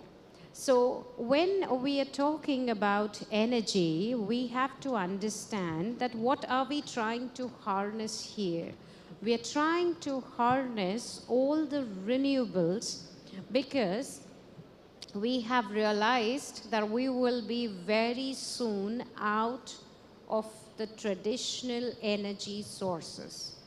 And what is challenging today is understanding that how do we store in a most efficient and effective way the energy that is available to us today and the energy which we will be generating for the future generations to come. And at the same time, it has to be friendly with the environment. If it is not friendly with the environment, we are going to create another deep hole for all of us, which is not possible to fill up. So we need to realize that we have a lot of potential on this beautiful blue planet, Earth. But how are we going to harness the energies, renewable resources, and store them to use when you need them? The value of storage is only when you can harness the energy when you need it. If it does not work when you need it, the storage is of no use for any one of us. So with this, I have my first question to Sime on... Maybe I will disrupt a bit discussion because actually I forgot about Mustafa Bulal. You know, we were last week together all days, you know, so actually I forgot that he's here, yes? So because we became like brothers, yes? We are working on the project of making Fez, the oldest city in Morocco, the city of the future. And I believe that solar plus storage will be one of the most important elements in this system. So welcome also Mustafa Bulal. Thank you. So my first question for Sebe is, how do you envisage the market and the need of storage in Turkey? Well, actually, from Turkish market point of view and international market point of view, these are the year for Turkish storage market to boom, because we are seeing actually the PV market back in 10 years when the manufacturing hubs started for photovoltaics here, which is actually in transition here in Turkey too, because you know, like that require a lot of collaboration with international players. And the same need for energy storage across the world. Energy storage is the change maker for the clean tech industry. So like we are seeing the same transition in Turkey. Energy storage will be game changer soon, and we're seeing the domestic local manufacturers is just starting with the support of international key players. So that's a good opening for Turkey, that Turkey can actually become an energy storage hub. And with this, I move on to Rami. Rami is like, you have a very wide experience in many continents in terms of solar PV in terms of inverters and, you know, the balance of system. How do you think storage is going to be the game changer for the renewable energy sector and give a benefit to the end user?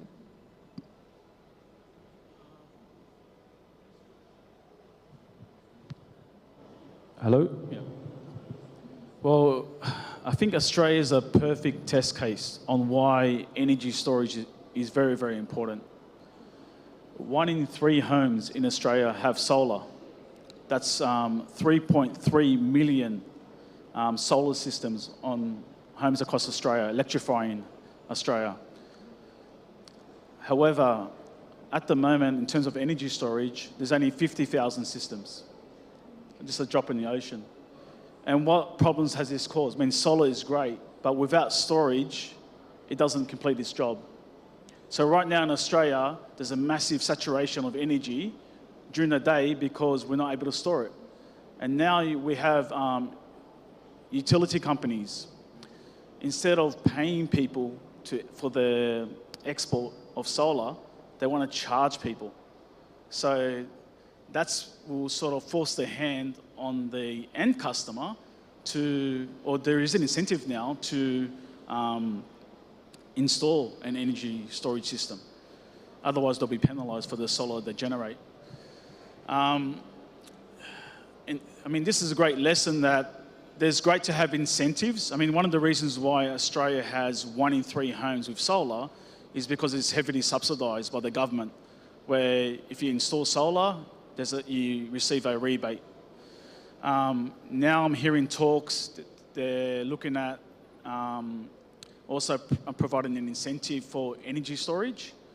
So again, this will help solve the heavy saturation of energy during the day and get it to where we actually need it is at night, and the only solution is energy storage. Okay. So what you're trying to say is, if we do not have energy storage coupled with solar PV, we might end up paying much more than actually receiving the benefit of electricity generated with solar.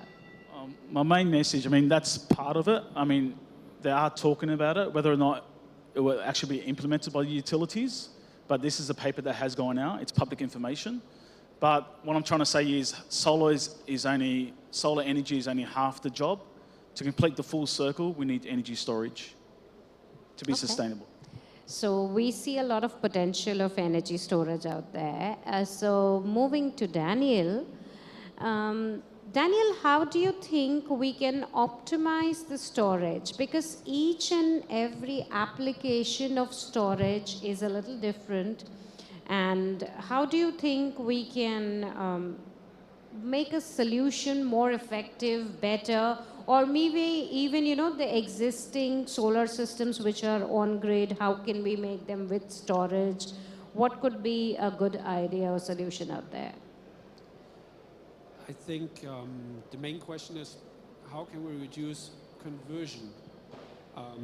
So means conversion efficiency, I think, is 1 point. DC, everything is DC. Most of the things is DC. Devices are DC. So if we reduce the amount of conversion stages, we can make everything more efficient.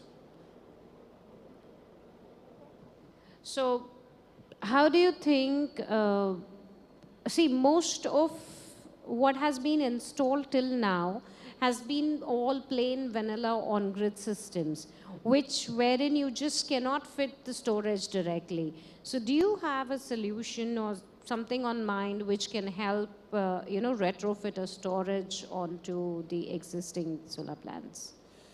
Yeah, with our device, we can basically do that. So we are a provider or manufacturer of DC converters, which are connected to PV strings. And with the PV string itself, we can provide it to a DC bus. And at the DC bus, we can connect the battery. We can control the DC bus basically from a variable voltage source to a programmable power output. Okay. Which means then you can connect the battery to it, you can charge a battery, you can connect even an EV charging station to it, for example. So making the grocery store parking lot more efficient, making use of the ground, cover the cars, they're not heating up during the summer, and then you can charge them. Okay. So retrofitting is one option of the existing solar systems, and you see that that could improve the efficiency of the entire project by adding storage to it? I think so, yes. Okay, that's interesting. Of course, a new build project makes things much easier because you can plan it from the beginning.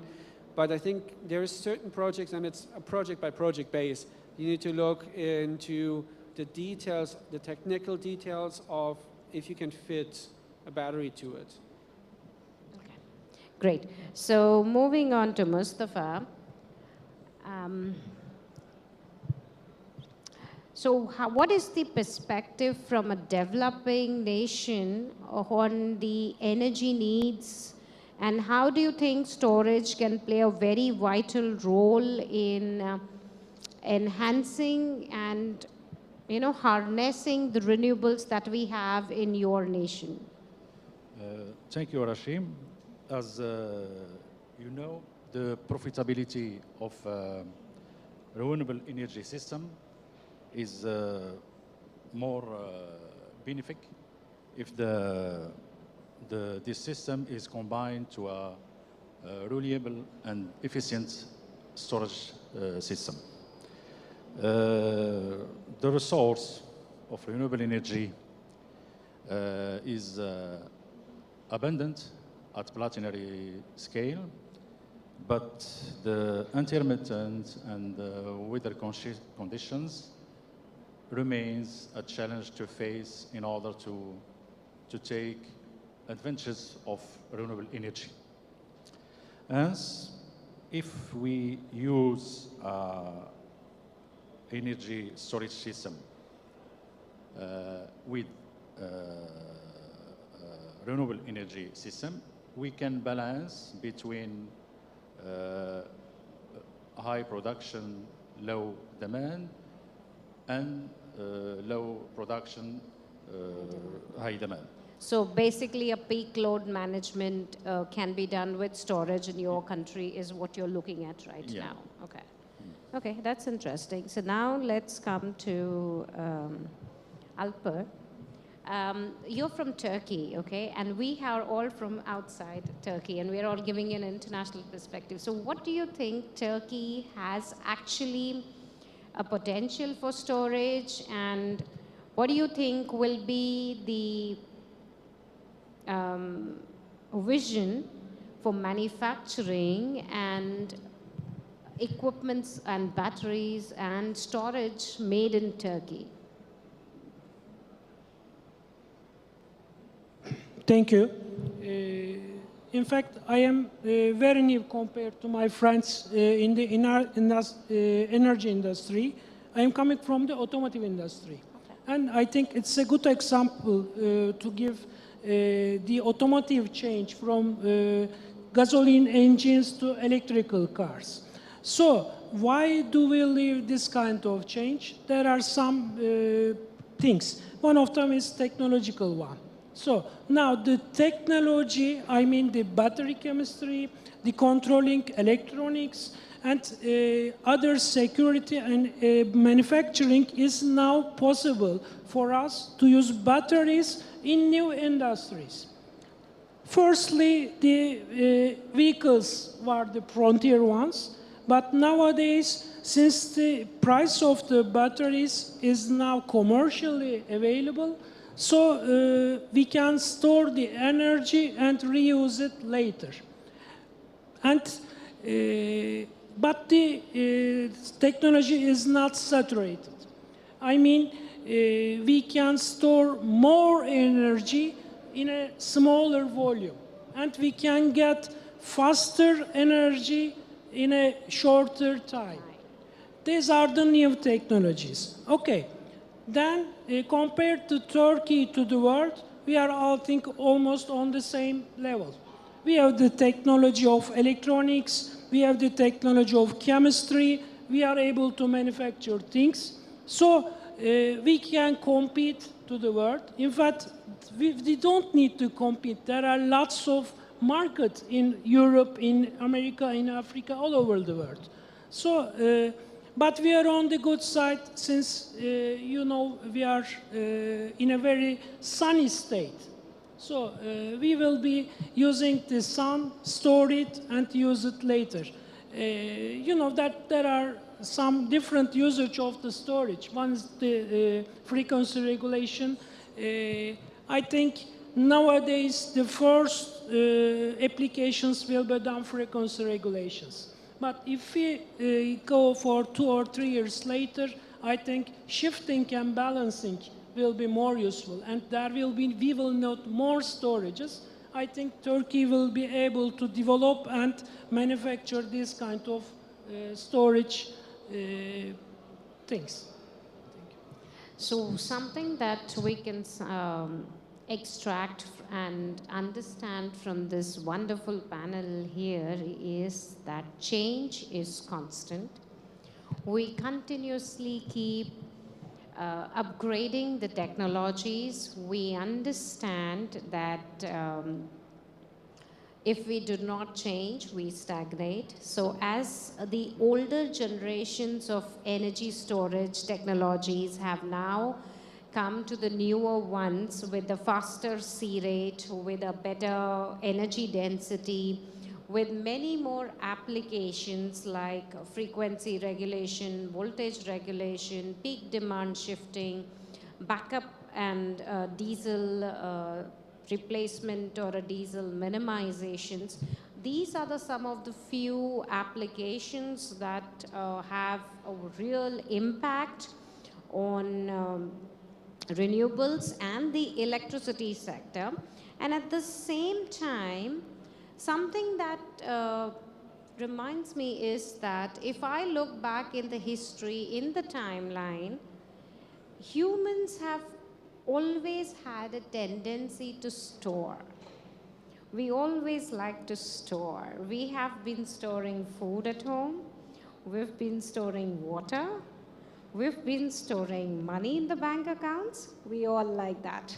So, but it's now time that we understand how efficiently we store electricity and why is it important to store electricity. One of the reasons is that we have become energy hungry. We have become electricity hungry. And why do I say that is, imagine how many of us have 2 mobile phones at least. One may be an iPhone, one, see, he's checking that he has 2. I myself have 2. I mean, there was a time when we just had 1 small phone, and now we have 2 smartphones, a tablet. Like right now, I'm sitting with 1 iPhone and 1 tablet here, and there's a TV here. So much of energy is going around. But the world is now on the corner of an energy crisis.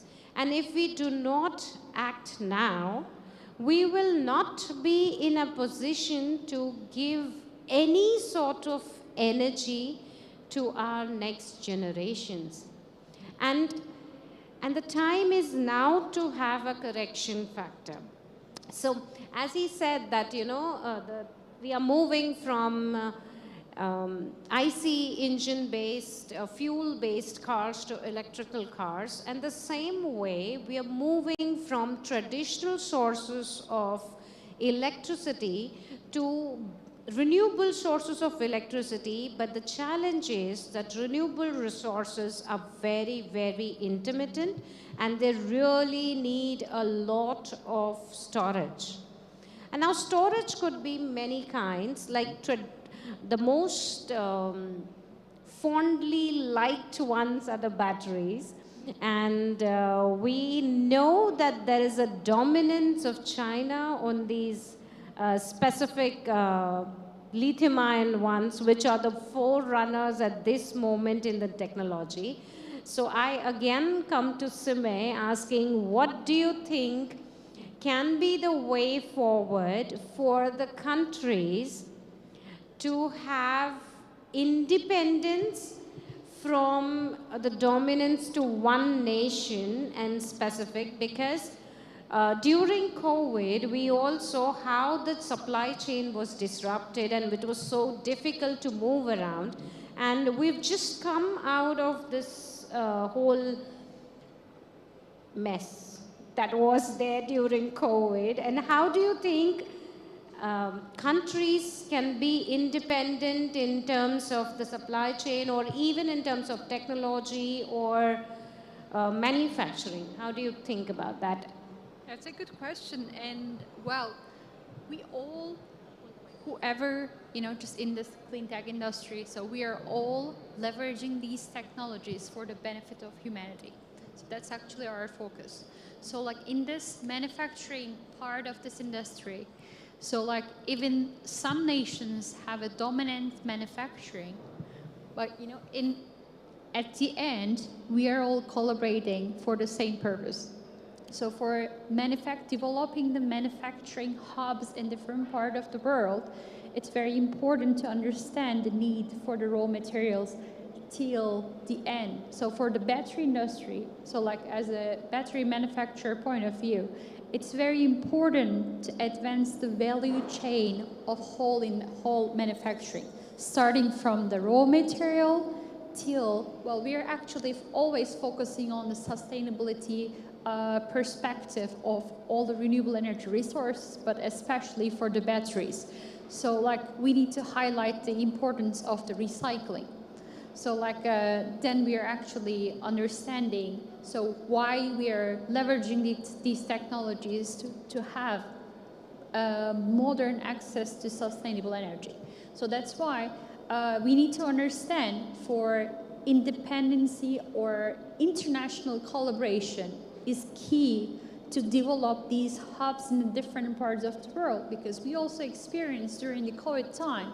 So we need different hubs across the world to support each other, because as human-to-human connection, we are all supporting the technology direction for the future technologies of this industry. So that's very important to understand how we can advance the value chain and create new hubs with the collaboration of the support, together with the support of key industry partners in the battery storage. So the key to success is collaborate and not compete, because together we are stronger. Together we are stronger. So like collaboration will bring us more opportunities, because this is not a limited market. Once we leverage technologies together and support these manufacturing hubs, it will bring more opportunities, will bring a clean and brighter future for our industry and for the humanity. So the future will be bright, will bring more opportunities, so we'll keep leveraging innovative technologies for the humanity. Okay, so you said about recycling and reuse. So I'll come to Rami on this.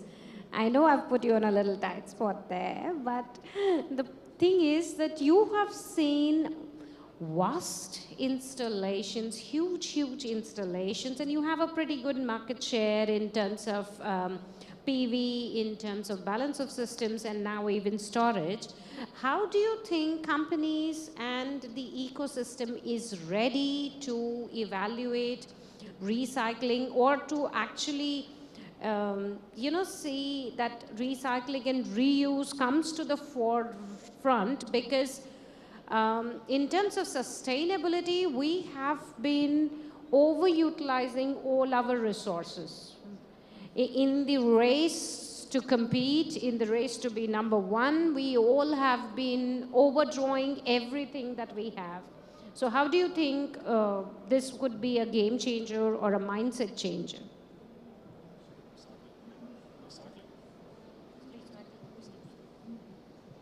It's funny enough that you raise this topic, because just this Tuesday, Australia, I was part of a roundtable, and we're discussing the hot topic of recycling solar panels. And surprisingly, and also asked some other regions, what's the status of it? And everybody's talking about, oh, don't worry about it, it's 25 years away, 20 years away. But I've seen some photos even in Australia recently of solar panels being compiled where they have failed. Some of them due to large solar farms underperforming, so they've ripped them off and placed new systems. Right now, it's in discussion, so to be honest, I can't really add much value to that question. However, something that, just to pivot from that, and something that's related to that is quality.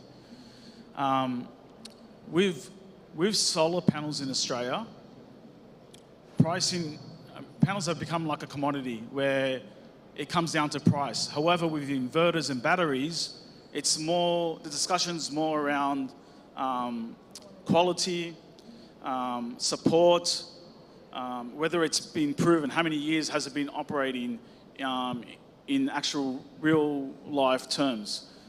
So I'll give you an example. With solar inverters, the highest selling inverter in Australia for the last 7 years has been the most expensive inverter on the market. And recently, the only one that's overtaken it is a Chinese brand, which is the most expensive Chinese brand in Australia. So you can see that quality is becoming a lot more important, and also service. Likewise, batteries. The company I work for, we only sell Tesla, which is the most expensive battery on the market. And surprisingly enough, it's the highest selling battery in the market. The largest selling Chinese battery is Sungrow. Again, it's not the cheapest battery on the market, and that's number 2 in Australia. In saying that, I mean, we've been very conservative when choosing batteries from the start, because we had some heavy lessons learned with inverters, where initially we were looking at price. This is in 2010. And one of the 2 brands that we were carrying had a 50% plus failure. One of them had over 100%. How could it exceed over 100%? Well, after replacing it, it failed again. Every single inverter actually failed for that particular brand. So we moved away from that, and now we just supply the high end, again, with the very good after service. And another bad lesson that we had, where I said we were conservative, so we chose a very, very famous brand in terms of batteries 5 years ago, or 7 years ago, we actually launched it. We thought it was very safe, you know, nothing will happen. There was a recall 2 years ago. And if it wasn't a large company, that could have caused our company to go bankrupt and all our customers to go bankrupt. But luckily, because it was a large multinational company, they actually supported. Yes, things do go wrong, right? But it's very important to associate yourself with a very good company that will look after you if things go bad. Because otherwise, if you choose purely on price, it's very likely that that company will exit and you'll be left holding the bag. So we have a very important learning from his experience in Australia, which Turkey can take, is evaluating the components techno-commercially and not just commercially. Not going with the L1 or the lowest or the cheapest for that matter, which in India, even we did the mistake of just going with the lowest brand, and we also suffered as a nation, as a country. And so when you are in Turkey beginning with storage, you can ensure that you have the right technology combination at the good price. I would not say at the cheapest price, but at the good price, which is reliable.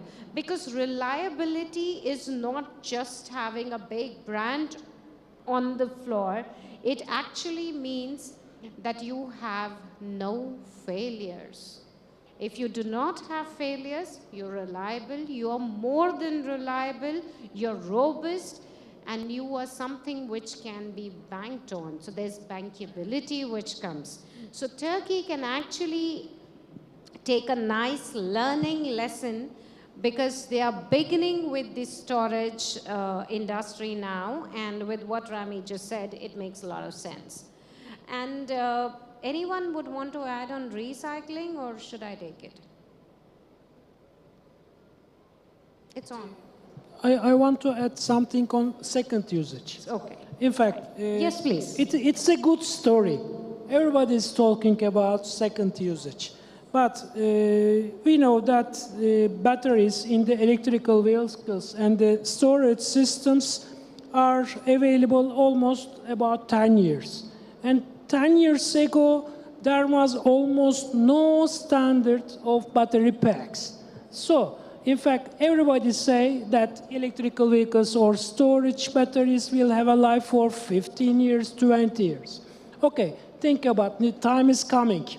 And if we plan to use, for example, Tesla battery or Volkswagen battery or a CATL energy storage battery to home, how can you change, how can you make it effectively? I think we will have big problems.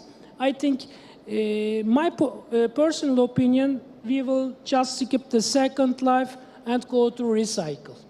Since our experience, you cannot repair a battery pack easily. We know that you put 400 batteries or much more in the storage in a serious environment, and after 10 years, they get stuck. And if any one of them in the chain is damaged, you cannot change it easily.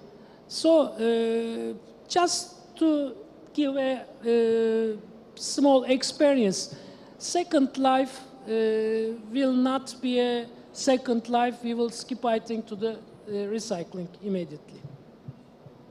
So just for the information of the audience and our viewers, that any battery which falls below 55% of its rated capacity has to be recycled. And now this is very specific to lithium ion. Other technologies may have different percentage. Okay, so moving to Daniel, what do you think is the financing aspect with respect to technology that can be a game changer for storage? Because just like how solar has seen an OPEX model or a boot model as an operational model, do you think storage can also play a role in being a service kind of a model? Well, I think I would like to add to the second life one sentence. I think there is ways to solve this issue with technology, like DC conversion. You run the individual modules with a DC converter so you can adapt. If there's a cell running out, of course, then you need to replace it and recycle it. But before, you can do it. And I think you can adapt that and keep the battery running until you mentioned 55% or even a little bit above. So we get another 5 to 10 years out of a battery to save the environmental. On the financial aspect, I think it comes to how do you build a system, how to optimize the system structure, make the most use of the components you need to put into a system to build a system, and then also about size. There is, like we do, the largest system we provided right now is 380 megawatt on a single place with 600 something megawatt hours of storage. And last year we did about 2 gigawatt in utility scale, but also in commercial storage. So there's also projects we do DC coupled with 100 kilowatt hours or a megawatt on commercial, on industrial facilities. To keep their energy bill lower. So that's two different aspects on a financial perspective. That's interesting. So in India, I'll just give you a short Indian perspective on this. In India, what we're doing is there are two models which we have followed. One is a direct capital investment in storage, and the government is issuing a viability gap funding for these big storage, large-scale storage. I mean, they're really large. We're looking at the gigawatt-scale storages. But when we come to smaller storages with small commercials and medium commercial industrial customers, there's also an option of energy as storage as a service model, as an OpEx model. So that is also being evaluated in India. And Turkey could also learn from those learnings and implement that kind of a revenue model in the Turkey, depending on the regulatory and the policy framework that is available. Okay, so can we open the round, Thomas, for question and answers now? Yeah, so any questions from anybody in the audience? Wow. I don't see any questions, so I think I would thank all the panelists here for bringing out such an insightful idea on energy storage and how we can give Turkey the advantage of the international perspective and see that Turkey could actually become a great manufacturing hub, and how we could take it to the next level in terms of storage. So before I wind up this session, one last sentence in Turkey on storage, each one of you, starting from Samay. Well, this is the time to support the future, the bright future of this industry. So energy storage will be a key player here and also everywhere.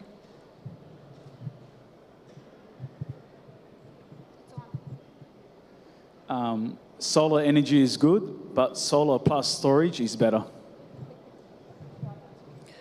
I think it's time for collaboration, since economies of scale is important. So we have to be together to be stronger. I agree. So I think PV plus storage is together, we are stronger. I think the batteries market will be prosperous markets in 5 years come, because the European Union put barriers like carbon tax, so each company must mitigate its footprint or trends to zero carbon. So each industries have to install storage system, and the companies which work on developing a solution that must improve more high quality batteries. Thank you. To sum up, I think from what all I gathered from all my panelists here is that first and foremost is understanding the human-to-human DNA and collaborating and not competing, number one. Number two is understanding quality and reliability, because if we do not do that, we land up into difficulty. Number three is, at the time we are emphasizing on manufacturing of storage products in the country, we need to also emphasize on the second life, reuse and recycling, so that we target the sustainability aspect and we create a greener and a better future. At the same time, optimizing and creating good, efficient systems, retrofitting the existing solar systems could lead in a better way to make best use of the existing resources in the country. And last but not the least is understanding that storage can create a value for not just electricity, but even make the human life more valuable and sustainable. So with this, I end the session. Thank you so much for a wonderful time. Thank you so much, Rashi. As always, I can rely on you, and thank you so much, Simei, Rami, Alper, Daniel, and Mustafa for contributions. So we have free, souvenirs for the speakers. So Daniel and Alper, you will receive by the post, yes, from SolarEX, because you joined later. So let me just give first one to Dr. Rashi, who made a trip from India, yes.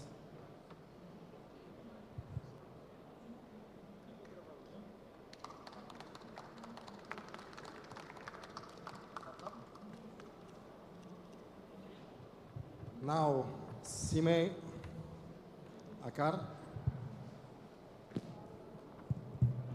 This is also my personal thanks because Simei was very active during the COVID time, yes. So we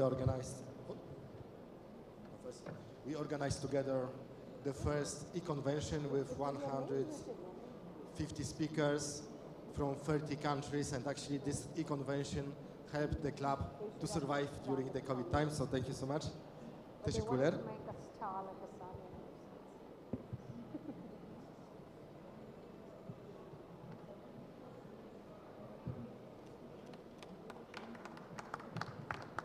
And last but not least, Mustafa Bulal. So Mustafa, I forgot to put you on the stage, but at least you will have now the souvenir. So this is for the session, but also maybe will be motivation to really boost our project, making Fez the oldest city in Morocco, the city of the future, yes? By including, of course, solar plus storage. It's nice, no? It's with an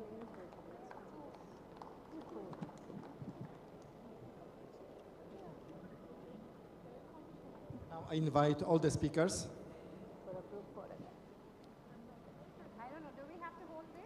Yes, yeah. So yes.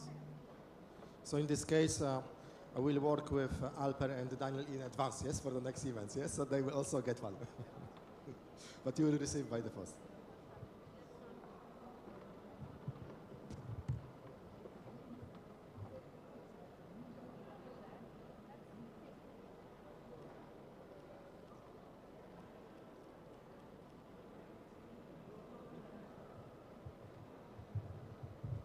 So teşekkürler, and we see each other during our dinner, yes, VIP dinner.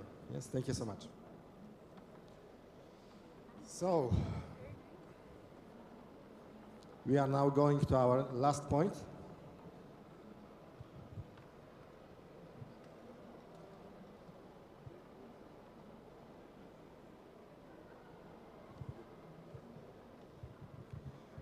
And actually this one is quite interesting, yes, because we started working with solar, then we added more and more clean technologies. We are covering all the clean technologies. And suddenly,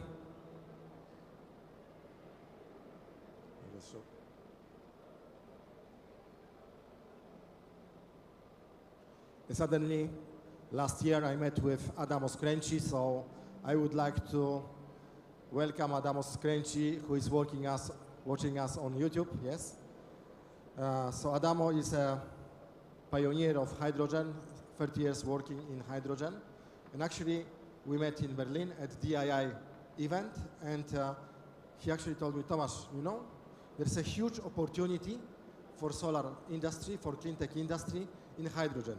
You guys, you should not be afraid, because we give you a big opportunity to scale up. So you can scale up with us, and we can help you to go down with the prices. And we came up with this slogan, motto, renewables plus hydrogen equals the best friends forever. But before starting the session, so during the whole day today, yesterday, we are picturizing how we imagine Turkey in the future after the clean tech transformation. And we spoke about all the puzzles. And I think the very important puzzle will be hydrogen, yes? And actually the green hydrogen. So now we will speak how this puzzle can be put in the larger picture. And teşekkürler, of course, to SolarEX for helping us to be there, to bring this message to thousands of people on YouTube, and for bringing also our leaders from 4 continents to help Turkey in the adventure. And today, the last time we play our Cleantech Business Club video.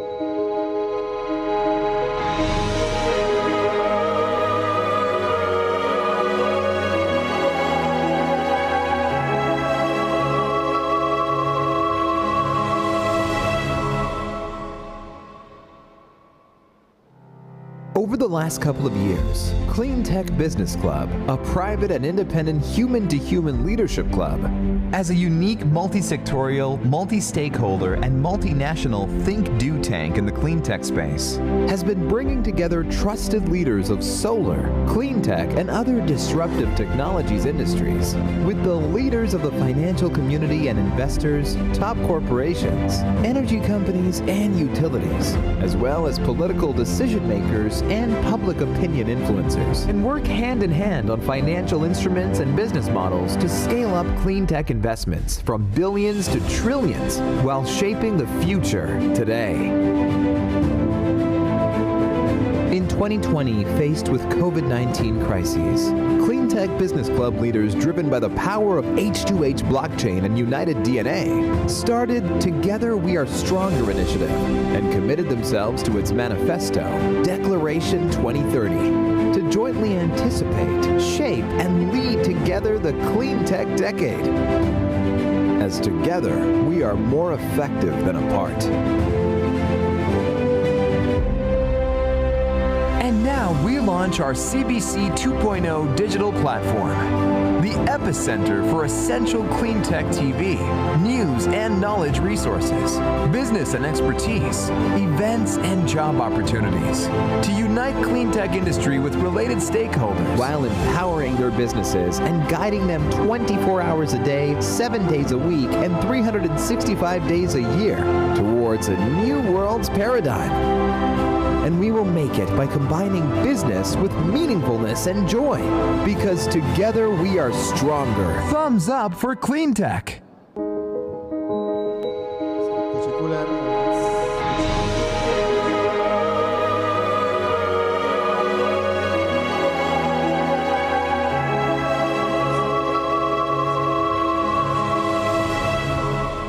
time for the joy will be today in the evening, yes, together with our friends from SolarEX.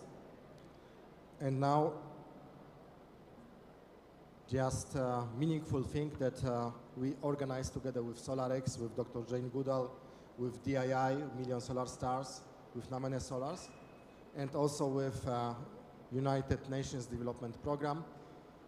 We bring solar lights to Turkey and to Syria for the earthquake regions.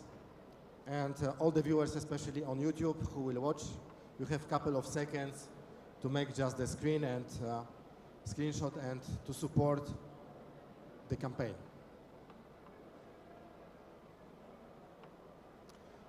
So sorry, my voice after the whole day. So I was mentioning before that renewables actually and hydrogen can be a good matches, yes, because we can scale up together. That's why we decided in our Cleantech Business Club to create a separate hub just devoted to green hydrogen, yes? And in our club, we believe that doesn't make sense any blue, gray, or pink hydrogen. We should really focus on the green hydrogen. And the hub within the club is like a private think-do tank, yes? As Murat, who will come here, will explain, we are not the guys of speaking, but the guys of the action, yes?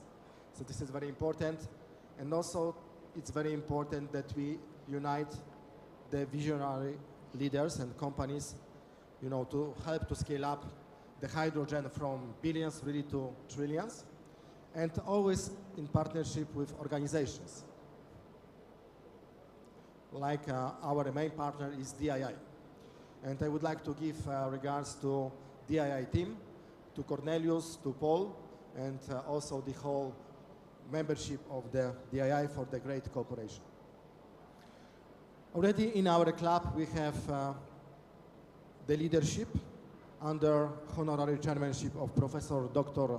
Ad van Wijk, who was recently helping the European Commission to introduce the legislation to boost hydrogen in Europe. Adamos Kręci, that I mentioned before, who started hydrogen history 30 years ago, yes, at ThyssenKrupp. Alicia Eastman is one of the most, let's say, dynamic women in the hydrogen business. And here is a mistake, of course. It's Mika Marden, who is an adjunct lecturer on hydrogen markets, diplomacy and geopolitics at Sciences Po. He will help us together, you know, to align decision makers with the industry. So we understood that sometimes in the clean tech industry, we don't understand the hydrogen, yes? Some people, they think that maybe this is a kind of treat for the industry. On the other hand, hydrogen people, they were so focused in their own environment, they don't see really the huge opportunity for them in the solar industry.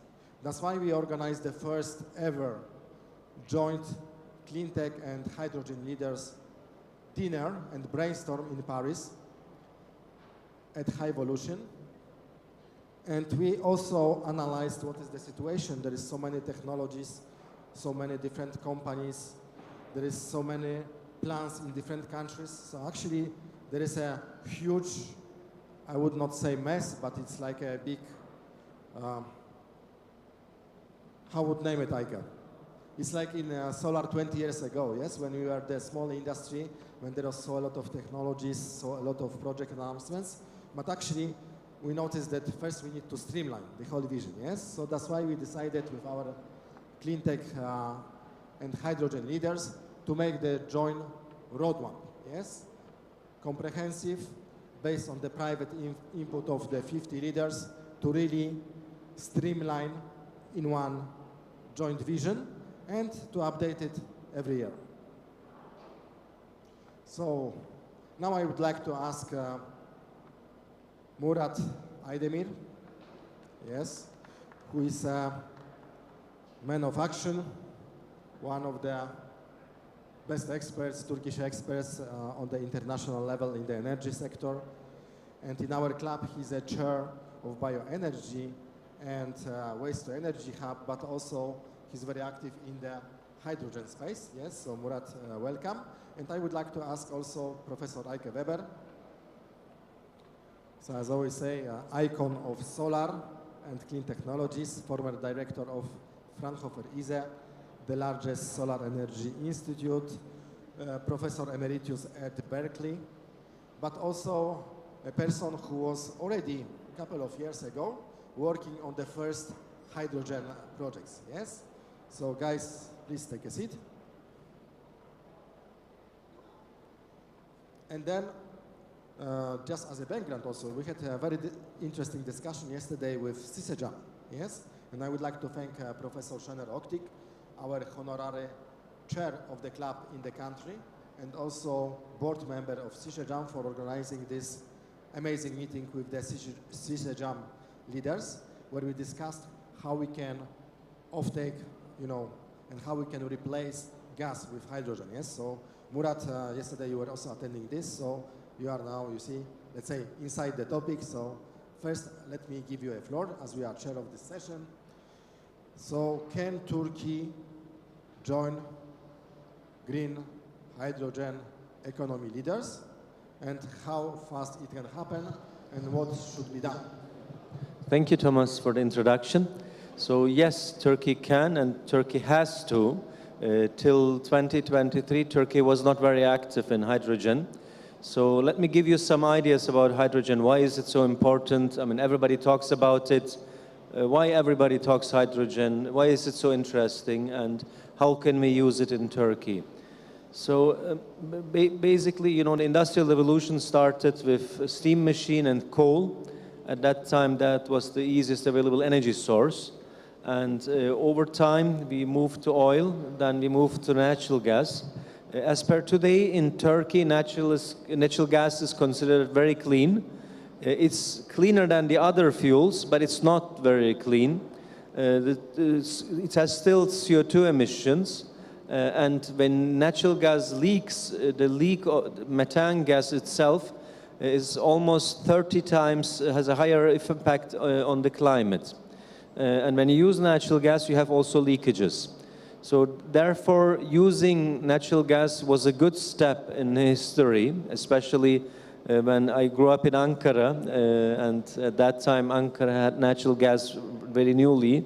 It was like China was heavy smoke, and with natural gas, air got cleaned. Now, as we all know, climate is changing. This winter in Europe, in the Alps, you couldn't go skiing. There was almost no snow, and you had to use artificial snow. I guess in Turkey you had similar things. When I lived in Istanbul, I remember we had very heavy snow, and nowadays there is not much snow around, and we feel that it's getting warmer. So the climate change is definitely there. Another thing what affected Europe and us also is the Russia-Ukraine war. Because of this, there is a, how you call, problem of supply. So the fuel security is not there. And in all this scenario, hydrogen is now the green molecule who can save two problems. First of all, it can be the key for zero carbon. And secondly, it can be this, create the supply security. So how do we produce hydrogen? The chemical industry, by the way, they're using hydrogen as a base molecule. I'm not a chemical person, but so it was produced by natural gas. So natural gas was cracked into carbon and hydrogen was used for chemical processes. For example, we all know fertilizers. Fertilizer is basically produced from natural gas. So natural gas is very expensive now. There is a supply problem if you don't want to buy it from Russia because they have big resources. So it's a very critical thing nowadays. So in this aspect, when you want to produce your own hydrogen, how can you do that? You can do it with renewable energies. Now in Turkey, the renewable energy market has developed very well, but it will also develop further. I believe a lot of new things will come up, and today we all saw what's happening here on the fair. So basically cheap solar energy, cheap wind energy is used as the source with electrolyzers to produce hydrogen. The second option is waste to hydrogen. We all know how much waste we produce. There are landfills, and from landfills people are producing biogas. For example, you can use solid waste like plastic waste to produce hydrogen also. It's waste to hydrogen. All the technologies are available. In this environment, now the biggest energy consumers in this area, in this part of the world, is Europe. Europe is hungry for energy. Germany is, I think, the leader, I guess. Am I right? You cannot electrify everything. There are two things. As you know, everybody is trying to move to electric cars, heat pumps for heating. For example, in Turkey, when you have a natural gas boiler, combi, you think you did something good? No. You have to buy heat pumps very soon. So you will need more electricity, and the industry needs definitely green molecules.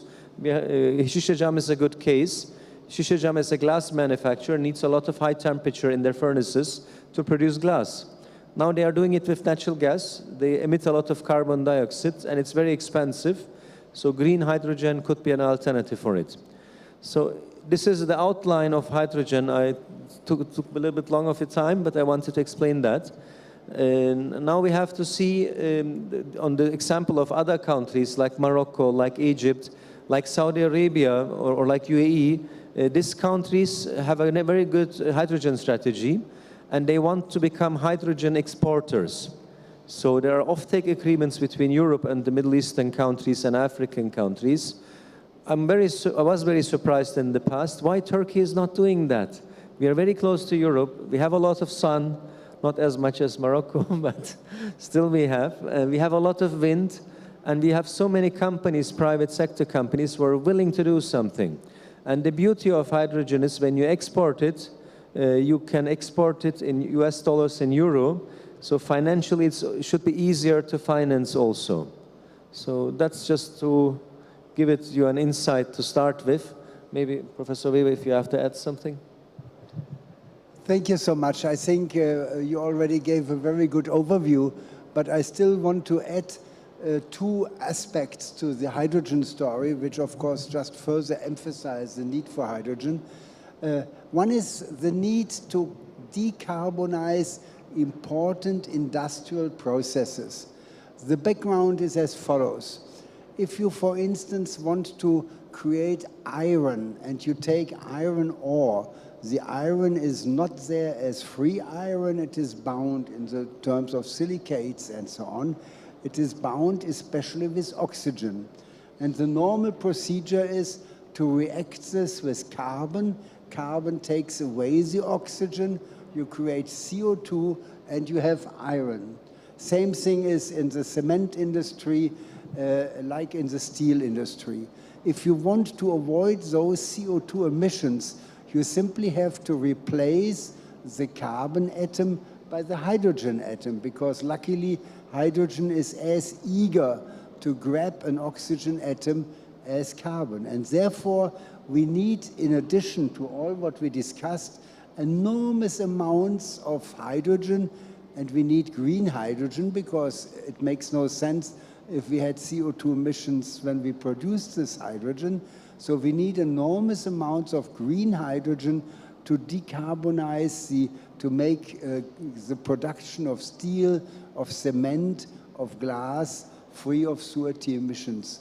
And this is, of course, a very important further driving force. I know that in Germany it was estimated that the amount of green hydrogen needed for steel and cement industry corresponds to the total electric consumption of Germany. 500 terawatts going into electricity, and in the future we need 500 terawatts for green hydrogen. A very important factor. And the second important factor is the following. In the future energy system, we want an energy system based on wind and solar, on renewable energy. And of course, as you all know, wind and solar is intermittent. So we need storage in order to be able to get power around the clock.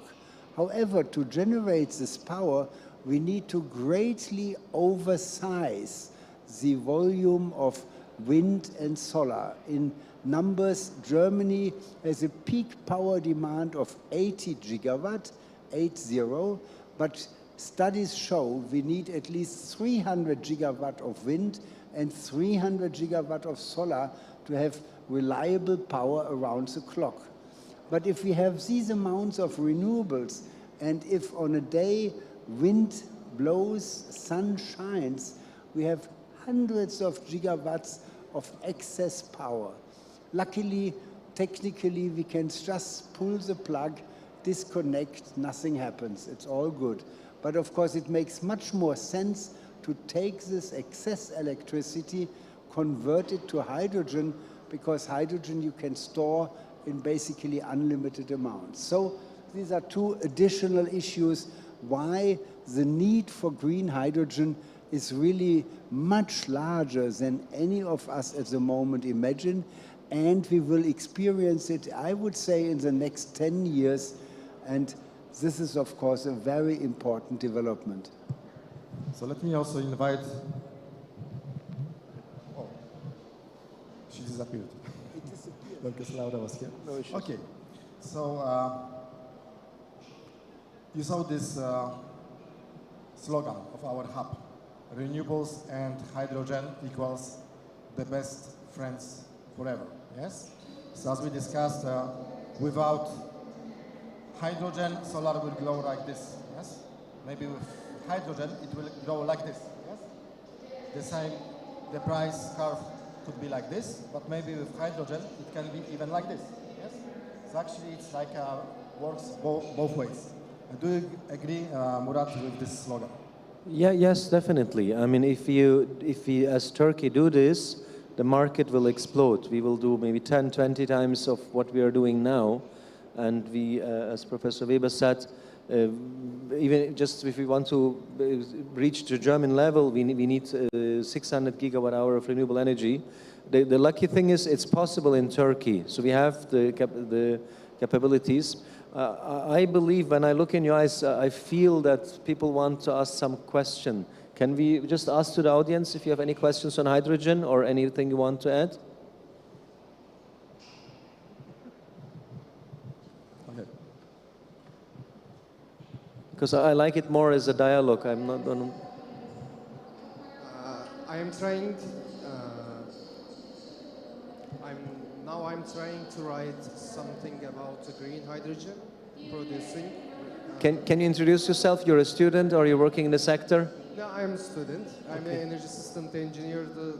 This is my last year in Yalova University. Very nice.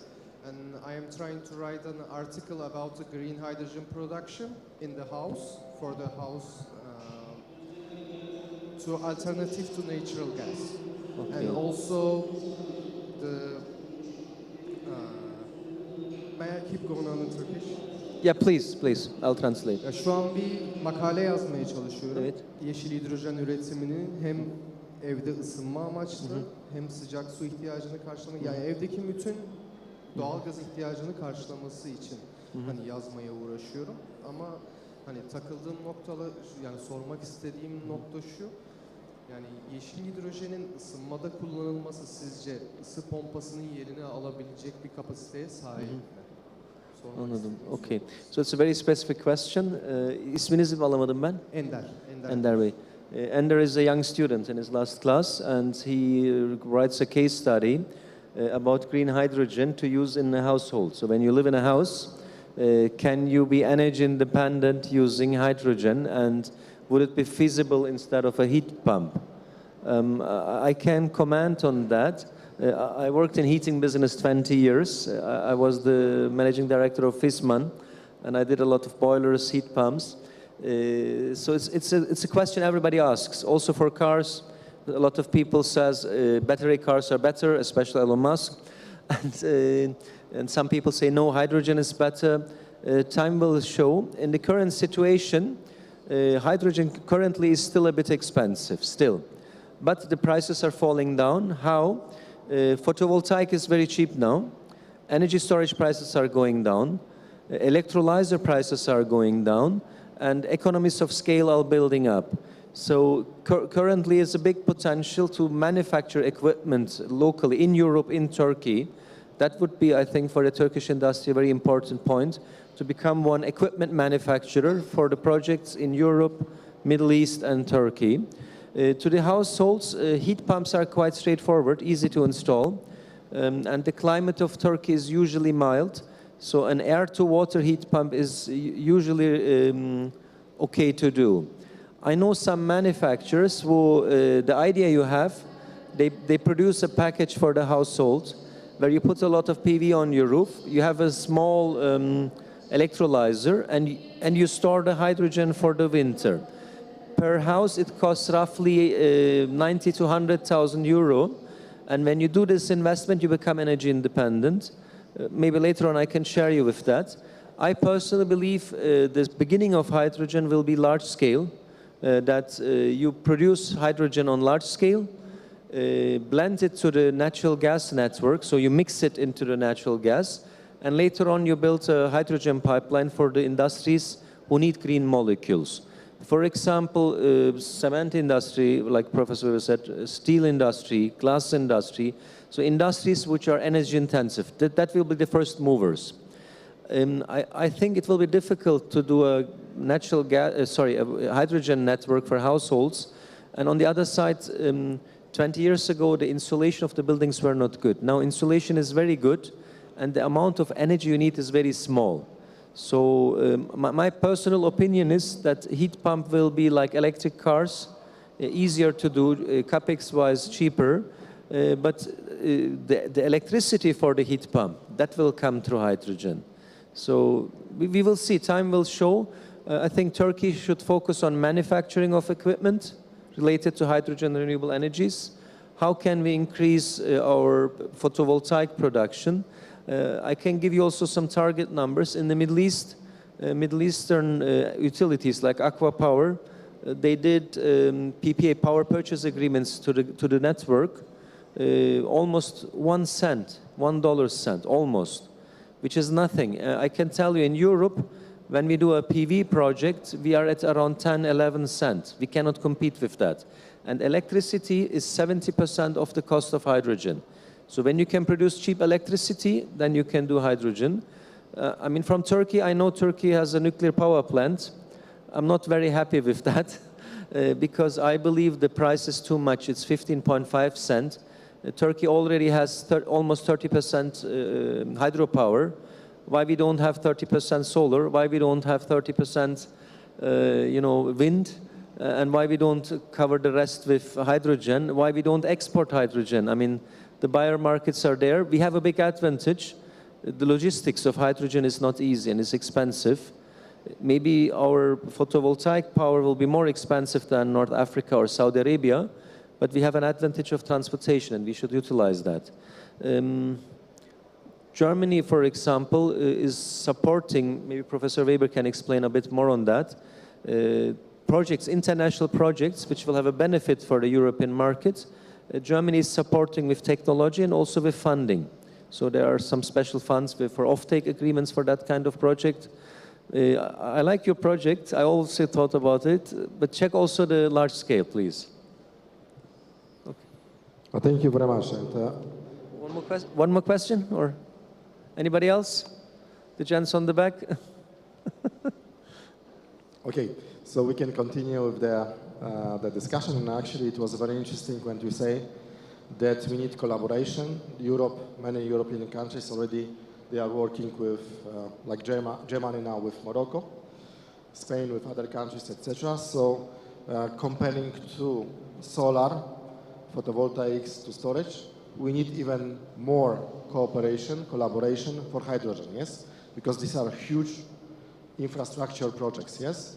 Do you agree, Ike, with that? And could you also elaborate how Germany is supporting, this international market? Oh, with pleasure. But before going into this, I want to add a very interesting detail to the situation of Turkey. I think in Turkey, we all know we have a lot of area, and I'm sure you have a lot of inland area where PV could be easily deployed in gigawatt scale. However, one specific advantage of Turkey has not yet been mentioned, and this is the hydropower. Because if you combine PV with hydropower, you solve the storage problem.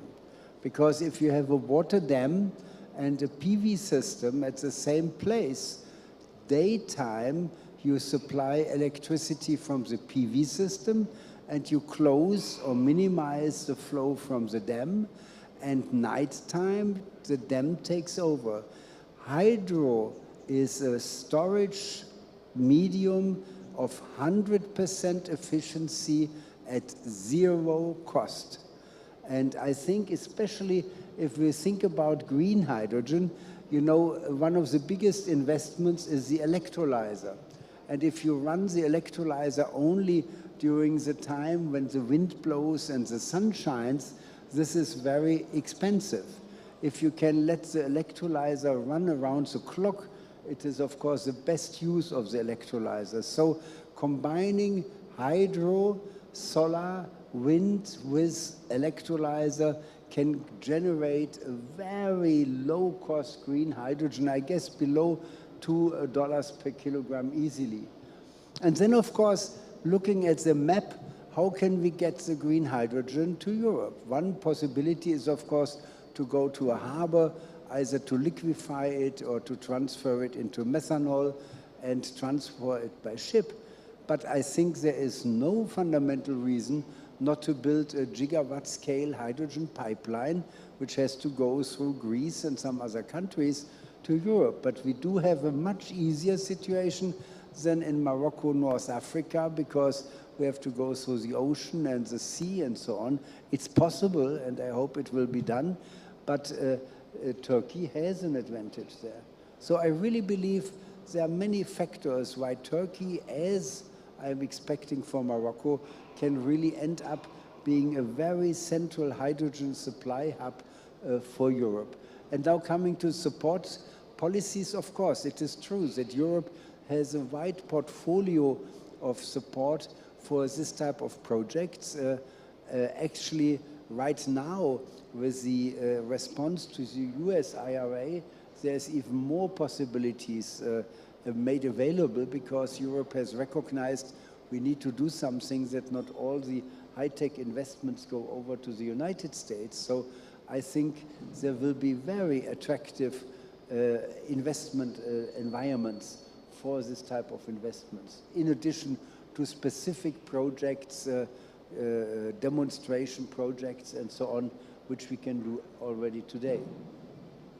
It's quite interesting because already second time we speak today about hydro plants, yes. We spoke about this opportunity during our session about floating solar, yes? So we can combine floating solar, dams, and hydrogen, yes? Yes, that's a very good idea. And I like the idea, yes, that's really true. We can produce 24 hours hydrogen and have 100% occupancy of the electrolyzers. That's a huge advantage. Thanks for the input, Professor Weber. Yeah. So Murat, what should be done in bullet points in order, to make this? Yeah. I have an idea. I think we have to put a target on the table. Without a target, we will continue to stay lazy and not be focused. I think our target should be, we should really stop energy imports, and we should cover all the energy requirement of Turkey with renewables, with the advantage of our hydropower stations and hydrogen.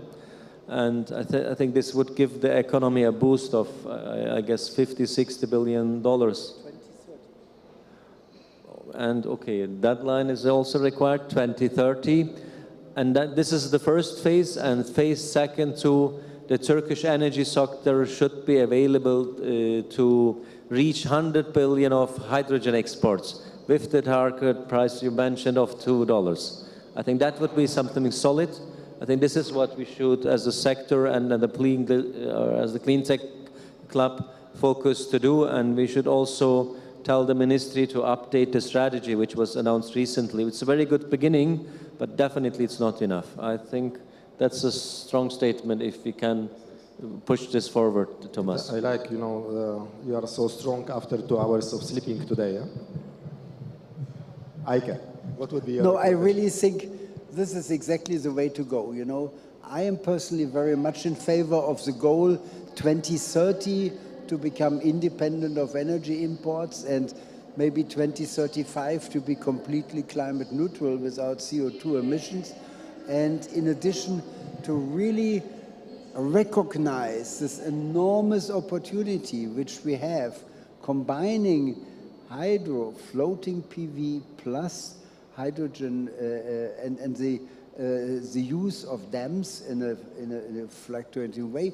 There I have a tiny idea which is important.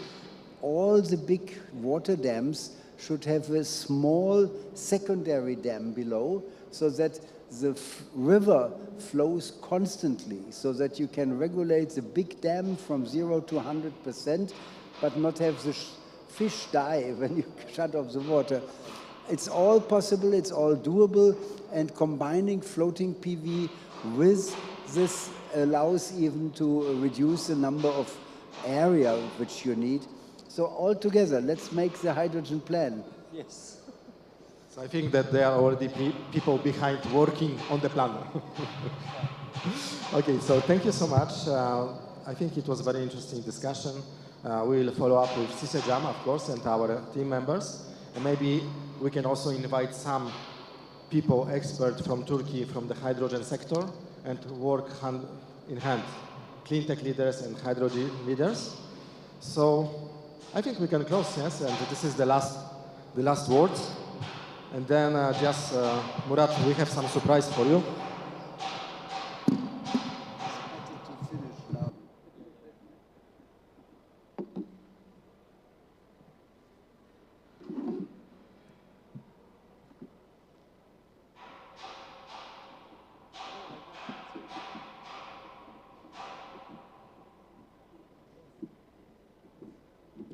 So let's come here and let's make it, like a symbolic.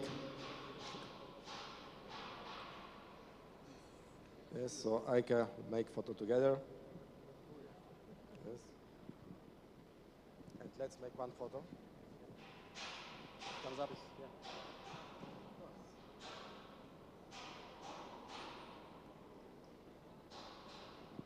So the green hydrogen future of Turkey started today. Yes, thank you. That's what we should do. Yes, definitely. Because together we are stronger. So,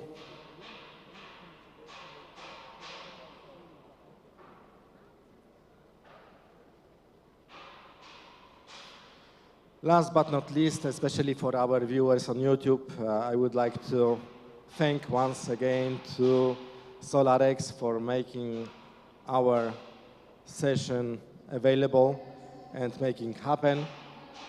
And